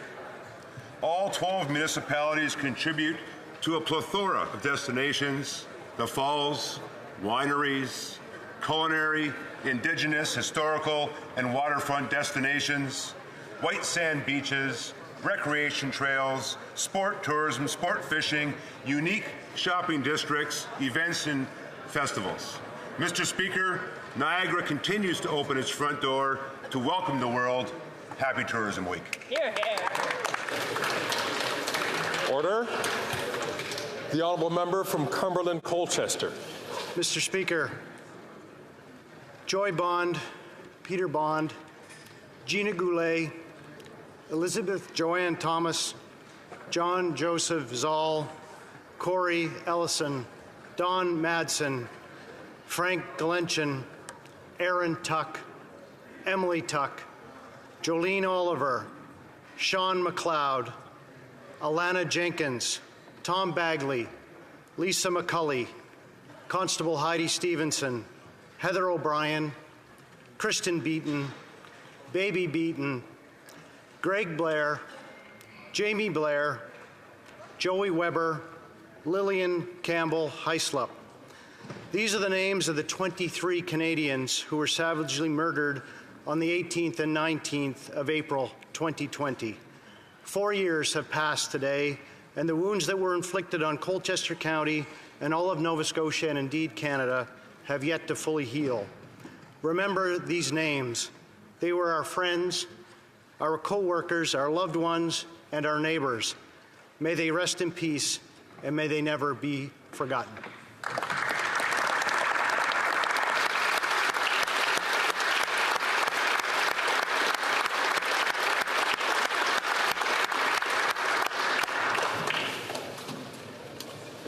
The honourable member from Burren Bonavista, Trinity. Mr. Speaker, I rise today to recognize a truly fantastic person and mayor. In my riding of Bonavista, Burren, Trinity, Mayor Tony Keats of the great town of Dover. Recently, Mayor Keats was shortlisted as a top candidate in the World Mayor competition. World Mayor is a biennial award organized by City Mayors Foundation since 2004. Out of the 25 global candidates, Mayor Keats was the only Canadian mayor to make the list. Mr. Speaker, thanks to a local voting campaign, Mayor Tony Keats was one of the top 4 finalists, winning the World Mayor Community Award for 2023. Recently, a local event was held in Dover, April 8, to celebrate his win. Tony is a true advocate for the town of Dover, which you may know for its fault line and are being featured in Come From Away. He is well appreciated by his constituents as a shining example of the passion and positive influence local politicians have for their communities. Mr. Speaker, join with me in congratulating Mayor Tony Keats. Good job. The honourable member from Northumberland, Peterborough South. Thank you, Mr. Speaker. Budget 2024 has dropped. The reviews are in, and I'm sure NDP members and Liberals are excited. Let's see what they've had to say. Former Finance Minister Bill Morneau said that aspects of this budget are clearly negative to our long-term goal, which is growth in the economy, productive growth and investments. But I'm sure he's just a random Liberal, right? So let's see what the NDP had to say. I'm sure they're excited. Former NDP leader Tom Mulcair said it fell way short, and that it will really give a sock to the jaw of a lot of small business people, entrepreneurs, and artisans, and that it's not actually going after the super rich, it's going after super ordinary Canadians. Well, Conservatives agree. This budget should have been about growth, and instead it's more failure, more tax and spend. The good news is it wasn't like this before this Prime Minister, and it won't be after. Common sense Conservatives have a common sense plan. Let's bring it home!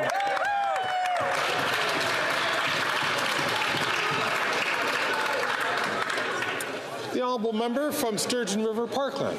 Thank you, Mr. Speaker. After 9 years of this NDP Liberal government, Canadians are suffering the consequences of this government's weak on crime agenda. Canadians' cars have become a target for organized crime. In Canada, a car is stolen every 6 minutes. And since this Prime Minister took office in 2015, car thefts have tripled in Canada's major cities. The situation is so bad that the New York Times has described Canadian streets as a candy store for car thieves. Criminals are emboldened because of this NDP Liberal government's weak justice policy. Ontario Provincial Police have confirmed that 68% of convicted car thieves spend less than 6 months in jail. With sentences like these, it's no wonder that criminal networks are focusing their efforts on targeting Canadians. Car theft is not a victimless crime. The profits from these stolen cars are directly funding violence in our communities, including drug trafficking and homicide. Common sense Conservatives have the only plan that will stop the crime, chaos, and corruption on our streets. It's time to get tough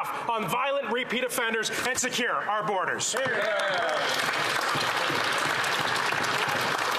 The honourable member from Steveston, Richmond East. Thank you, Mr. Speaker. As Sikh Heritage Month celebrations continue all April, the Saki night at BC Place Stadium was packed with amazing performances by anthem singer Jaggi Bajwa, legendary singer Jazzy B, and finally our Whitecaps beating Toronto FC 4-0. Before the match, I had the opportunity to participate in a kickoff message with Whitecaps legend Carl Valentine and young heroes Malia and Noah Kamar, encouraging fans to register as organ donors. Malia and Noah were chosen as Whitecaps kid captains through their work to raise organ donor awareness with BC Transplant in memory of their mother and healthcare worker, Anju, a dear friend who saved 8 lives by donating her organs. As one of the thousands of fortunate Canadians to have access to great medical care and a donor, I encourage all Canadians to learn and promote organ donor awareness among their friends and family. I wish this House will join me to recognize the efforts of BC Transplant, the Kamar family, Vancouver Whitecaps, and all volunteers and all staff who work collaboratively. Together we can build healthier communities and save lives. The honourable member from Edmonton Strathcona. Mr. Speaker, today I stand to offer my sincere congratulations to those members of the Inter-Council Network of Provincial and Regional Councils for Global Cooperation. They are celebrating an important milestone of 50 years.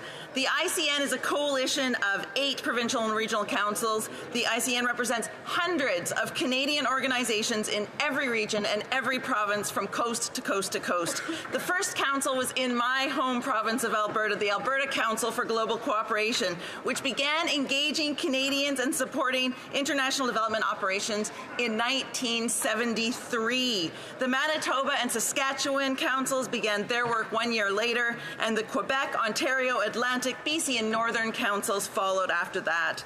These organizations are a cornerstone of Canadians' international development efforts, engaging Canadians through innovative public engagement initiatives, improving development principles, and we are all so thankful and proud of the work that they do for Canadians. L'honorable député de Belleuil-Chambly. Monsieur le Président, samedi. Mr. Speaker, next Saturday, Guy Rocher, one of the great thinkers of the Quiet Revolution, is emblematic of secularism in Quebec. It will be his 100th anniversary. This century of wisdom should be celebrated. He's one of the unsung heroes of the Quiet Revolution, since he played a role in the Parent Commission, which led to the creation of one of the greatest universities in Quebec and Canada, the network of Quebec universities, and the extraordinary network of cégeps, which is unique to Quebec. Graduate of Laval, Montreal, and Harvard universities, this sociologist was the first to understand that modernizing our education system is impossible without secularization. This allows us to better understand Quebec. We took inspiration from his calm, his tenacity, and 100 years for rocher, a French word for rock, isn't old at all. The honourable member from Red Deer, Lacombe. Mr. Speaker, after 9 years of this NDP Liberal government, Canadians are struggling to make ends meet. This year, Canadians will spend over $46 billion to service this Prime Minister's debt.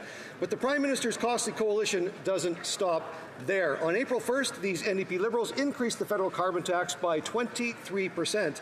This increase affects the cost of living for all Canadians, including a major increase in gasoline prices. Mr. Speaker, this Prime Minister is simply not worth the cost. But it's not just Liberals like David Dodge and Bill Morneau that think his spending is out of control. Former Finance Minister John Manley stated his spending balloons inflation and interest rates. Mr. Speaker, Conservatives will vote non-confidence in this budget unless they cap the spending with a dollar-for-dollar rule to bring down inflation and lower interest rates. And for every new dollar spent, the government must find a dollar in savings and immediately pass Bill C-234 in its original form to axe the tax on farmers and food. Hear, hear. Well said. The honourable member from Northwest Territories. Mr. Speaker, Wally Firth, my predecessor here as the first Indigenous Member of Parliament from the Northwest Territories, passed away last month at the age of 89 years old. He served as the NDP MP for the Northwest Territories from 1972 to 1979. He was also one of the first Indigenous managers at the Hudson Bay, one of the first Northern Indigenous commercial pilots, and a radio host and a journalist at CBC North. Mr. Firth was an advocate for addressing poverty and injustices Indigenous people have suffered. Wally also pushed the federal government to negotiate modern land claim agreements with the Dene and the Inuit. Interesting to note, we're still after the same things 50 years later. Wally did speak with me before his passing to talk about these issues and to catch up on family and friends. He'll be remembered as a trailblazer. He was humble, a great listener with passion for music, who loved to pick up the fiddle. Masicho, Mr. Speaker. Yeah, good job, Michael, good job.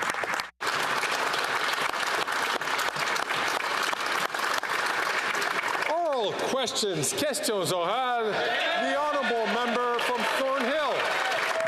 After 9 years of this Liberal NDP government and their soft-on-crime policies, Canada's criminal justice system is broken and Canadians feel unsafe in their neighbourhoods. Here's where we're at today. The biggest gold heist in Canadian history, $20 million gone, several suspects involved with gangs and gun running, and they're already out on bail 24 hours later. Wow. Why does this government think that gangsters who steal millions of dollars deserve to be released back into the community? That's right. The Honourable Minister of Justice and Attorney General for Canada. I thank the member opposite for that important question. I point out to her and to other members of this chamber that we passed significant bail reform legislation in this chamber with the cooperation of premiers around the country and law enforcement officials around the country. What I would also point out to the member opposite is that I share her concern for organized criminality. In fact, I share it so much so that the Budget Implementation Act contains measures that will address money laundering and address financing through criminality. I desperately hope that that member and all of her colleagues will be supporting that aspect of our legislation and helping us to tackle organized crime and money laundering. Before I continue with question period for the honourable member for Thornhill, who will want to ask her question, I'm going to ask the member from Grand River Miramichi, as well as the member from Dufferin Caledon, please, to wait your turn before taking the floor.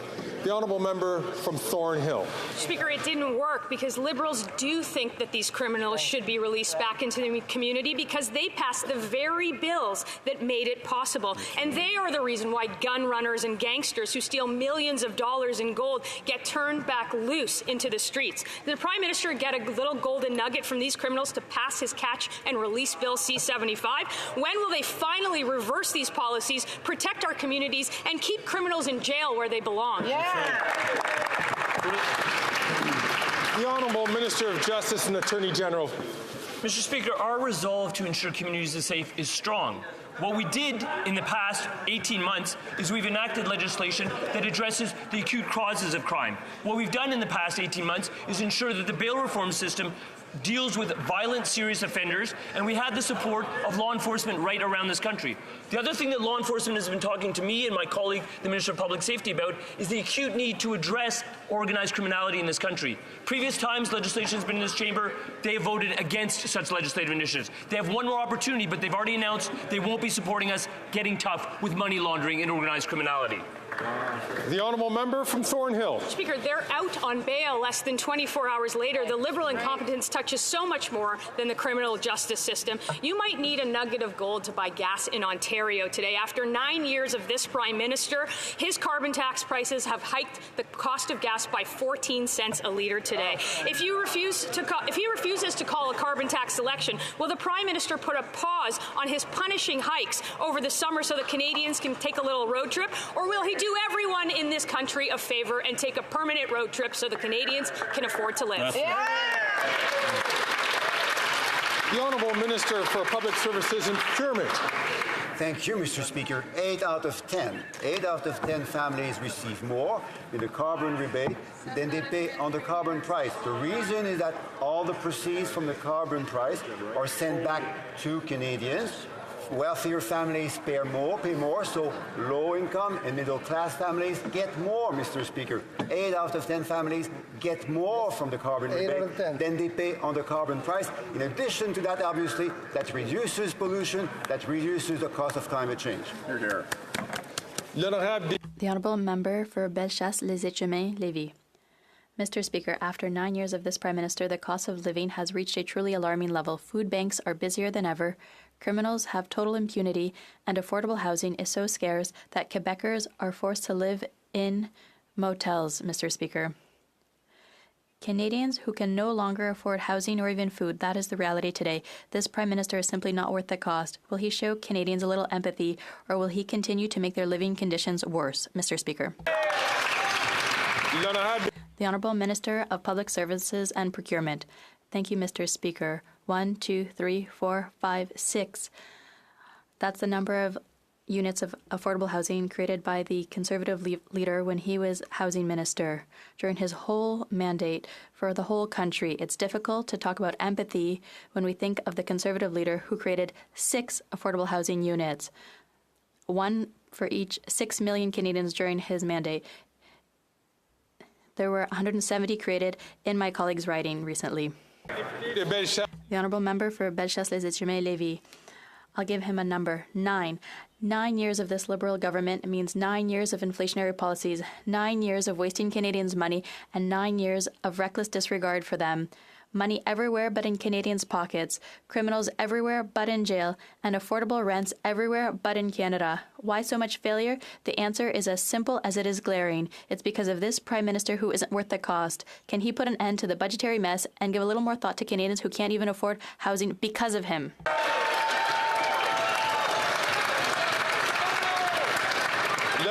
The Honourable Minister of Public Services and Procurement. Thank you, Mr. Speaker. My colleague is talking about affordable housing. 6 affordable housing units under the Conservative leader when he was Minister of Housing for his whole mandate for the whole country. In just her riding, 173. In just her riding, 173 affordable housing units have been created by municipalities with financial help from the Canadian government. As her leader continues to insult Quebec's municipalities, calling them incompetent, with 6 affordable housing units, there are 173 affordable housing units that have been built in her riding. Once again, I invite members to not speak when they have not been recognized by the Speaker. In particular, I am referring to my friend, my dear colleague from Portneuf-Jacques-Cartier. The Honourable Member for La Prairie. The Prime Minister's budget is a budget of threats. The Prime Minister is threatening the provinces with cuts to housing money if they don't accept federal conditions. He's also threatening cities with cuts to public transit funding if they don't agree to have their zoning rules dictated by him. Funny, these are exactly the same threats proposed by the Conservative leader.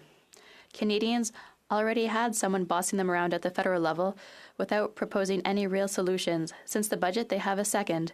As for Quebecers, we're stuck with a Liberal Conservative coalition. Do we really need that?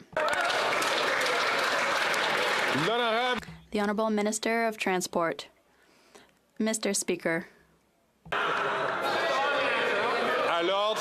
Order, please. Order. The Honourable Minister of Transport. Mr. Speaker, the Bloc Quebecois tells us that housing is important. That's great. It's in the budget. They say that helping youth is important. That's great because that's also in the budget. Seniors are also important to the Bloc. Well, look, Mr. Speaker, they're also in the budget. But they're going to do like their Conservative colleagues, their great friends, and they're going to vote against it. It's time for the walk to match the talk. The Honourable Member for La Prairie. The ultimate threat of this budget is its pandering. The Liberals' priority isn't housing, it's their re-election. The numbers say it all. If their priority was housing, they wouldn't have budgeted 97% of the billion dedicated to accelerating apartment construction just after the election. Nor would they have budgeted 91% of the new Housing Infrastructure Fund only after the election. If their priority was housing, they'd be delivering the money now, not after the election. If this isn't their way of saying, vote Liberal, or you won't get a penny, what is? The Honourable Minister of Public Services and Procurement. Thank you, Mr. Speaker. Our colleague is quite right. It's not after, it's now that it's happening. 8,000 housing units in Quebec have been built because of the exceptional partnership between the Government of Canada and the Government of Quebec. 8,000 affordable housing units is the highest number of affordable housing units built in the history of Quebec because of the extraordinary collaboration between the Government of Canada and the Government of Quebec. The only problem, Mr. Speaker, is that that is bad news for the Bloc Quebecois. The Honourable Member for Rosemont-La Petite Patrie. Mr. Speaker, the Liberals don't have the courage to take away the big gifts given to big business by the Conservatives. But cutting 5,000 positions in the public service, they don't mind doing that. Fewer public servants means fewer public services. Like the Conservatives, the Liberals are cutting services, but they give billions of dollars to incompetent subcontractors. Just look at ArriveCan. Why not keep public services by getting rid of subcontractors that cost an arm and a leg and don't do the job? The Honourable President of the Treasury Board. Mr. Speaker, we continue to be responsible in the public service, especially with procurement and also with the public sector. The 2024 budget mentions that there will be natural attrition in the public service. We continue to hold consultations with the public service, with unions, because we know that the public service is here for us, and we continue to be here for them. Thank you. The Honourable Member from Vancouver, Kingsway. Mr. Speaker, documents reveal that this government doesn't track job creation from the billions in subsidies they give to corporations. So while Canadians struggle to pay rent and buy groceries, the Liberals, like the Conservatives before them, are shoveling billions of dollars each year to big business with no strings attached. It's bad enough that the Liberals don't make corporations pay their fair share, but handing them money without accountability is scandalous. Why are the Liberals giving these corporations a free ride at the expense of Canadians? The Honourable Minister for Innovation. Mr. Speaker, I am very glad that just the day after the budget, my colleagues give me the opportunity to talk about the great investments that we've been attracting in this country, Mr. Speaker. Just look, for example, Mr. Speaker, last year, Canada ranked third in the world and won per capita for attracting foreign investment. Just think about Nordvolt in Quebec, Mr. Speaker, the largest private investment in the province history. Just talk about Volkswagen, Mr. Speaker, in St. Thomas. This is going to change the whole region. We're creating jobs, we're creating prosperity, we're creating opportunities for generation. Think about Windsor, Mr. Speaker, was young. This is the investment we've seen from North Star is going to change. Mr. Speaker, we're going to fight every day for Canadians.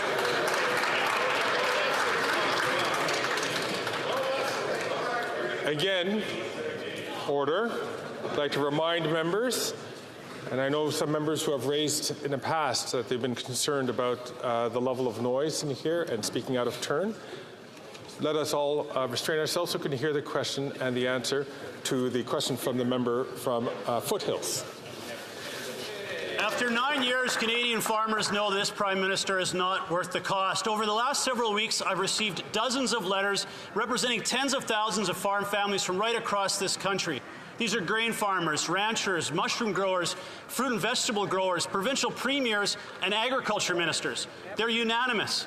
To ensure the sustainability of food production in Canada, they need the NDP Liberal Carbon Tax Coalition to reverse its 23% hike in the carbon tax and pass 234 in its original form. Will the Prime Minister ensure food and farming are affordable and pass 234 in its original form? The Honourable Minister for Agriculture and Agri-Food. Thank you very much, Mr. Speaker, and I appreciate my honourable colleague's question.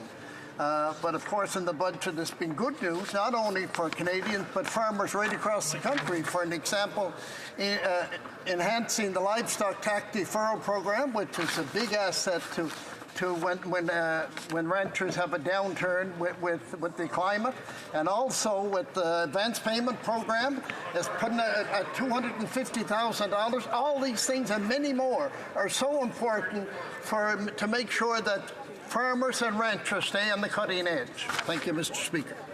The Honourable Member from Foothills. I'm not sure that it's good news when after 9 years of this Prime Minister, demand on food banks is at a record high. and more Canadians can't afford to feed their families. In Prince Edward Island, the Caring Cupboard Food Bank is struggling just to keep its doors open as demand is up 70%. Wow. These are the Agriculture Minister's own constituents. And what is his response? Increase the carbon tax by 23%, driving food costs even higher. Shameful. Why will this Prime Minister not ensure that farming and food is more affordable and pass Bill C-234 in its original form? The Honourable Minister for Agriculture and Agri-Food. Thank you very much, Mr. Speaker. And I'm kind of surprised to get this question from my colleague who was so interested in agriculture. Quite simply, when they were in power, they slashed $500 million from agriculture and agri-food. Right. They slashed $200 million from the business risk management program. All of these things are so important when agriculture has a downturn. We have reinstated the funds and will continue to support our farmers and ranchers right across the country. The Honourable Member from Barrie Innisfil. People in Ontario went into full panic mode last night, lining up to fill up because gas was going up to $1.80 a litre, the highest it's been in 2 years. 18 cents in every litre of gas is because of this NDP Liberal Prime Minister's carbon tax. And by the time the costly coalition is done, the carbon tax will quadruple, rising 61 cents a litre.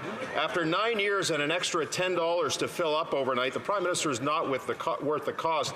How about cancelling the carbon tax on gas this summer so Canadians can at least enjoy that time-honoured tradition of a road trip? The Honourable Parliamentary Secretary. Mr. Speaker, when the Conservatives blame the cost of living crisis on carbon pricing and proven emissions reduction strategies, they're only serving the greedy corporate interest of billionaire grocery and oil and gas executives. There's no rebate on the provincial gas tax that Danielle Smith jacked up on Albertans on April 1st. There's no rebate on the summer fuel surcharge or excessive oil and gas profits. But the Canada carbon rebate is 4 quarterly payments per year as an incentive to use a little less and get a little bit more tax-free cash in your account 4 times a year. These Conservatives don't have a plan for affordability. They don't have a plan for the environment. They consistently prioritize the corporate interests of their greedy oil and gas masters over the needs of everyday Canadians.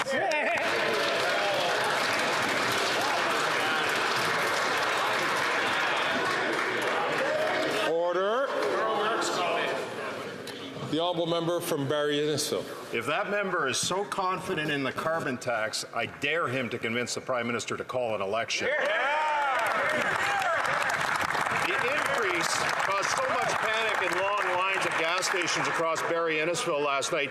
Costco was so busy that cars were lined up in live traffic on Mapleview. The NDP Liberal government plans on quadrupling the carbon tax to 61 cents a litre. The lineups and panic across the country shows that after 9 years, Canadians can no longer afford this costly coalition. Why don't they just come and live with reality and axe the carbon tax so Canadians can afford life? The Honourable Parliamentary Secretary to the Minister of Environment and Climate Change. Speaker, there was an election on the carbon tax. In fact, there was 3 of them. We won them all. And last election, they ran on a promise with Aaron O'Toole. Remember that? Remember his little cover? He cared about the environment for a change. Conservatives all of a sudden cared about climate change, and they were going to use carbon pricing to lower emissions. Well, they lost. But they still all ran on that promise to price carbon. But when this new member of Parliament, the leader of the Conservatives, the petro puppet of Carleton, came in play,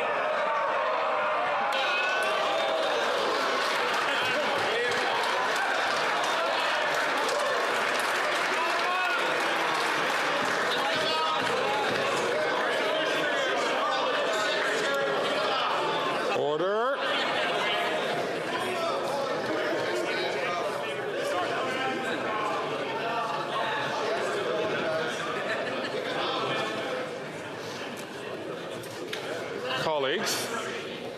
Colleagues, we can be pointed, we can be passionate, and we can be many things. But what we must always remain to do is to make sure that we're carrying ourselves and we refer to each other politely. The Honourable Member, the Honourable Parliamentary Secretary knows that. I'm going to ask him just to withdraw that part of his statement, and then he has 5 seconds to finish his question. Thank you, Mr. Speaker. These Conservatives can dish it out, but they ran on carbon pricing, and they've got no integrity for fighting it at this stage.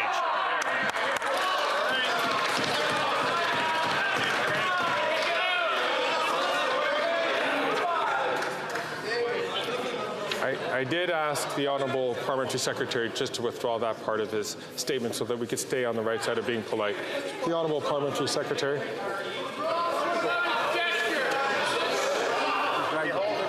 Mr. Speaker, I apologize for causing a little bit of disruption. It seems that the Conservatives are having... The Honourable member did apologize for causing disruption in the House. The Honourable...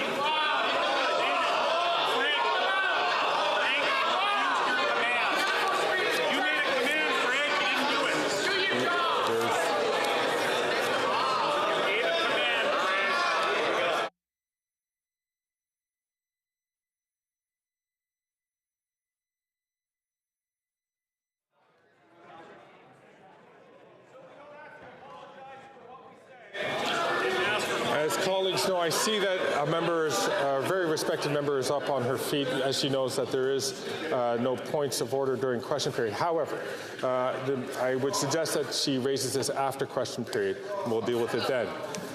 The honourable member from Hastings, Lennox and Addington. Before this government came into power, road trips used to be a staple vacation for many Canadian families. Gas prices in Ontario skyrocketed overnight, pushing $1.80. This is the highest price in 2 years. The Liberal NDP Prime Minister's carbon tax is now at 18 cents a litre of gas, and when he quadruples the carbon tax, it will shoot up even higher. After 9 years, Canadians are convinced this Prime Minister is not worth the cost. Mr. Speaker, will the Prime Minister cancel the carbon tax on gas this summer so Canadians can afford a family vacation? Hear, hear. The Honourable Minister for Workforce Development. Thank you, Mr. Speaker. Let's bring some sanity and fact into this conversation. Dan McTeague, who is the president of the advocacy group Canadians for Affordable Energy, said in past years the switch over to summer blend fuel typically results in an increase in fuel of about 6 to 10 cents per litre. In warmer weather, refiners are required to make this change so that the fuel is more stable. There's good news, Mr. Speaker. Prices will come down about 5 cents by Friday, by September even lower. This has nothing to do with the price on pollution and everything to do with theatrics by the Conservatives.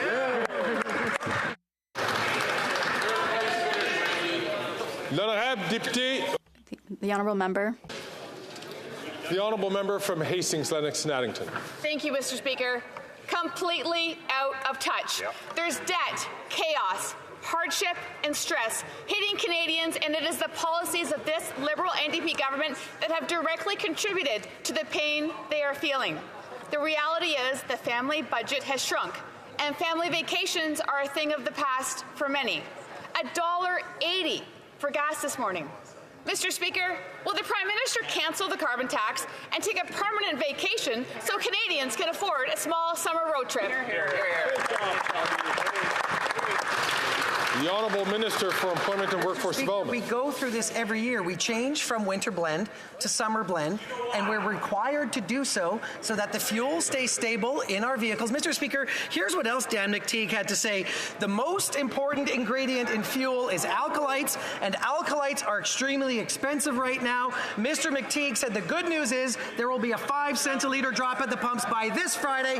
We're fighting climate change. This has nothing to do with it. Pure theatrics from Conservatives to scare people while we have the backs of Canadians from coast to coast to coast.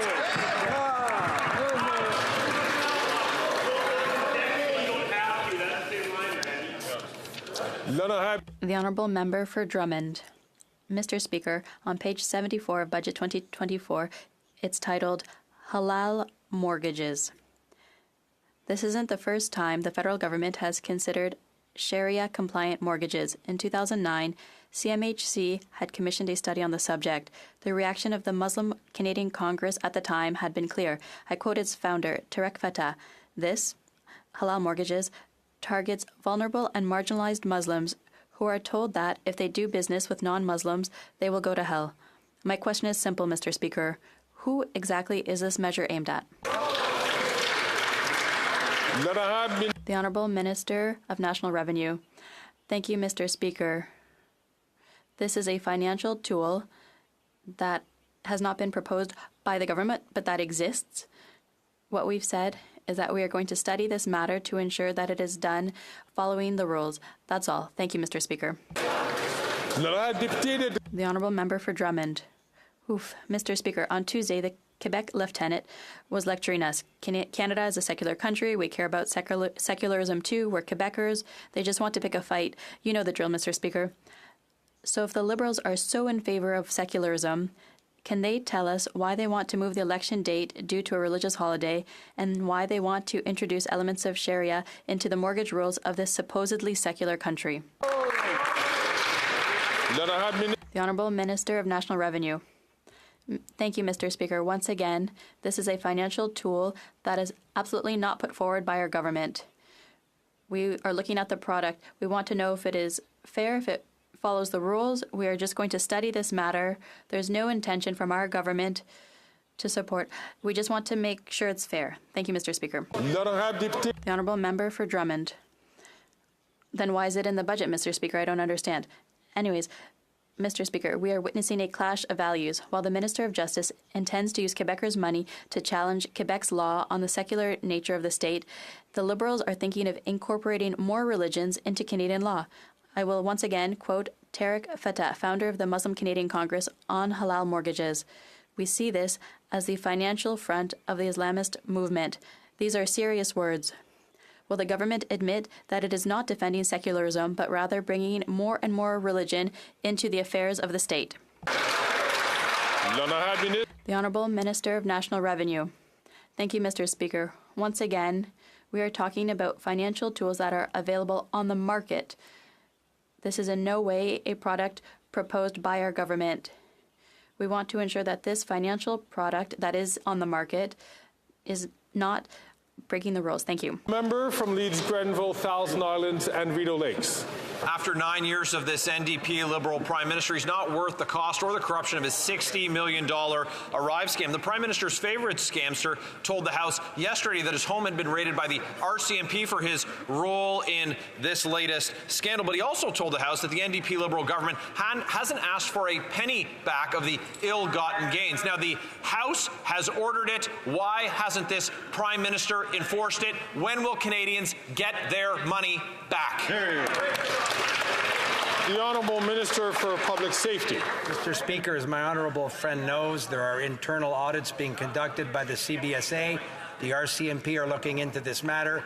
The Auditor General had done a report, and we've accepted the recommendations, and my colleague from Public Services and Procurement has changed many of the rules around these types of contracts. Mr. Speaker, we've also said from the beginning, anybody who abused taxpayers' money will face the consequences. And of course, the government will always seek to recover taxpayers' money that was spent inappropriately.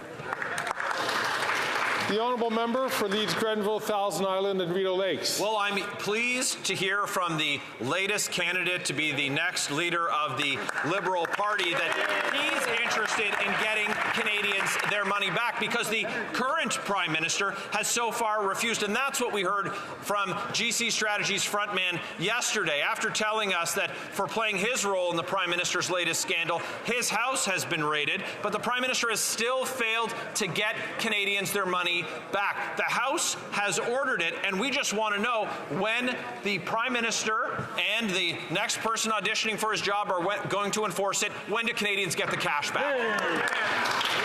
The Honourable Minister for Public Safety.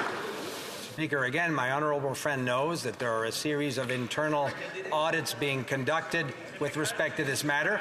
He referred to the RCMP that are also seized with many of these issues. They took a certain action yesterday, which we heard about in this House as well, Mr. Speaker. I think the honourable member should have some confidence that those who have abused taxpayers' money will face the consequences. And if taxpayers' money has been misplaced or mishandled, of course the government will seek to recover those funds. The Honourable Member for Mégantic-l'Érable. The Prime Minister and his allies in the Bloc should be ashamed of having voted to grant millions more for Arrive Can, a decision that made the owners of GC Strategies multimillionaires. Kristen Firth, co-founder of GC Strategies, said yesterday that the Prime Minister has made no move to recover the money wasted on his Arrive Can app. Arrive Can cost $60 million. Yesterday, the Prime Minister ordered his troops not to ask questions and not to seek reimbursement from GC Strategies. The clock is ticking. When will the Prime Minister give Canadians back their money wasted on ArriveCan? The Honourable Minister of Public Safety. Mr. Speaker, as I said to our colleague in the past, of course, he knows very well that there are investigations underway, including by the RCMP. There are internal verifications underway. My colleague, the Minister of Public Services and Procurement, has changed some rules following the Auditor General's report, and we've always said that anyone who has abused taxpayer money will have to face consequences. And of course, the government will undertake the necessary processes to recover that money. The Honourable Member from Hamilton Centre. Mr. Speaker, Ontarians woke up this morning to find out that they got mugged by corporate oil and gas greed today. Gas prices are up 14 cents to $1.80 at the pumps. Now, this Liberal government almost found the courage to tax the profits of the oil and gas corporations, but buckled when after their lobbyists told them not to. So, both Liberals and Conservatives, we know, will always protect the record profits of the oil and gas corporations. So when will this Liberal government finally find the spine to say no to the lobbyists and actually stand up for hard-working Canadians?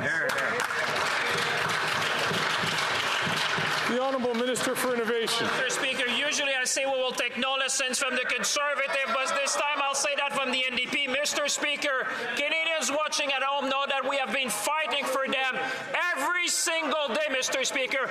Every member on this side of the House wakes up in the morning to work for Canadians, to improve their lives, to make sure that we stabilize prices, Mr. Speaker.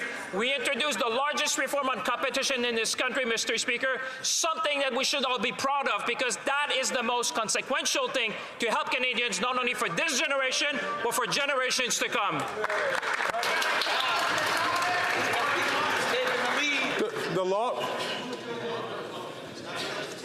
The Honourable Member from Ladysmith, Nanaimo Ladysmith.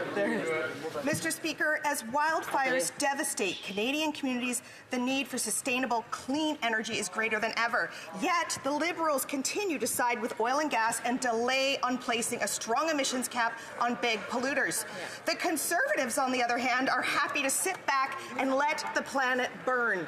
New Democrats know that immediate action is needed to tackle the climate crisis. Why do the Liberals keep caving to big oil and refuse to enforce an emissions cap to save our kids' future? Hear, hear. The Honourable Minister for Employment and Workforce Development. Mr. Speaker, I would invite the New Democrat caucus and their leader to find the courage of their own convictions and come back to supporting us on a price on pollution. We are staying in the lane on fighting pricing on pollution each and every day. We're going to make sure that we have a planet that will be here for our kids and our grandkids. We will have a price on pollution. 8 out of 10 Canadians will get more money back. That's what we've set to do. We've run 3 elections on it. We're going to keep doing that, Mr. Speaker. We're going to defend Canadians. We're going to defend the planet. And we're going to do it in a way that makes Canadians better off.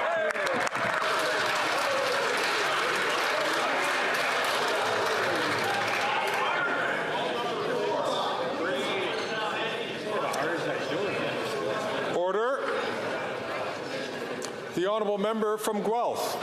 Thank you, Mr. Speaker. As the Chair of the Science and Research Committee and the member for Guelph, I'm really excited about the investments in science in the recent budget. Researchers and scientists across Canada have a vital role in developing innovation and knowledge. Can the Minister of Innovation, Science and Industry highlight the important investments our government is making in our science and research space that will support students and generations of researchers to come? Tough question. The Honourable Minister for Innovation. Speaker, I'd like to first thank my colleague for his leadership on research and science. Mr. Speaker, our budget has shown that we have vision and ambition for science and research in this country, Mr. Speaker, because on this side of the aisle, we know that the science of today is the economy of tomorrow. We have announced historic investment in infrastructure because we want to make sure that we would have state-of-the-art facilities for our researchers in this country. But more importantly, Mr. Speaker, we have made an historic investment in grants to support our researcher, our young students, and the next generation, Mr. Speaker. With our investment, we know that science in this country will continue to make sure that we have prosperity for generations to come. The Honourable Member from Calgary, Midnapore. Yesterday, Christian Firth of GC Strategies confirmed his home was raided by the RCMP.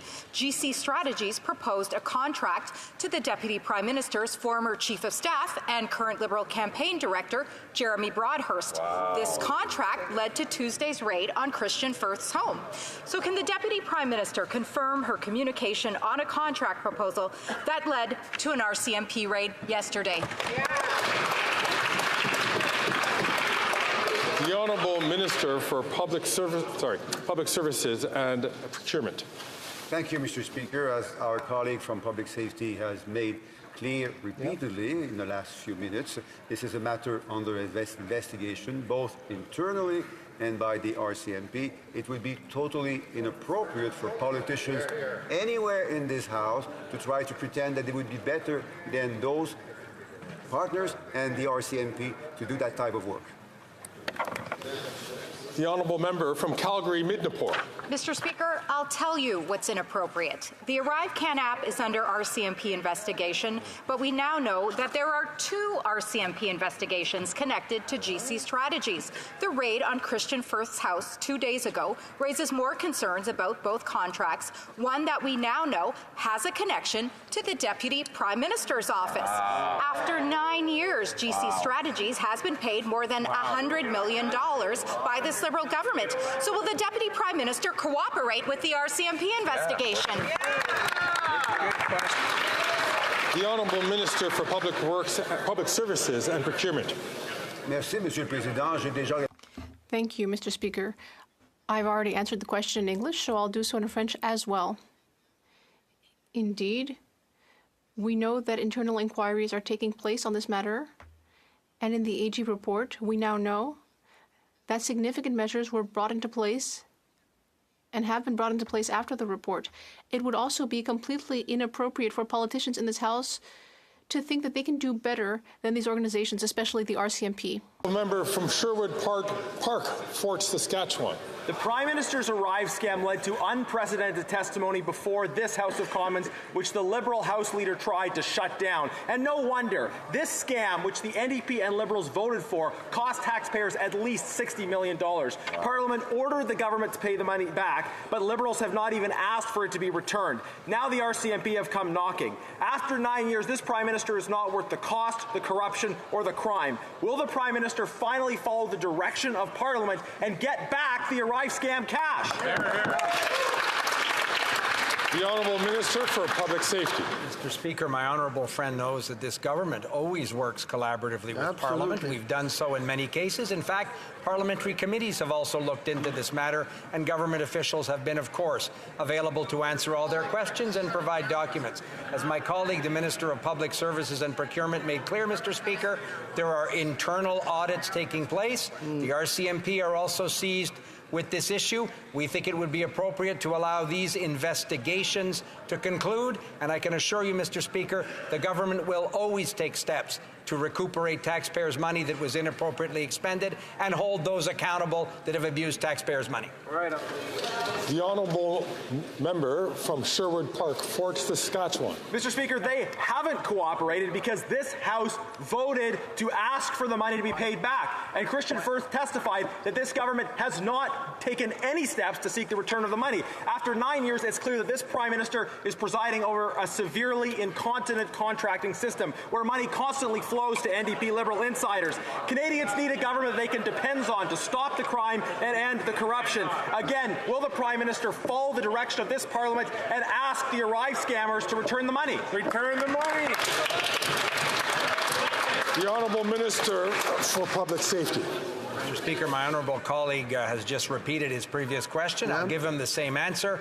This government always takes the use of taxpayers' money extremely seriously. Absolutely. We have said that if taxpayers' money has been misplaced or mishandled, of course the government will ask that that money be returned and take the steps appropriate to recuperate that money. And in the case of individuals, my colleague may have taken note of the RCMP action yesterday, in the case of individuals who have abused taxpayers' money, of course the RCMP will take the steps necessary to investigate these matters. It's a given. The Honourable Member for Joliette. Mr. Speaker, This Liberal budget doesn't just represent the end of any respect for jurisdiction, it also represents the end of any level of competence in politics. Ottawa is trying to impose its priorities without even thinking about whether it makes sense. For example, building 40-floor apartment towers near schools in neighborhoods which it knows nothing about, or creating standards for skilled trades without knowing anything about it. Same thing for long-term care. Why not let competent people take care of issues that are in their fields of jurisdiction? The Honourable Minister of Transport. Mr. Speaker, the Bloc Quebecois should show some courage. It should tell us exactly what part of the budget they object to. Investing in housing? Do they object to helping to feed kids so they're not hungry at school? Are they against investments to help municipalities in our rural regions? What exactly do they object to? They should have the courage to say so, because right now they don't dare come out and say exactly what they don't like. They're just acting like they're best friends right next to them in the House. They don't have the courage to tell us what they don't like. They just want to vote against the budget. The Honourable Member for Joliette. Well, Mr. Speaker, we are against interference in our jurisdiction. If the Liberals want to do Quebec politics, then they should run for the Liberal Party of Quebec. Otherwise, they should take care of things at the federal level. There's plenty to do. They should transfer money for housing instead of negotiating until 2025. They should put an end to the two-tier system for seniors. They should refund Quebec for asylum seekers. They should reform EI, as they've been promising since 2015.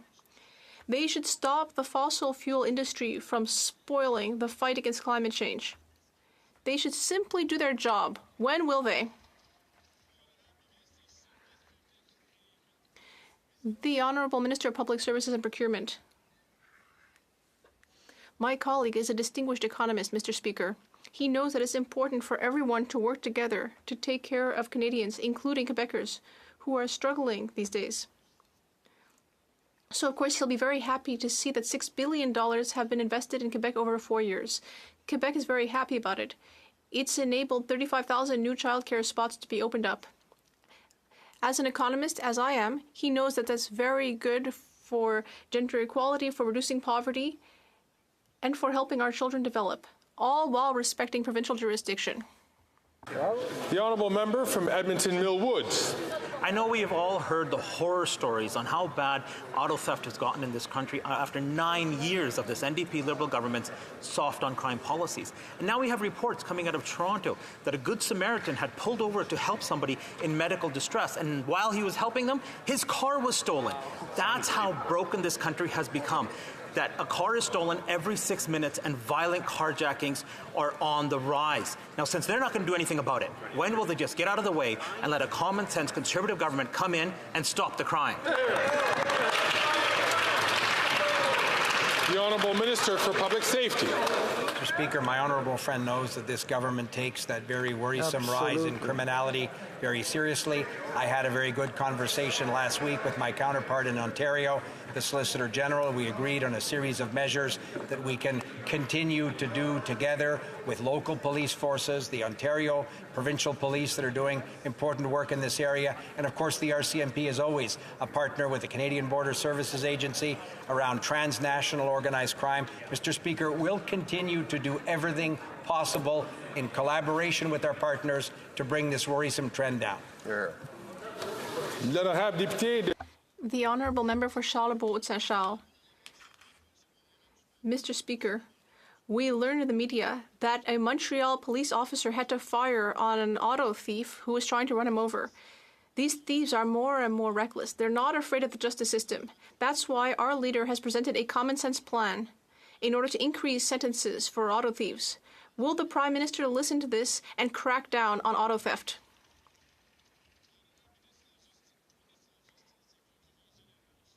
The Honourable Minister of Justice. There are two things I want to say, Mr. Speaker. First of all, as soon as C-75 came into this House, this very member voted against the bill, which would have increased sentences for auto theft. Now, here in the budget, we have unveiled an increase in sentences for auto theft. But this member and his leader have already said that they are against our budget and against our efforts to reduce auto theft. The honourable member for Charlesbourg-Haute-Saint-Charles. On the contrary, Mr. Speaker, I think the Minister of Justice has forgotten that because of C5 and C75, with its catch and release system, auto thieves and other criminals in Montreal have nothing to be afraid of. They know that they can operate with impunity. They'll just be set free right away. That's what we see with C75. Would the Minister of Justice or the PM answer the question? Will they increase sentences for auto thieves so that they actually have something to be scared of and so that they finally stop stealing cars in Montreal? The Honourable Minister of Justice and Attorney General. Just to be very clear, for constituents of this member, when C75 was in this House, we proposed including sentences from 18 to 24 months for auto theft, and yet this member and all of his colleagues voted against that. And in this budget, we're not just going to change the criminal code, we're also going to change penalties for money laundering. And yet my colleague and all of his Conservative colleagues have already said they will vote against it. It's very hard to understand what he's talking about. L'honorable député de Sudbury. Mr. Speaker, eliminating violence against Indigenous women and girls, Two-Spirit and gender-diverse people is an urgent priority in Canada.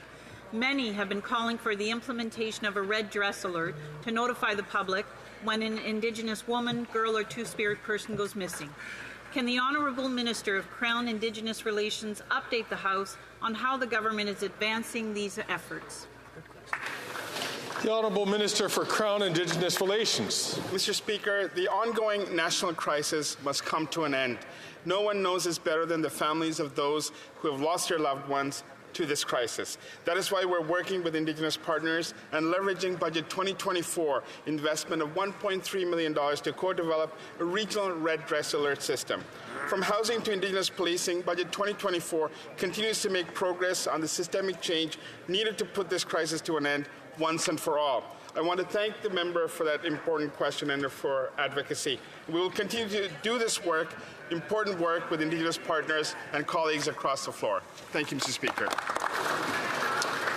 The honourable member from Barrie, Springwater, Oro-Medonte. Mr. Speaker, after 9 years of this NDP Liberal government, this Prime Minister is not worth the cost or the crime. Today we learned that thieves who stole $20 million in the biggest gold heist in Canadian history are out on bail. Right. This is because of the Liberal government's shameful Bill C-75 that allows offenders to be in jail in the morning and back on the streets in the evening. Will the Prime Minister reverse his bail over jail policies in Bill C-75? The Honourable Minister of Justice and Attorney General. Mr. Speaker, the bill that the Conservative Party loves to discuss in this context actually included things such as increased penalties for auto theft, a key criminality issue that is seizing Canadians right now. It's an issue that we need to all address. I find it a little bit disturbing and a little bit hypocritical, actually, that that member and all of his colleagues actually voted against that bill at the time, which would have helped augment the crimes against people who steal automobiles. But yet they have another opportunity. But unfortunately, they've already declared that vis-a-vis the further efforts we're taking to address automobile theft, they're continuing to vote against. The honourable member from Kamloops, Thompson, Caribou. After 9 years of NDP Liberals, offenders like Bernardo and Magnotta are living better than many Canadians, with cable, canteen, and a beautiful gym. This is at a time when Canadians are having trouble when it comes to heating, eating, and housing. Breaking news, Mr. Speaker. The Correctional Officers Union tells us that crime is thriving. Not on the streets, but in jail, with drones dropping drugs and serious weapons. When will this government realize that violent offenders shouldn't have access to these things? Who's running corrections? Yeah.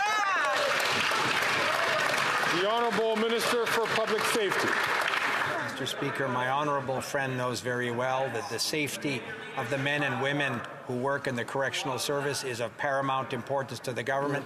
I have met with representatives of the union. I talk to the administration at the Correctional Service of Canada often about what steps we can take to give them the technologies and the tools necessary to protect the people who work in our correctional system. And Mr. Speaker, we will always do everything we can to keep these institutions safe for the brave women and men who do this difficult work for Canadians. Right on. Here. The honourable member from Fort McMurray, Cold Lake.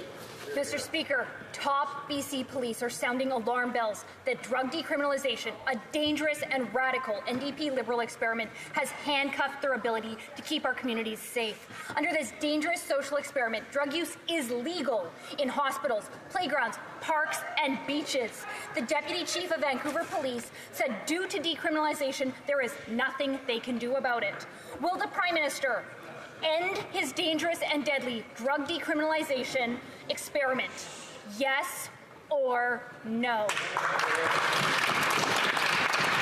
The Honourable Minister for Mental Health and Addictions. Mr. Speaker, what the member chooses to ignore or not listen to when law enforcement also says is that they've been crystal clear. Fentanyl is driving the crisis, and too many Canadians are dying as a result of it. People are dying alone, Mr. Speaker, and they're only concerned about one thing, misusing the facts. I will be meeting with my counterpart in BC and law enforcement partners to discuss how we can further work together to address diversion. But, Mr. Speaker, diversion is illegal. The member knows that. And we expect law enforcement to do their job, as well as the regulatory colleges, and act swiftly to address it. We are working together, Mr. Speaker. Where are they? The honourable member from Kitchener-Conestoga. Thank you, Mr. Speaker. Small and medium-sized businesses are an integral part of Canada's economy. They employ about 65% of Canada's workers. Recognizing that small businesses deserve additional supports, it's important for us to make doing business more affordable for entrepreneurs. Can the Minister of Small Business tell us about the measures in Budget 2024 that will help entrepreneurs in Kitchener-Conestoga and across Canada? The Honourable Minister for Small Businesses. Mr. Speaker, I thank my honourable colleague for that question. As a former small business entrepreneur myself, I know the importance of affordability for entrepreneurs. So I'm glad that through Budget 2024, our government is committed to delivering $2.5 billion to small businesses and to 600,000 small businesses across Canada through the Canada Carbon Rebate. Reports say that small businesses are directly impacted by 60% of them are directly impacted by climate change. And while the official opposition continues to want to cut the Canada Carbon Rebate, on this side of the House, we're going to continue fighting climate change while putting money back into the pockets of Canadians and small businesses.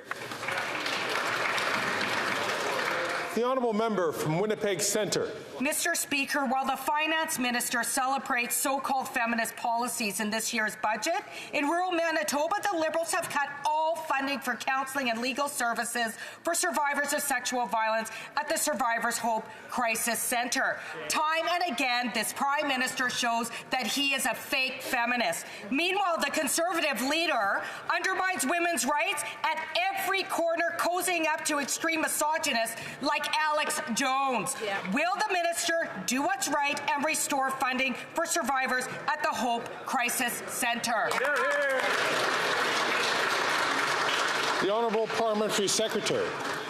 Speaker, we know there's always more to do, and I really appreciate the member opposite and the work that she does on the Status of Women Committee. She is a true advocate for women, but I will point to the fact that this budget does cover contraceptives for women. 9 million Canadians will be able to make choices on their bodies because of this investment. We've got investments against workplace sexual harassment. We've got investments to have more childcare spaces in this country and more investments to support queer and trans people in this country, Mr. Speaker.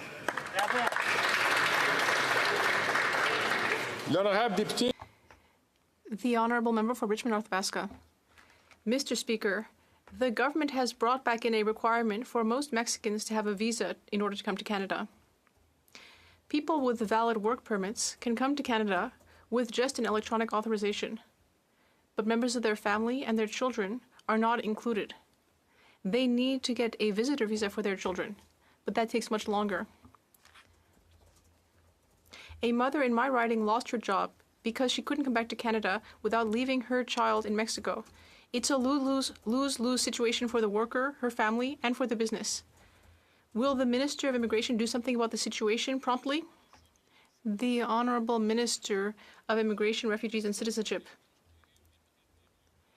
I'd like to ask the member to come see me after this session in order to discuss the situation. Now, we know that people get their visa in Mexico That's the rule, and if there are any exceptions that need to be discussed, I would encourage him to come see me.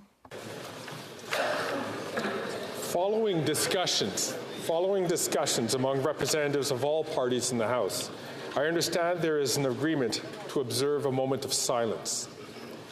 I now invite the House to rise and observe a minute of silence in memory of the victims of the tragic event that happened 4 years ago in Nova Scotia.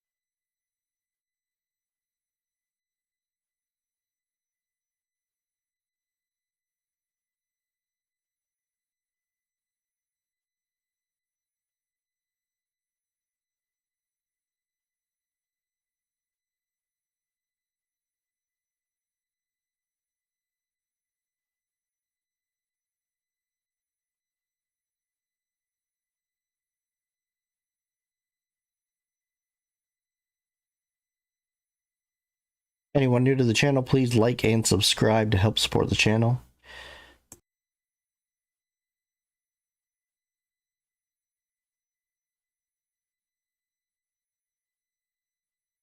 Honorable members.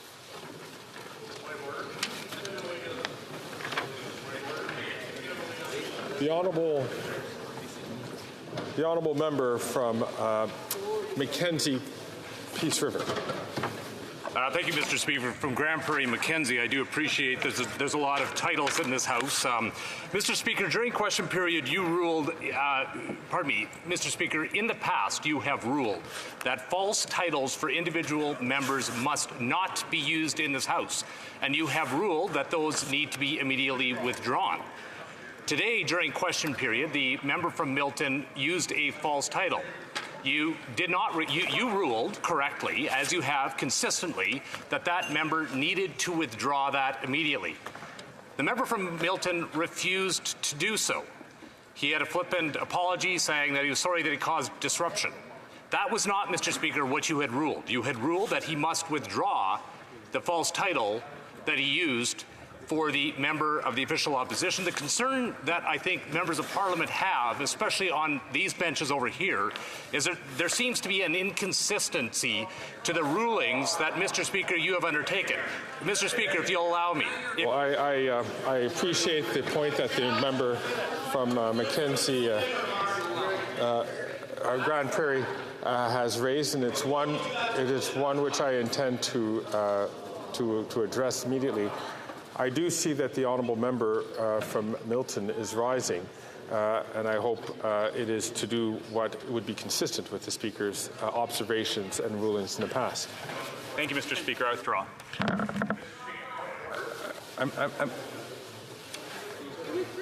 Sorry. So I did hear the honourable member withdraw his comment. The honourable member from Grand Prairie, Mackenzie, is rising, I hope, on a new point of order. Mr. Speaker, yesterday, the member from North Island, Powell River, did not immediately withdraw her comments, and she was sanctioned for the remainder of the day. There is an inconsistency in the rulings in this House.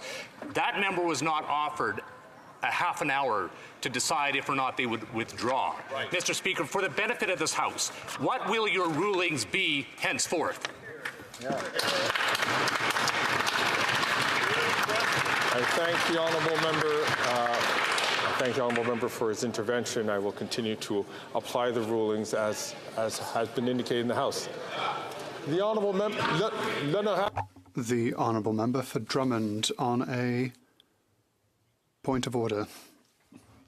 Mr. Speaker, on the same theme as my Conservative colleague, but complementary to his comment, for the past few months, there has been a huge irregularity in the interpretation of the freedom of expression in this House. It's a fundamental part of parliamentary privilege, and we can't do our work as parliamentarians adequately if we don't actually know what the rules to be applied are when it comes to freedom of speech.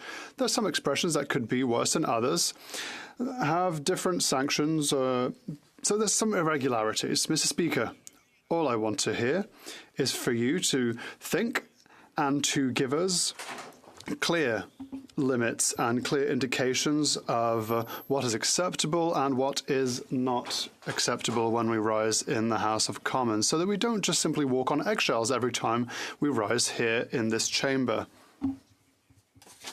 Thank you, Mr. Speaker. I would like to thank the honourable member for Drummond for his statement, and I just wanted to mention to all of our colleagues a statement made on the 18th of October 2023, pursuant to which directives were given regarding what is acceptable to say in this House. That being said, I will have the opportunity to continue my discussions with the leaders of every political party represented in the House to find clearer indications as to what is acceptable, so we can have impassioned debates that still respect decorum and what is acceptable here in this House. Point of order. The Honourable Member for Saint-Hyacinthe-Bagot. Thank you, Mr. Speaker. We've consulted various parties. I think you'll find that there is unanimous consent for the following motion. That the Chamber consider as the Standing Committee on International Trade.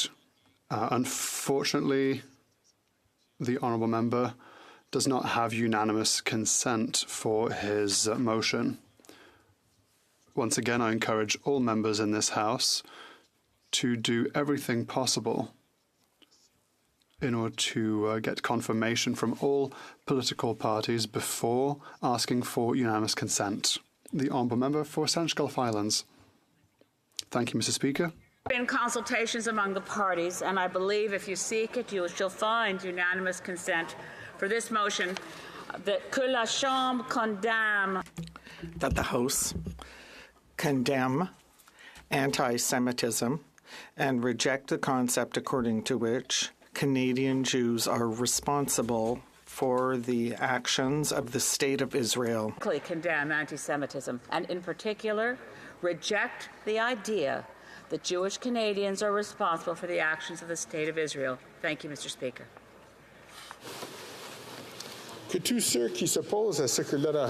All those opposed to the motion, please say nay. Therefore, the House has heard the terms of the motion. All those who are opposed to the motion, please say nay. Adopté. Carried. The Honourable member from New Westminster, Burnaby. Thank you very much, Mr. Speaker. And you've just indicated that over the constituency week next week that you will be reflecting on usage of false titles or false information in the House of Commons. As I pointed out yesterday, the use of the term NDP Liberal government is a false term. There is no doubt that it is disinformation. It is, there is no coalition in place. And this is something that the member from Leeds, Grenville, Thousand Island, Rideau Lakes did withdraw from when we were questioning the witness yesterday. I believe it should be common practice in this House that when any member rises, that they give accurate and not false information, and we'll be certainly asking you to make that ruling in the coming days after the constituency week. The honourable member from the honourable member from Kelowna Lake Country was on her feet for a long period of time. Same point of order, the honourable member from Regina Capel. Thank you, Mr. Speaker. And as we all know in this House, there are many different kinds of government. There are majority governments, there are minority governments, there are coalition governments, there are governments that rely on the support of another party. What we've objected to is when, and what other members have objected to is when substitution of names cause disorder or are insulting. Now, If the NDP find being associated with the Liberals insulting and demeaning, well, then they can make decisions to not support this Liberal government. And if the Liberal Party believes it's derogatory or insulting to be associated with the NDP, they could end the partnership. But this government depends on the NDP to pass its budgets, to pass its legislations. They are actively involved in senior level decisions when it comes to motions in this House and legislation. It is a matter of debate as to what that dynamic should be called. We, of course, are calling it for what it is, an NDP Liberal government, and there is nothing unparliamentary about describing it in that way. Rising on the same point of order, the honourable member from Kingston and the Islands. On the point of order, as I understand that you will be reflecting on this over the break week, Mr. Speaker, I would strongly encourage you to consider a few rulings that have been made recently with respect to what members are saying. In particular, sometimes a member might suggest that another member aspires to a certain political ideology. When a member has done that, there's still a Liberal member now that has not spoken since a ruling to that effect has come out. Now, I think that it's extremely appropriate and indeed our rights to be able to express how we feel. Your job certainly is, Mr. Speaker, to control the parliamentary language, to suggest what is not of parliamentary language, but I don't think it would be in the chair's best interest to start going down the path of deciding what is good, a good statement in terms of political ideology and what is not. I'll give you an example. If I was to say a member is pro-Russia, you might interpret that to be inappropriate. But would you also consider the same if I was to say a member is pro-United States? And so I think it's really important that you reflect on that, Mr. Speaker, because at some point we might run into a problem where we're not able to properly express ourselves. So I would encourage you over the next week to consider those comments as well. Thank the honourable member. The honourable member from Kelowna Lake Country. Thank you, Mr. Speaker. Today, during question period, the member from Milton performed a very inappropriate physical action.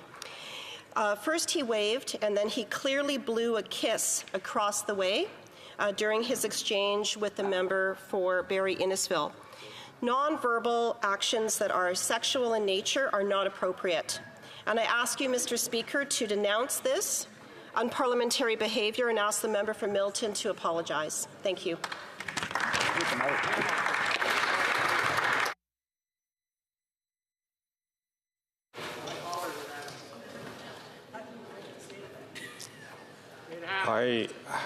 The chair will have to reflect on this and come back to this House if necessary.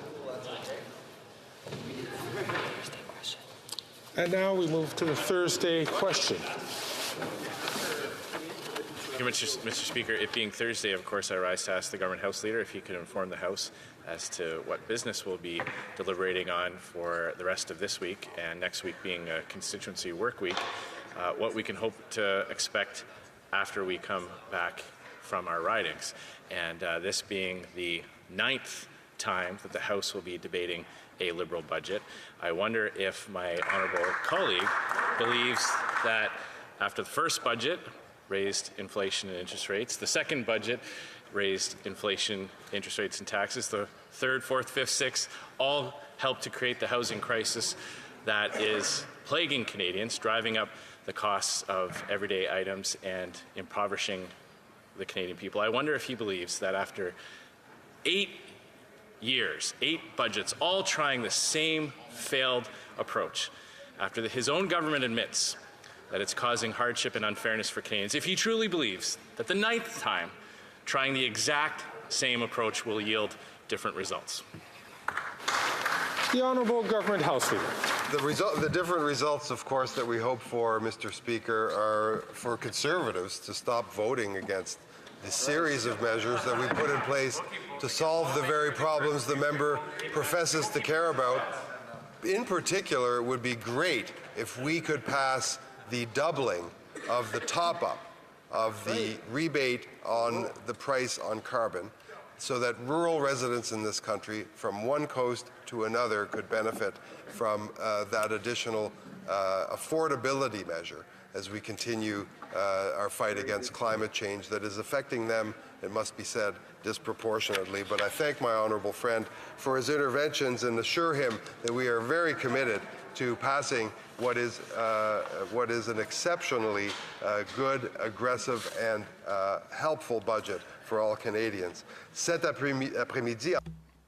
This afternoon, indeed, we will be pursuing the debate on the budget, and tomorrow we will complete the debate on the motion concerning the amendments moved by the Senate to Bill C-21, an act providing for the creation of a National Reconciliation Council. A good week of work in their constituencies. We will deal with the budget debate days on Monday, Tuesday, and Wednesday. And to you, Mr. Speaker, and to all members, bonne semaine de comté. Merci. Have a good constituency work week.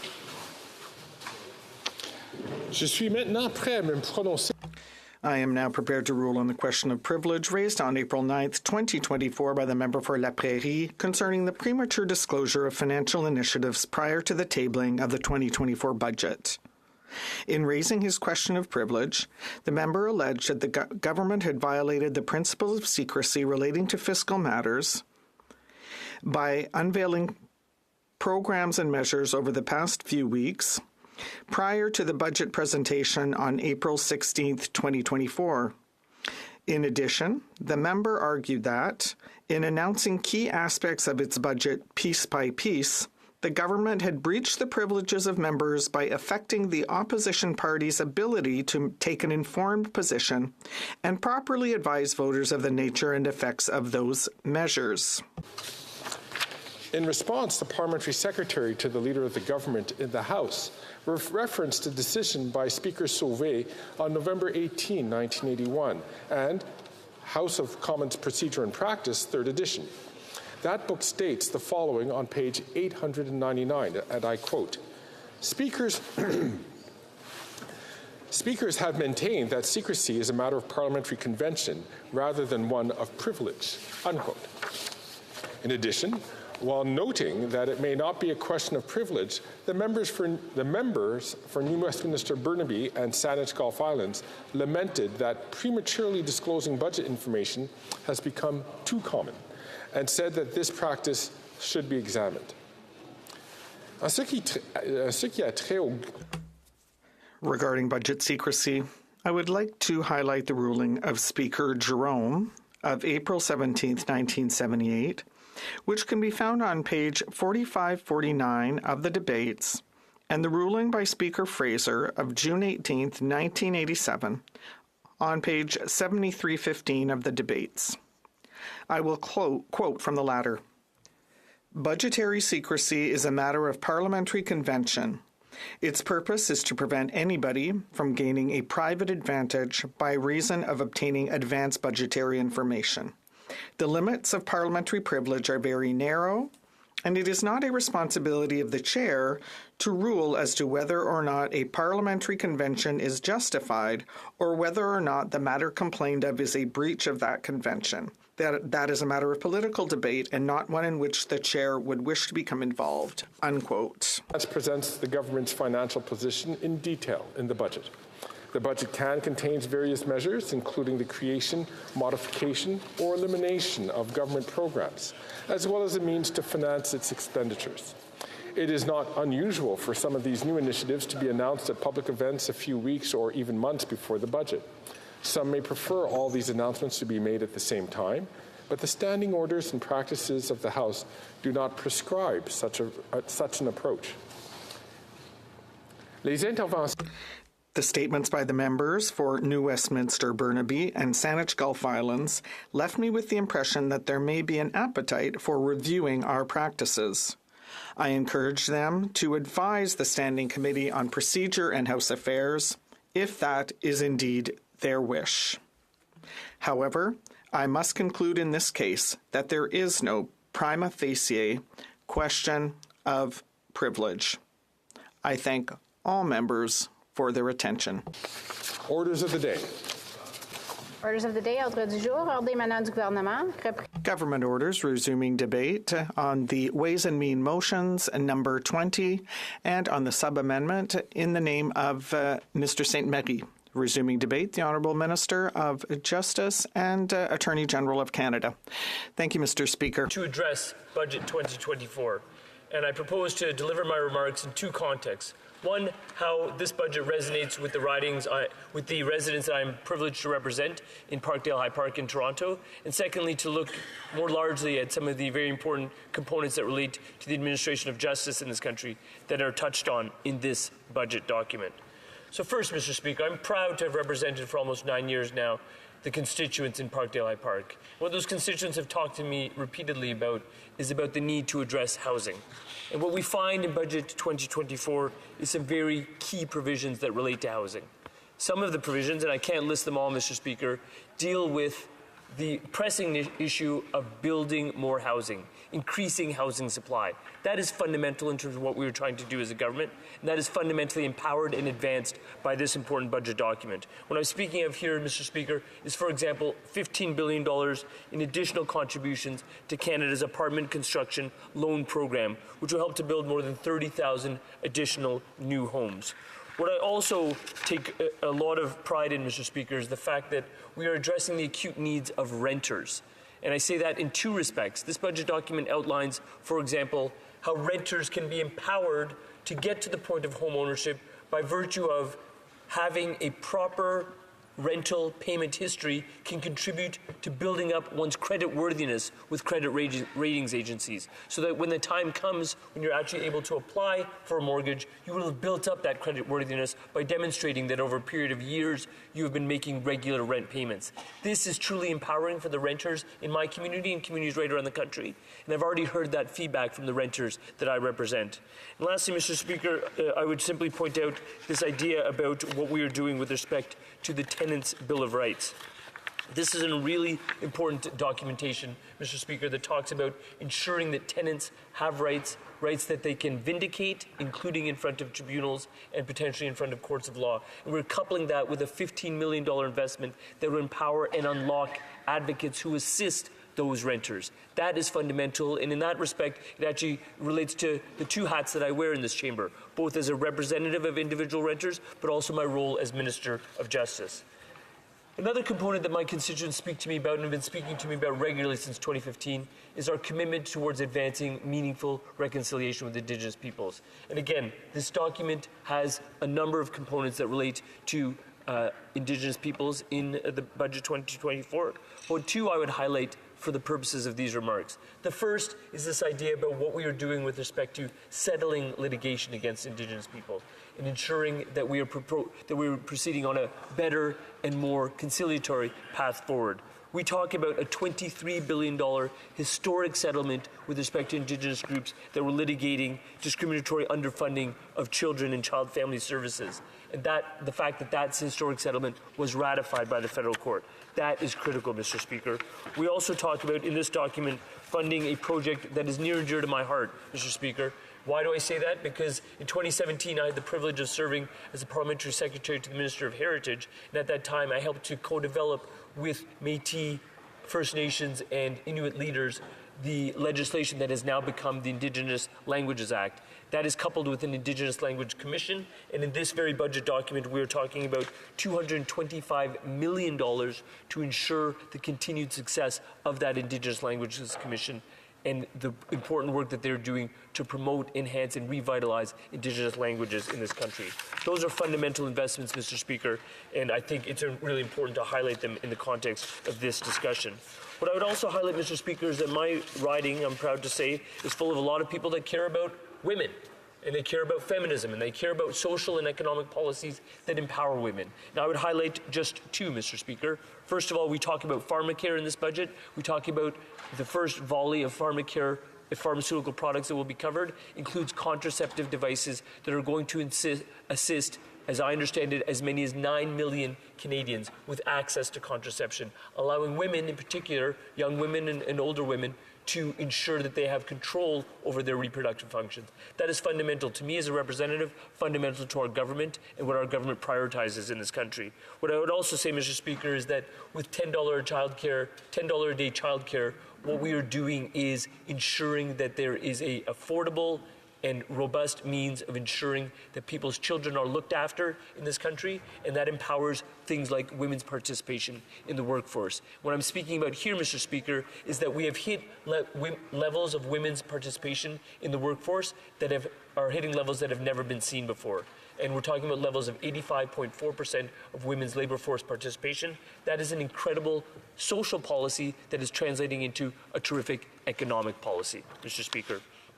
We can also talk about the $6.1 billion Canada Disability Benefit. I'm proud to say the constituents in Parkdale High Park care meaningfully about inclusive policies, about policies that alleviate poverty, about policies address those who are vulnerable and those who are in need. People have been asking me about the disability benefit. When will we see it? When will it come to fore? We are seeing it right now with this document. The very document that we will be voting on in this chamber includes a $6.1 billion funding model to empower Canadians who are disabled and to ensure that we are addressing their needs. What I would say to you, Mr. Speaker, this budget also represents a bit of a catch-up. And what I mean by that is that we're catching up to the rest of the G7. Until this budget was delivered, we remained the only G7 country in the world not to have a national school food program. It goes without saying that I don't think this is a partisan statement whatsoever, but there's a single one of us among the 338 members that are privileged to serve in this House who would think that a child arriving to school hungry is a good idea in any of their communities or in this country as a whole. And what we are doing is acutely addressing that. Through a national school food program, we will ensure that children do not arrive hungry to school, which impedes their productivity. It certainly limits their education. Through a $1 billion investment, we will cure school poverty and school hunger. We're also introducing legislation to reduce cell phone and banking fees, which is fundamental, Mr. Speaker. Mr. Speaker, could you let me know how much time I have remaining? Thank you. What I would just say to you with respect to the hat I wear as Minister of Justice is that I firmly believe, since taking on this role about 8 months ago, that one of my pivotal roles is ensuring access to justice. What I would say is that this document really rings true to that commitment that I personally have, to the commitment that our government and the Prime Minister has to accessing justice. And what I'm speaking about here, Mr. Speaker, is the notion of our commitment to legal aid. Legal aid has multiple components, Mr. Speaker, but legal aid is fundamental to ensuring that people can have their rights vindicated in a manner that is assisted by counsel, that helps to address things like court backlogs and court delays, but is also fundamental to the individual litigants before those courts. There's a criminal legal aid package in this budget that includes $440 million over 5 years. There's also immigration and refugee legal aid. Unfortunately, since the provinces wholesale resiled from their involvement in this portfolio since 2019, we've been stepping in with annual funding. We're making that funding no longer simply annual. We're projecting it over a 5-year term, which gives certainty and predictability to the people that rely upon immigration and refugee legal aid. And it's to the tune of $273 million over 5 years. That is fundamental, Mr. Speaker. You heard in question period efforts that we are making about addressing workplace sexual harassment. I'll pivot again here to the fact that this dovetails with both my ministerial role and my role as a devoted constituency representative as the MP for Parkdale High Park. I hear a great deal from my constituents about addressing women's needs in terms of addressing harassment and things like sexual harassment. What we are doing with this budget is providing $30 million over 3 years to addressing workplace sexual harassment. That is fundamental, Mr. Speaker. And I would say to you that in terms of what we are doing on hatred, Mr. Speaker, it is fundamental. There are fully 3 pages of the budget document that are dedicated towards addressing hatred. Some of them dovetail with legislation that I've tabled in this House, Bill C-63, what we will do to curb hatred online and its propensity of spreading online. But there are also concrete investments here that talk about Canada's action plan on combating hate, that talk about empowering things such as the Canadian Race Relations Foundation and the important work that they are doing in terms of promoting better understanding and the knowledge base of hate crimes units, but also fundamentally there's money dedicated in this very budget that talks about ensuring that both law enforcement and Crown prosecutors are better trained and provided better information about how to identify hate and how to potentially prosecute hate. Where we are as a country right now, this is a pressing need, and I'm very proud to see Budget 2024 addressing it directly. For the reasons I outlined earlier, Mr. Speaker, in terms of how this addresses the particular needs of my constituents, and for the very replete justice investments that are being made to ensuring access to justice and tackling pernicious issues such as sexual harassment and hatred, I believe this is a budget that all 338 of us should get behind and support. Merci beaucoup. Questions and comments. Question commentaire. The Honourable Member for Charleswood, St. James, Assiniboia, Headingley. Thank you, Mr. Speaker. I want to thank the member for his speech. I want to take him back to the Liberal platform of 2021 called Forward for Everyone. In that platform, the Liberals promised, and it wasn't a small promise, it was a major promise, $4.5 billion for the Canada mental health transfer that would be implemented over 5 years. That was almost 3 years ago. I'm wondering why it hasn't been dealt with in this latest budget. Is it just another broken Liberal promise? Minister of Justice and Attorney General of Canada. So I thank the member opposite for his question, and what I would say with respect to our commitment to mental health, I think it's replete. You've seen that in the past 12 to 18 months, you've seen us launch a 988 helpline that deals with suicide. You've seen us dedicate an entire new Canada Health Accord, which is touching almost $200 billion, and having a dedicated pillar of that accord addressing mental health and the mental health needs. You see in this budget document itself acutely targeted mental health programs that deal with, for example, the needs of Black Canadians. And I would say to that member, who I know is a committed member of the Jewish community, that I know that hatred that is fueled by anti-Semitism also has pernicious impacts on the mental health of Jewish Canadians. And what you find in this document is not only supports for the Special Envoy on Anti-Semitism, but dedicated supports towards fighting anti-Semitism and promoting Holocaust remembrance through a new museum in Montreal. Those are the kind of investments we need to see in this country. Those are the kind of investments I think we should all get behind. Question and commentaire, l'honorable député. The Honourable Member for Montcalm. Mr. Speaker, the Justice Minister is preparing to challenge the principle of the separation of church and state, and that's common in contemporary democracies. In the budget, it says that broadening access to mortgages is important, and Canada has a flourishing market and great diversity of religions that allows people to buy their first homes. And so this budget will broaden access to loans and other options of funding. Is that his idea of a secular state? The Honourable Justice Minister. What I'd like to point out to the member opposite is that our vision for this budget was to help people get housing, whether it's through more construction, greater supply of housing stock, different types of housing, be it apartments or houses, and also with the assistance they need in defending their rights as renters, for example, as I just said, and also with their finances. So the tax-free savings account has been can be made more use of for a down payment. And as I mentioned, we can now create a credit history that will help when you make your rental payments on time. That will improve your credit rating, and then eventually that will make it easier for you to become a home buyer. So that was our vision. Our vision is about housing as a higher priority. Thank you. In comments, the Honourable Member for North Island, Powell River. North Island, Powell River. Thank you very much, Mr. Speaker, and I thank the member for his intervention in this House. One of the things that did surprise me that was missing in this budget is something that I've heard from a lot of First Nations communities across this country, and that's the issue of enforcement.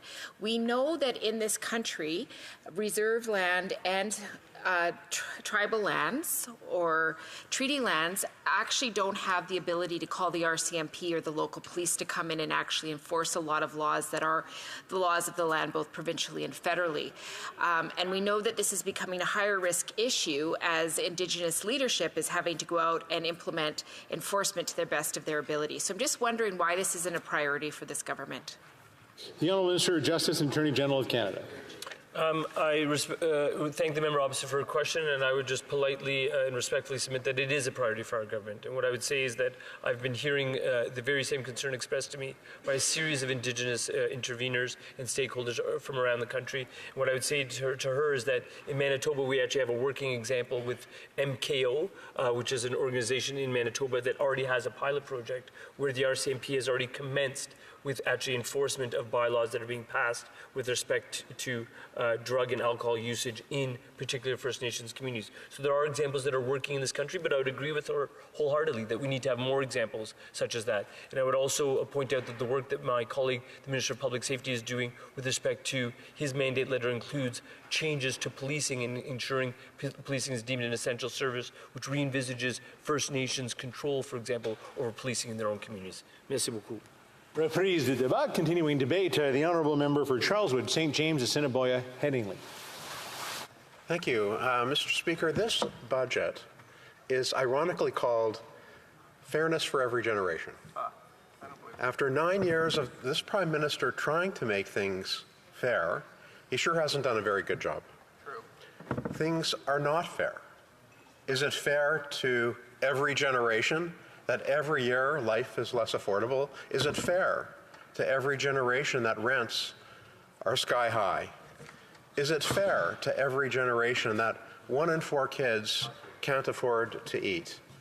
Is it fair to every generation that it takes almost 20 years just to save up for a down payment? The Prime Minister is not worth the cost for any generation. Mr. Speaker, this is the 9th straight year of deficit spending.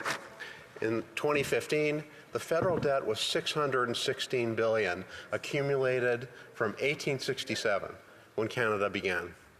Today, it's $1.25 trillion, double. This Prime Minister has borrowed more money than all other Prime Ministers combined. The result? After 20 years of low inflation and interest rates, this Prime Minister's irresponsible inflationary spending has upended Canada's stable economy. This year, Canada will spend $54.1 billion on interest to wealthy bankers and bondholders instead of on doctors and nurses to service the Prime Minister's debt. That's the same amount collected in the GST. We should change the name of that tax from the GST to the DST, the debt servicing tax. It's also more money than the government spends on health care or on the Canada Child Benefit. This is what happens when a Prime Minister doesn't want to think about monetary policy. The result? Mortgage payments doubled. Down payments have doubled. Rents have doubled. The cost of gas, groceries, and home heat has skyrocketed. People can't afford to eat, heat, or house themselves. And yet, instead of reining in spending to bring inflation under control, the Prime Minister acts like a pyromaniac, throwing another $40 billion on the inflationary fire. This is despite warnings from economists, including Bank of Canada Governor Tiff Macklem, who cautioned that government spending is at the upper bound. This will make it much harder for the bank to lower interest rates. Mr. Speaker, this isn't a partisan point. Former Parliamentary Budget Officer Kevin Page expressed this yesterday, telling Global News, we need to get those interest rates down. So on a net basis, this is just not good for inflation. Former Liberal Finance Minister John Manley also warned this government months ago that they were pressing on the inflationary gas pedal with their spending. Even former Liberal-appointed Governor of the Bank of Canada, David Dodge, said he believes that this will be the worst budget since 1982. Mr. Speaker, the definition of insanity is doing the same thing over and over again and expecting a different result. After 9 deficits and doubling the national debt, Canada is less fair and Canadians are worse off. And now the Finance Minister says that what Canadians really want is a stronger government to make things fairer. Well, Mr. Speaker, by making government bigger, they've made citizens weaker. Conservatives believe that smaller government makes for bigger citizens. This is not a government that gives people everything they want. It's a government that takes everything they have. But you don't have to take it from me, Mr. Speaker. Just yesterday, in the Financial Post, it was written, "We become a growth laggard, and our living standards have largely stagnated for the better part of a decade." Part of our declining standard of living has to do with the fact that Canada has the worst productivity in the G7. Mr. Speaker, our GDP growth has been driven primarily by population and labor force growth, not productivity improvements. That may increase the total amount of goods and services, but it doesn't translate into increased living standards. This is a real crisis, Mr. Speaker. From 2000 to 2023, the growth rate of Canada's real per-person GDP was 0.7%. That is meaningfully worse than that of the G7 average of 1%, and the United States, whose GDP per person growth rate was 1.2%, almost double. Mr. Speaker, our country is facing a productivity crisis that threatens to erode this country's standard of living and erase many Canadians' hopes for a more prosperous future. Just a few weeks ago, Deputy Bank Governor Rogers said that we have a productivity emergency. In case of emergency, break glass. Even former Liberal Finance Minister Bill Morneau says the budget is a threat. This budget is a threat to investment and economic growth. It's time to take action. For instance, reducing regulatory barriers to investment, celebrating entrepreneurship, bolstering the profit incentive for private investment, loosening the federal government's tight grip on the economy. Unfortunately, Mr. Speaker, the Prime Minister does the exact opposite. There has been one change, though, Mr. Speaker. The borrow and spend Liberals are now the tax and spend Liberals. On top of gouging Canadians with their April 1st tax hikes, they've decided that they know better how to spend businesses' money than the hardworking Canadians who actually run those businesses. And Mr. Speaker, this is not a partisan point. Dan Kelly, president of the CIBC, said, and I'm quoting, "What worries me the most about these tax changes is the potential to demotivate Canadians from getting into business in the first place or working hard to grow a small business into a medium-sized business." And he's not the only one, Mr. Speaker. Harley Finkelstein, president of Canada's greatest tech company, Shopify, said, "We need to be doing everything we can to turn Canada into the best place for entrepreneurs to build. What's proposed in the federal budget will do the complete opposite. Innovators and entrepreneurs will suffer, and their success will be penalized. This is a tax on innovation and risk-taking. Our policy failures are America's gains. At a time when our country is facing critically low productivity and business investment, our political leaders are failing our country's entrepreneurs. Failing, Mr. Speaker. For 9 years, the Prime Minister has told Canadians that the rich would pay for the cost of his spending. But the truth is, it's been everyday Canadians who have been the ones paying. The Prime Minister has already raised his punishing carbon tax by 23% on April 1st, and with $40 billion in new inflationary spending, Canadians will continue to pay the inflation tax that hurts the poorest among us the most. Whatever the Prime Minister says, it won't be him and his billionaire friends who pay for new spending. It will be single moms, workers, and small business owners. Mr. Speaker, you can't tax your way to prosperity, and no government program can increase productivity better than the power of the free market spurred on by Canadian entrepreneurs. We need to celebrate entrepreneurship in this country, not punish it. Mr. Speaker, Conservatives had 3 simple demands for this budget. 1, axe the tax on farmers and food by immediately passing Bill C-234 in its original form. build the homes, not bureaucracy, by requiring cities to permit 15% more home building each year as a condition for receiving federal infrastructure money, and cap spending with a dollar-for-dollar rule to bring down interest rates and inflation. The government must find $1 in savings for every dollar of spending. The Prime Minister did none of those things, and for those reasons, Conservatives will not be supporting this budget.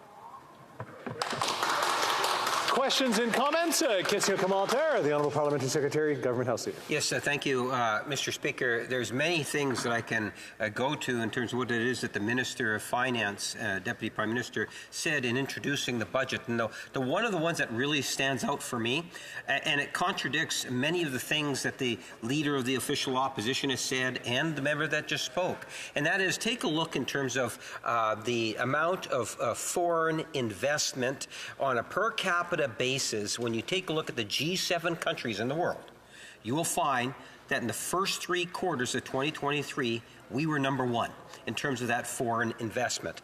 That speaks volumes. Next to that, I would remind the member, and this is something I said earlier, it took Stephen Harper virtually just over 9 years to create just under 1 million jobs.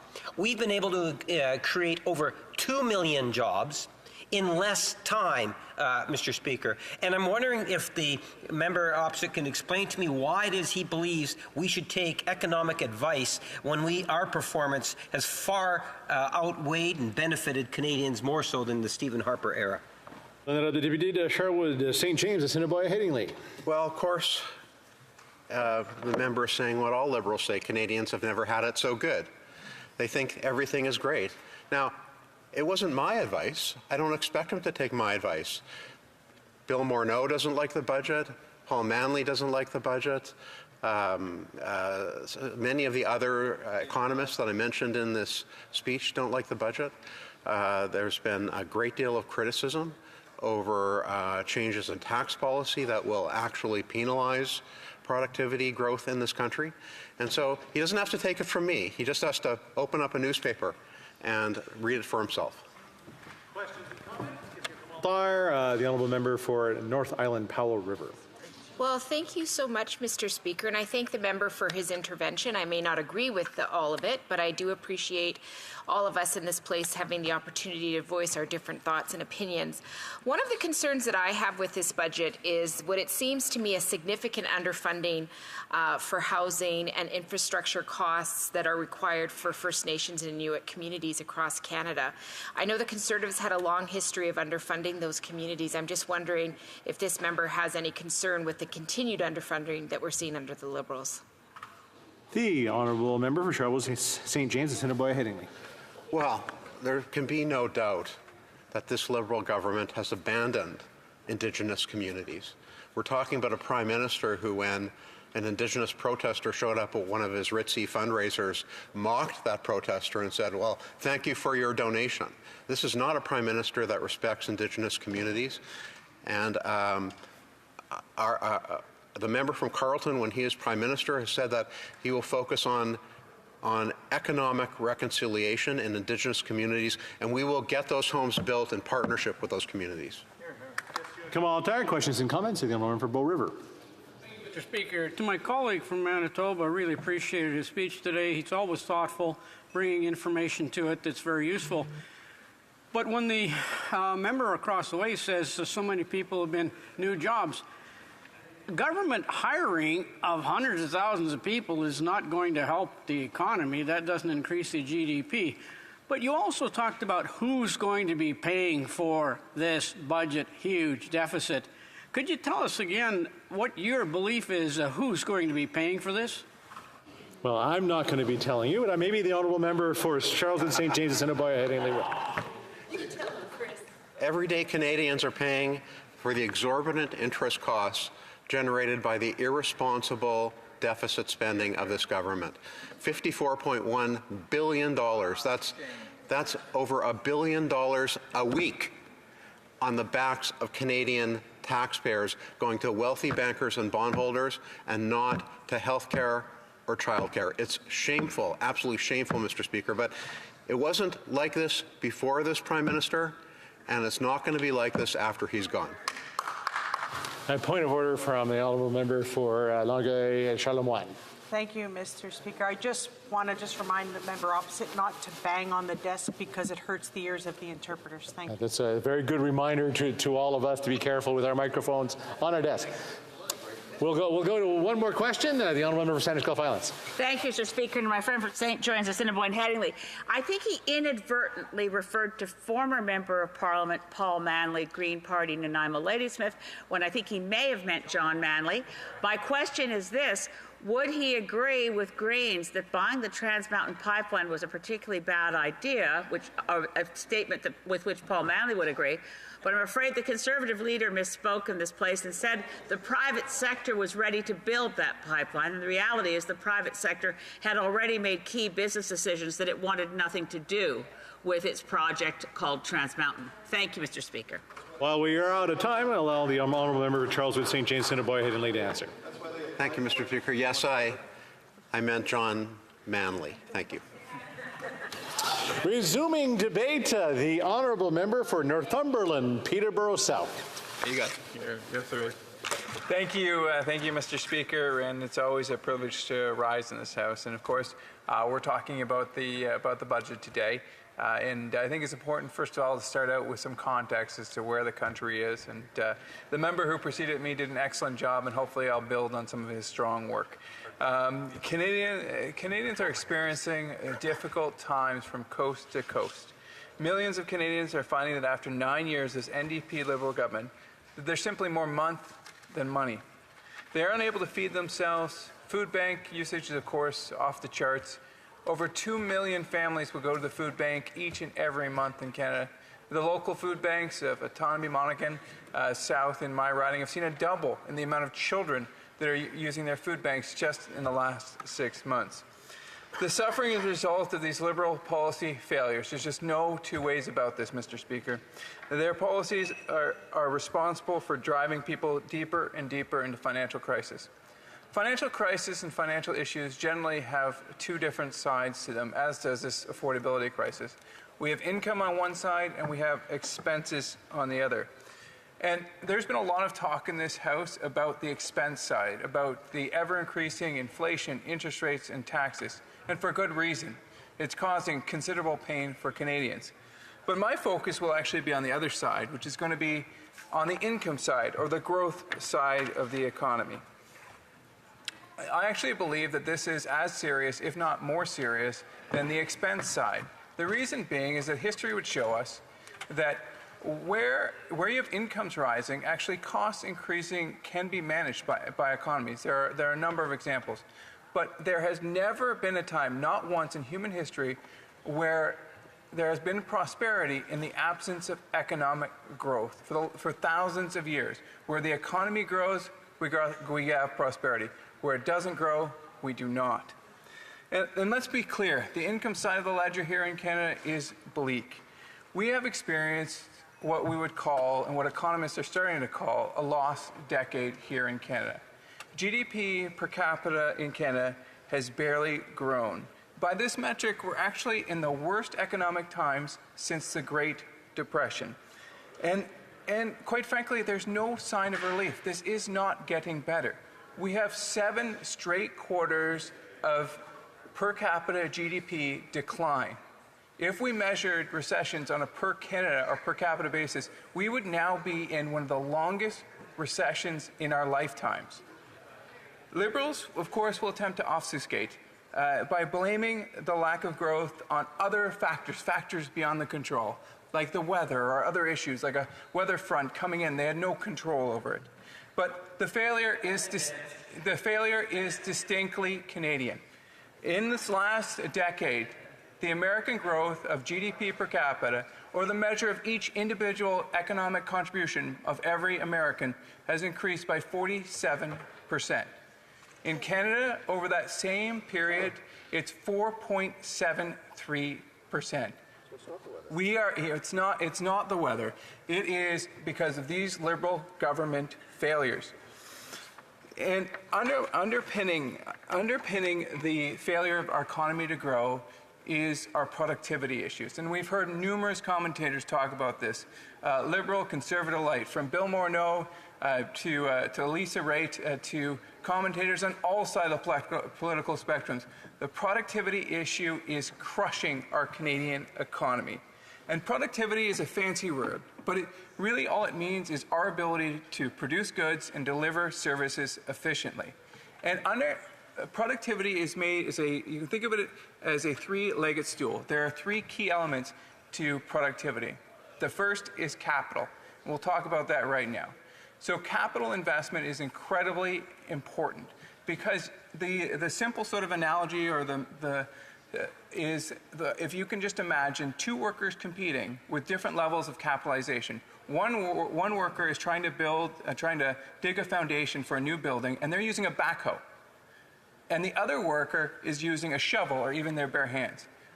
You can see that individual who's well capitalized, even if she or he is the inferior worker, will always be able to win that victory. That individual who's not capitalized will never be able to compete. And that's where Canada is right now. We are decapitalizing our economy right now. And this will have tragic impacts, not just for the near term, but for the long term as well. We have, over the last 15 years, the lowest rate of investment growth into our economy in the G7. We're predicted by many international organizations to have the lowest investment rate in the OECD over the next 40 years. And when we do this, we undermine the Canadian economy and we undermine the Canadian worker. A second key, as equally important leg of that productivity stool is innovation. Innovation is incredibly important. And the good news is we have great minds and we have great ideas here in Canada, and we have great post-secondary education here in this country. The challenge is this: after 9 years, we don't have a framework in place to successfully and efficiently capitalize and exploit those ideas, turning them from the idea from a university dorm room onto the factory floor of building products and solutions. Unfortunately, what happens far too often in our economy is these great ideas come up and then they dissipate, or more truthfully or more accurately, they actually go across the border. As individuals who have great ideas simply don't have the framework to market, exploit, and grow their ideas here in Canada, and they end up being improve the wealth of the United States of America or Europe or other places in the world. Meanwhile, Canadians fall further and further behind. Thirdly, it comes down to workers. And I'm also proud to say that we have the best workers in the entire world right here in Canada. Unfortunately, they're being undercapitalized, and there's an absence of innovation due to the poor regulatory and framework here in Canada. The challenge, though, is that we have a very untapped resources.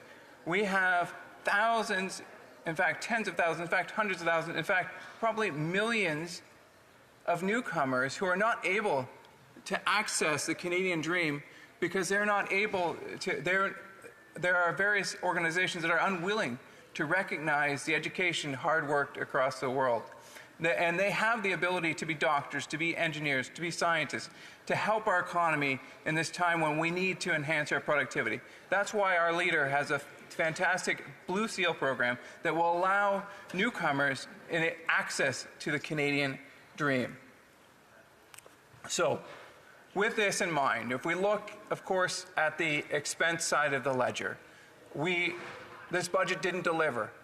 We needed to have, as a growing consensus is out there, we needed to have fiscal restraint, a path to a balanced budget, but that's not there.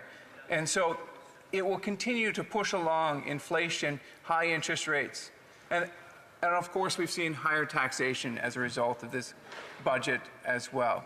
But as we look at the income side of the ledger, I was expecting to see a focus, or was really, maybe expectation is too strong a word. I was hoping to see a focus on economic growth. And I'm not the only one. I'm not the only one. Bill Morneau said that he was very disappointed in this government's lack of attention on economic growth. David Dodge was also discouraged by the lack of focus on economic growth. The Chamber of Commerce and the CFIB, numerous organizations from coast to coast to coast were disappointed to see the lack of economic growth, focus on economic growth. Because you see, Mr. Speaker, economic growth is the magic bullet to economics. If you have an economy that is growing, you have jobs, you have standards of living increasing, you have a stronger social safety net. Instead, this government chose to ignore growth, and unfortunately, we will all bear the cost for that. Conservatives will proudly be voting no on this budget. Questions and comments? Question commentaire.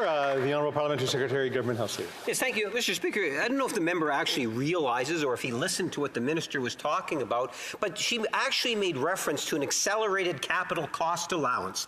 And through that, what you're seeing is many of the things that the member just talked about, yet he's going to be voting against it. And that's the thing, you see, Mr. Speaker. The Conservative Party has already been told. We knew they were voting against this years ago.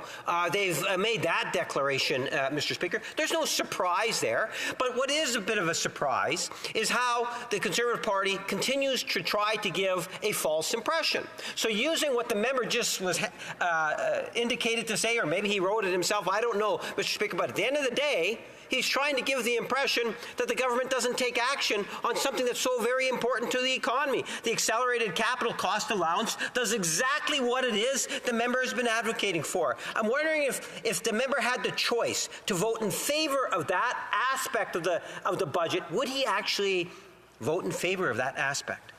The Honourable Member for Northumberland, Peterborough South.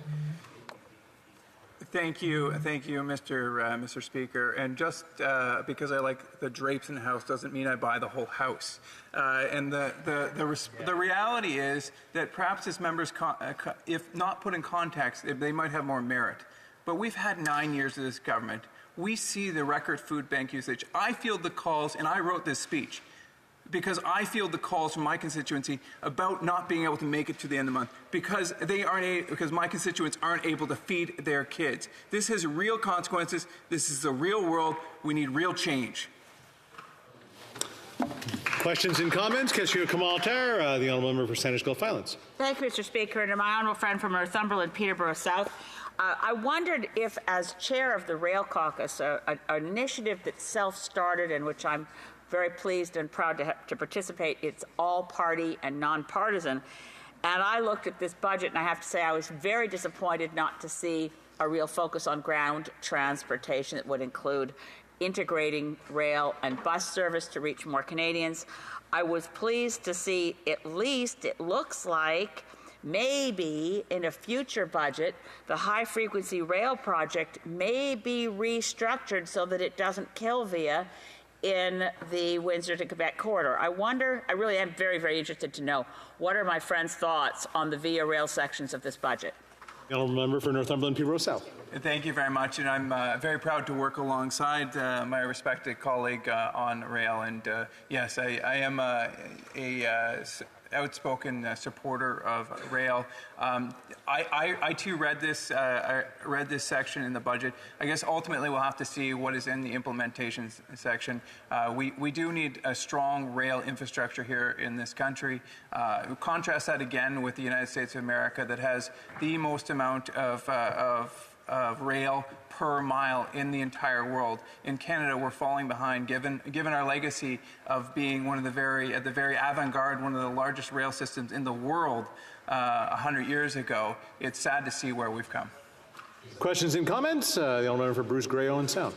Thanks, Mr. Speaker, and I want to thank my colleague for really focusing on the need for economic growth in this country. And so I'm kind of wondering, considering now that this Liberal government's put us in a position where we're paying more money to service the national debt than we actually collect, or the government collects from taxpayers in GST, and what that impact is having to actually increase or support economic growth in this country, and even further the impact the carbon tax is having, not talking about the rebates, but we know from the Parliamentary Budget Officer's costing note that they're collecting over $500 million a year. It'll go to $1 billion a year over the next 8 years, to a tune of $6.23 billion GST on the carbon tax alone, and the impact that's having on our economic growth in Canada. Honourable Member for Northumberland, Peterborough South. Thank you very much. And they're a negative spiral. They work together, unfortunately, because as you get more debt, that reduces the amount of economic growth because you're taking money out of the economy. And the reality is, as that debt reduces the growth, then you reduce the amount of revenue, and it gets to a negative spiral. This is exactly what Brian Mulroney had to deal with in the mid '80s when he took over from Pierre Elliott Trudeau. So we need to. It's a two-sided solution. We need to get we need the economy growing, and we need to reduce the debt so that Canadians can have a reasonable shot at prosperity. Continuing debate, the Honourable Member for Richmond Hill. Thank you, Mr. Speaker. Mr. Speaker, at the outset, I'd like to inform you that I'll be sharing my time with the Honourable Member from Ottawa Centre. Mr. Speaker, I'm proud to rise as a Member of Parliament for Richmond Hill to speak to the urgent action in Budget 2024 that will help Canada build the homes needed to restore fairness for every generation. Last week, our government released Canada's ambitious plan to build homes by millions, support renters, and lower the cost of home ownership so that no hardworking Canadians has to spend more than 30% of their income on housing costs. With Budget 2024 and with Canada's housing plan, we're going to do that, whatever is necessary to put money on the table to build more affordable housing, create the market condition necessary to get more home built, and change the way the cities build homes. Mr. Speaker, we will restore the promise of Canada for everyone once again.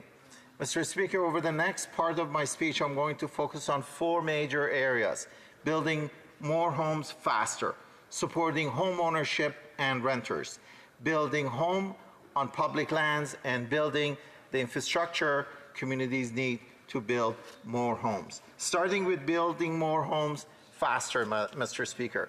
We know that higher interest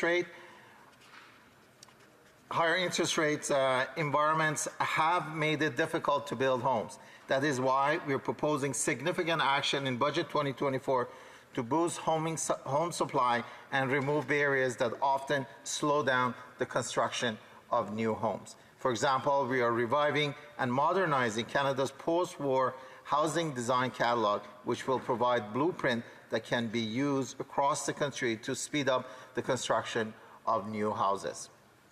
Budget 2024 proposes to allocate more than $11 million in 2024-2025 to support the development of this catalog for up to 50 housing designs, including row housing and fourplexes that provinces, territories, and municipalities could use to simplify and accelerate housing approvals and builds.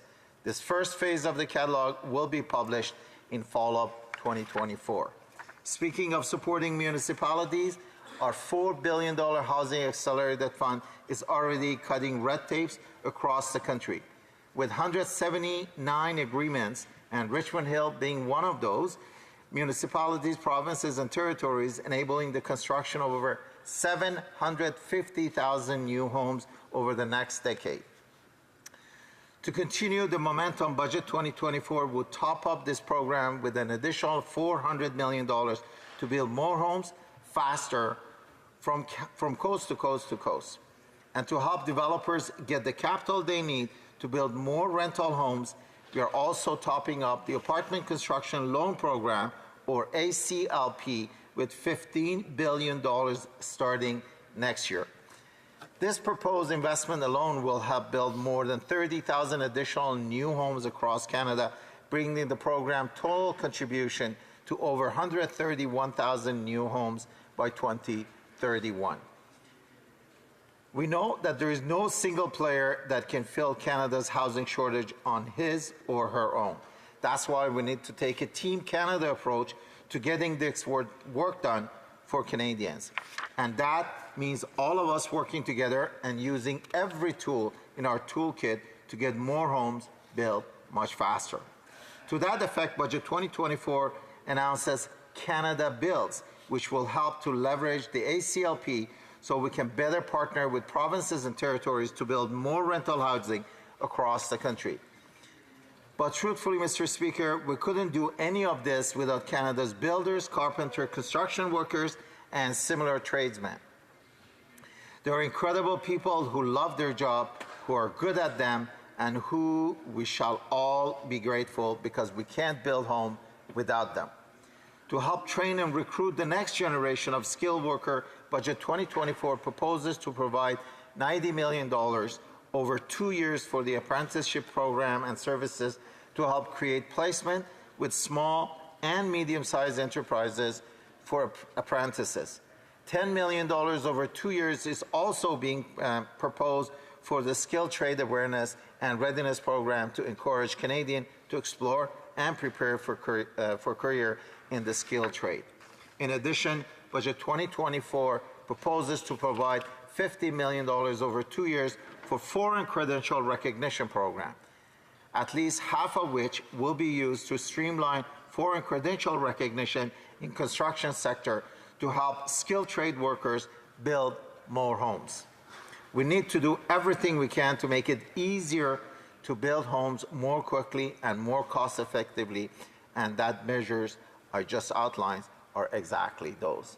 Now to the second area of the speech, supporting homeowners and renters. Mr. Speaker, young Canadians in my own community of Richmond Hill, including my son, and across Canada are struggling for finding housing that fits their budget. That's why the government launched the tax-free First Home Saving Account, and why in Budget 2024 we are taking action to unlock additional pathway for young renters to become homeowners, and to protect middle-class homeowners for rising mortgage payments, to help first-time home buyers keep pace with rising housing costs. Budget 2024 announces our intention to amend the Income Tax Act to increase the home buyer plan withdrawal limit from $35,000 to $60,000. This budget also proposes to temporarily extend the grace period during which homeowners are not required to pay their home buyer's plan withdrawal to their RSP by additional 3 years.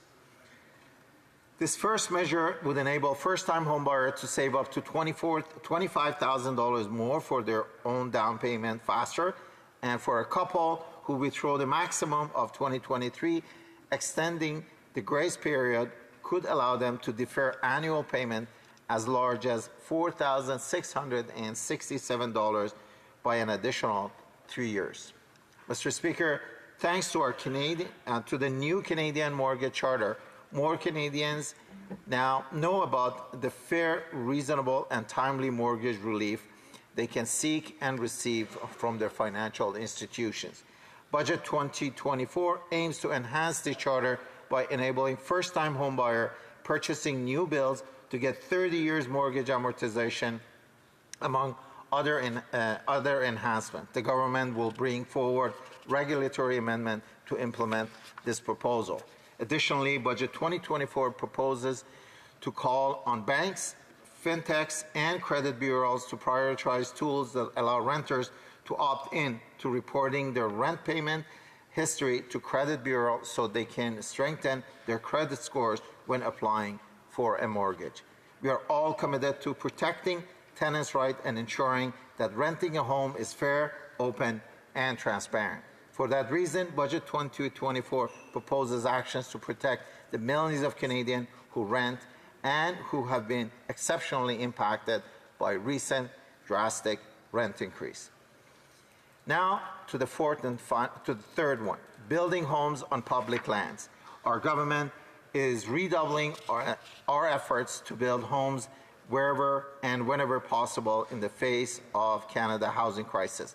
We are accelerating and streamlining the purpose of converting surplus federal properties into housing company to housing, and we are continuing to work with Canada Lands Company to enable the construction of additional housing units. In conclusion, Mr. Speaker, our focus as a government is building more homes at a pace and scale not seen in generations to restore fairness and affordability for every generation. I hope that my honourable colleague will support us in this incredibly crucial work. Thank you, Mr. Speaker. Questions and comments? Councillor Kamal-Tarr, the honourable member for Calgary Centre. Thank you, Mr. Speaker. I thank my colleague for the speech. And he's talking about housing. He's focused on housing. This government says they're focused on housing, but the government's been saying they've been focused on housing for how many budgets now, and how successful have they been thus far? These are regurgitated words that the member is saying that comes from many, many speeches in this government. All they've done so far is drive up the cost of housing by running excess deficits repeatedly, which drives up inflation, which drives up the price of housing. How do you think by doing the same thing again and again and again, he's going to get a different result? The honourable member of Richmond Hill. Thank you, Mr. Speaker. Well, we are not doing the same thing over and over again. If you look at it, starting back in 2016, we made a historical investment and continue to doing that. And we also introduced partnership with different jurisdiction and municipalities and with provinces and territories. And when it came clear that we need other partnerships, such as municipalities, we started working with them. When it came clear that we need to remove red tapes, we started working on those red tapes. So what we have been doing, we've been working consistently on that and looking at where we need to focus on and introduce new programs. Thank you, Mr. Speaker. Questions and comments? Question Kamal-Tarr, l'honneur de député de Montcalm. The honourable member from Montcalm. Thank you, Mr. Speaker. How is it possible to justify the fact that this House, that the member voted for them, this member voted with regard to OAS for senior citizens, but there's nothing in the budget, whereas he's talking about housing. Seniors are also having trouble finding homes, finding affordable housing. So this House voted for that bill, but then it didn't respond to our budget expectations, and so it took, removed this double standard for seniors. What was he waiting for to do so? Deputy de Richmond. The honourable member. To my colleagues who have the pleasure of serving at the HOC committee, when we talk about affordable housing and affordable rental units, we are talking about affordable housing and rental units for everyone, whether it's for senior, whether it's for a young couple, or for his individual. And we are not making any distinction between that demographic. So by making sure affordable rental units and affordable housing is available to everyone, by default we are including seniors as well. Entire questions and comments. L'honorable député de Rosemont. The honourable member for Rosemont-la-Petite-Patrie. Thank you very much, Mr. Speaker, and I'd like to thank my colleague for his speech. As concerns housing, which is a crisis that has been plaguing Canada for years, the NDP made proposals that were taken on board by the government. So there's an acquisition fund to buy new lands and to build truly affordable housing. Because in 2017, the housing strategy allowed or rather tried to fix things, but it's even worse now. And the considerable funding that was invested were historical funds, but went into private proponents' pockets. And so it helped these people make profits, but didn't help people buy affordable housing. How can we trust the government not to make the same mistake again? Well, Mr. Speaker, I didn't get a chance. I know, a very short one. I didn't get a chance to cover part of my speech, which was focused on really the public land the federal government is making available. But I'll highlight a very short one. In fact, Budget 2024 proposes $5 million over 3 years, starting in 2024, to support and overhaul the Canada Land Company to expand its activities to build more homes on public lands. Thank you, Mr. Speaker. Resuming debate, the honourable member for Ottawa Centre. Well, thank you very much, Speaker, for recognizing me as a member of Parliament for Ottawa Centre. It's a great pleasure for me to speak on this budget fairness for every generation. Now, Speaker, I've got 10 minutes, and I probably can speak for hours in terms of things that are in this budget document that supports members of my community here in Ottawa Centre. You know, when I look at things like a national food program that has been announced that is going to help hundreds of children, thousands of children, in fact, in my riding, is a significant thing. The expansion of the $10 a day childcare is another thing that I continue to hear from parents, how that reduction in fees is helping them, and now that we're investing more money to create more spaces, that's going to help more families and more children. Not to mention the Canada Dental Care Plan that is going to help so many of the seniors in my community here in Ottawa Centre, and the farmer care that we have announced that will allow for women to be able to access contraceptions for free, and insulin for those who may have diabetes. I can go on and just give individual speeches and how the benefits of them to my community just on that issue. However, I'm going to choose my time, the remaining time, to talk about the housing plan that has been outlined in this budget, which is extremely important to my community. And in that, in fact, I'm going to even zone in further on the initiatives that are announced to develop public lands to build more housing, both for people to own and people to rent. Now, Speaker, as you know, that my community of Ottawa Centre is primarily made up of the downtown community, just outside this beautiful building, that's House of Commons. And our downtown, like many perhaps downtowns across the country, have gone through a really challenging time as a result of the pandemic. In fact, when it comes to Ottawa's downtown, it was really sort of built upon a model of Monday to Friday, 9 to 5 sort of businesses because of the federal government. But as we know, when the pandemic hit, all of us had to work from home in order to ensure that we keep all of us safe, to be able to manage the spread of COVID-19 and protect not only ourselves but our respective families. That has caused a lot of challenges for downtown Ottawa, in particularly for our small businesses who relied on the workers who came in the downtown core. As we are coming out of the pandemic, we know that hybrid work is here to stay. We've seen that trend already coming before the pandemic, and of course during the pandemic, working from home became obviously a norm because we all had to do our work and stay safe. And now a lot of workers are choosing to have a hybrid format as to how they serve. So in my community, as a result, we've been having many conversations as to the kind of things that we need to do to revitalize our downtown.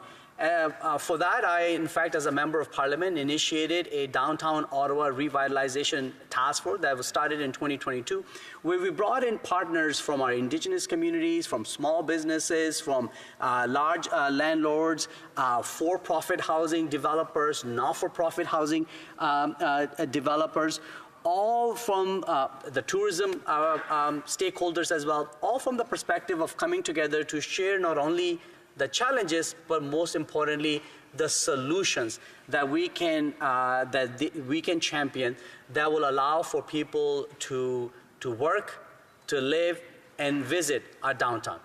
I really strongly feel, Speaker, that Ottawa is at a unique place, given it is our nation's capital of a G7 country, and we need to make sure that if our downtown in Ottawa thrives, not only our entire city of Ottawa is going to do well, but it's reflective of our country on the international stage as well. The members of the committee, and there are too many to name, but I want to thank every single one of them for their incredible work. They were all volunteers who had full-time day jobs, but for the love of their community, they spent the time consulting both online and in person, and the result was work of about a year and a half, and most recently, and towards the end of last year in 2023, we issued a report outlining a vision to revitalize downtown Ottawa. it's worth looking at it. It's on my website, yasernaqvimp.ca, if anybody is interested in. But what it does is it presents many, many ideas as to how we can help revitalize downtown Ottawa.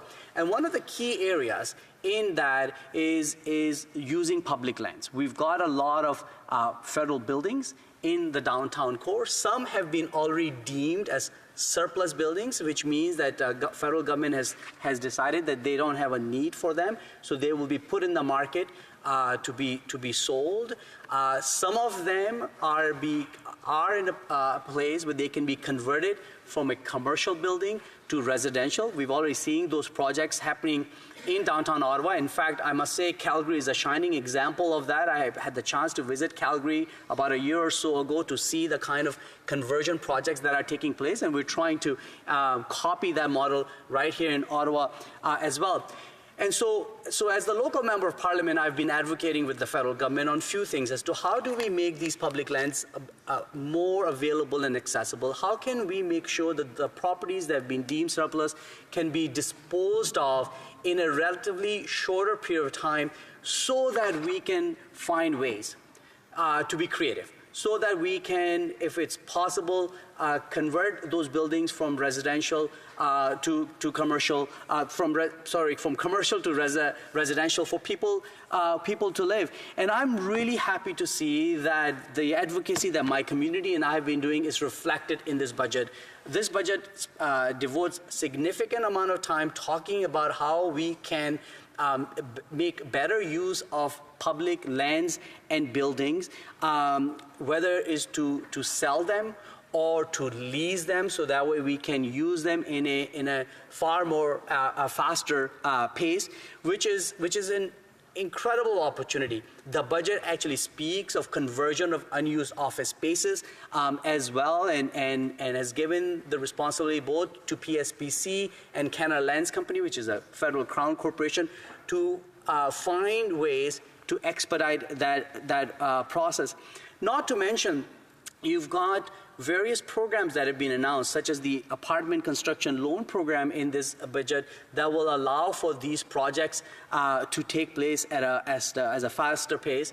I'm also thrilled to see the creation of an acquisition fund. That was also a very specific recommendation in the Downtown Ottawa Revitalization Task Force report that will allow for not-for-profits like Ottawa Community Housing or CCOC in my city to be able to buy smaller buildings that allow for affordable rents, to protect them, to protect those affordable rents and make sure that people who are living in them continue to live in their homes. All these measures, and there are many more, and I see you giving me signs about my time is wrapping up, and I appreciate that, Speaker.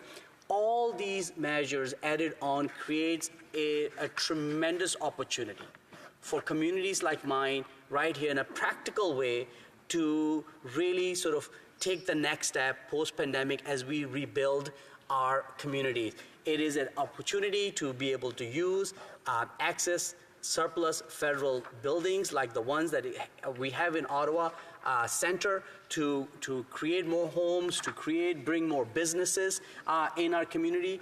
We also have federal lands in my community, such as Tunney's Pasture and La Breton Flats, creates opportunities to be able to use them as well to build more affordable housing, not just to rent, but also to own as well. So, Speaker, as you can hopefully hear my voice, I'm really excited what's in this budget, because it really is addressing a real need that has been identified by my community here in Ottawa Centre as something that is going to help us build a better community. For that reason, Speaker, I am supporting this budget, and I urge all members of this House to do the same. Thank you very much.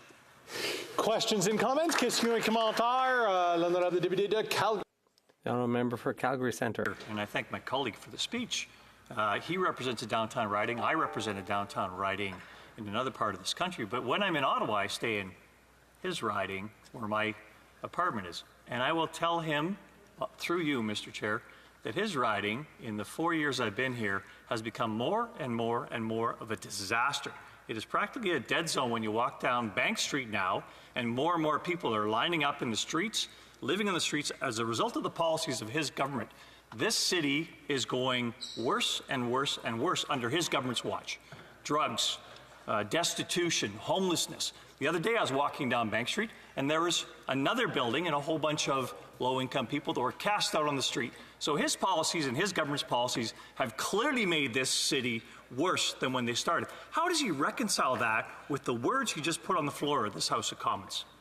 The honourable member for Ottawa Centre. Well, Speaker, I thank the member, and I would never cast negative aspersions on his community, and I thank him for spending time in my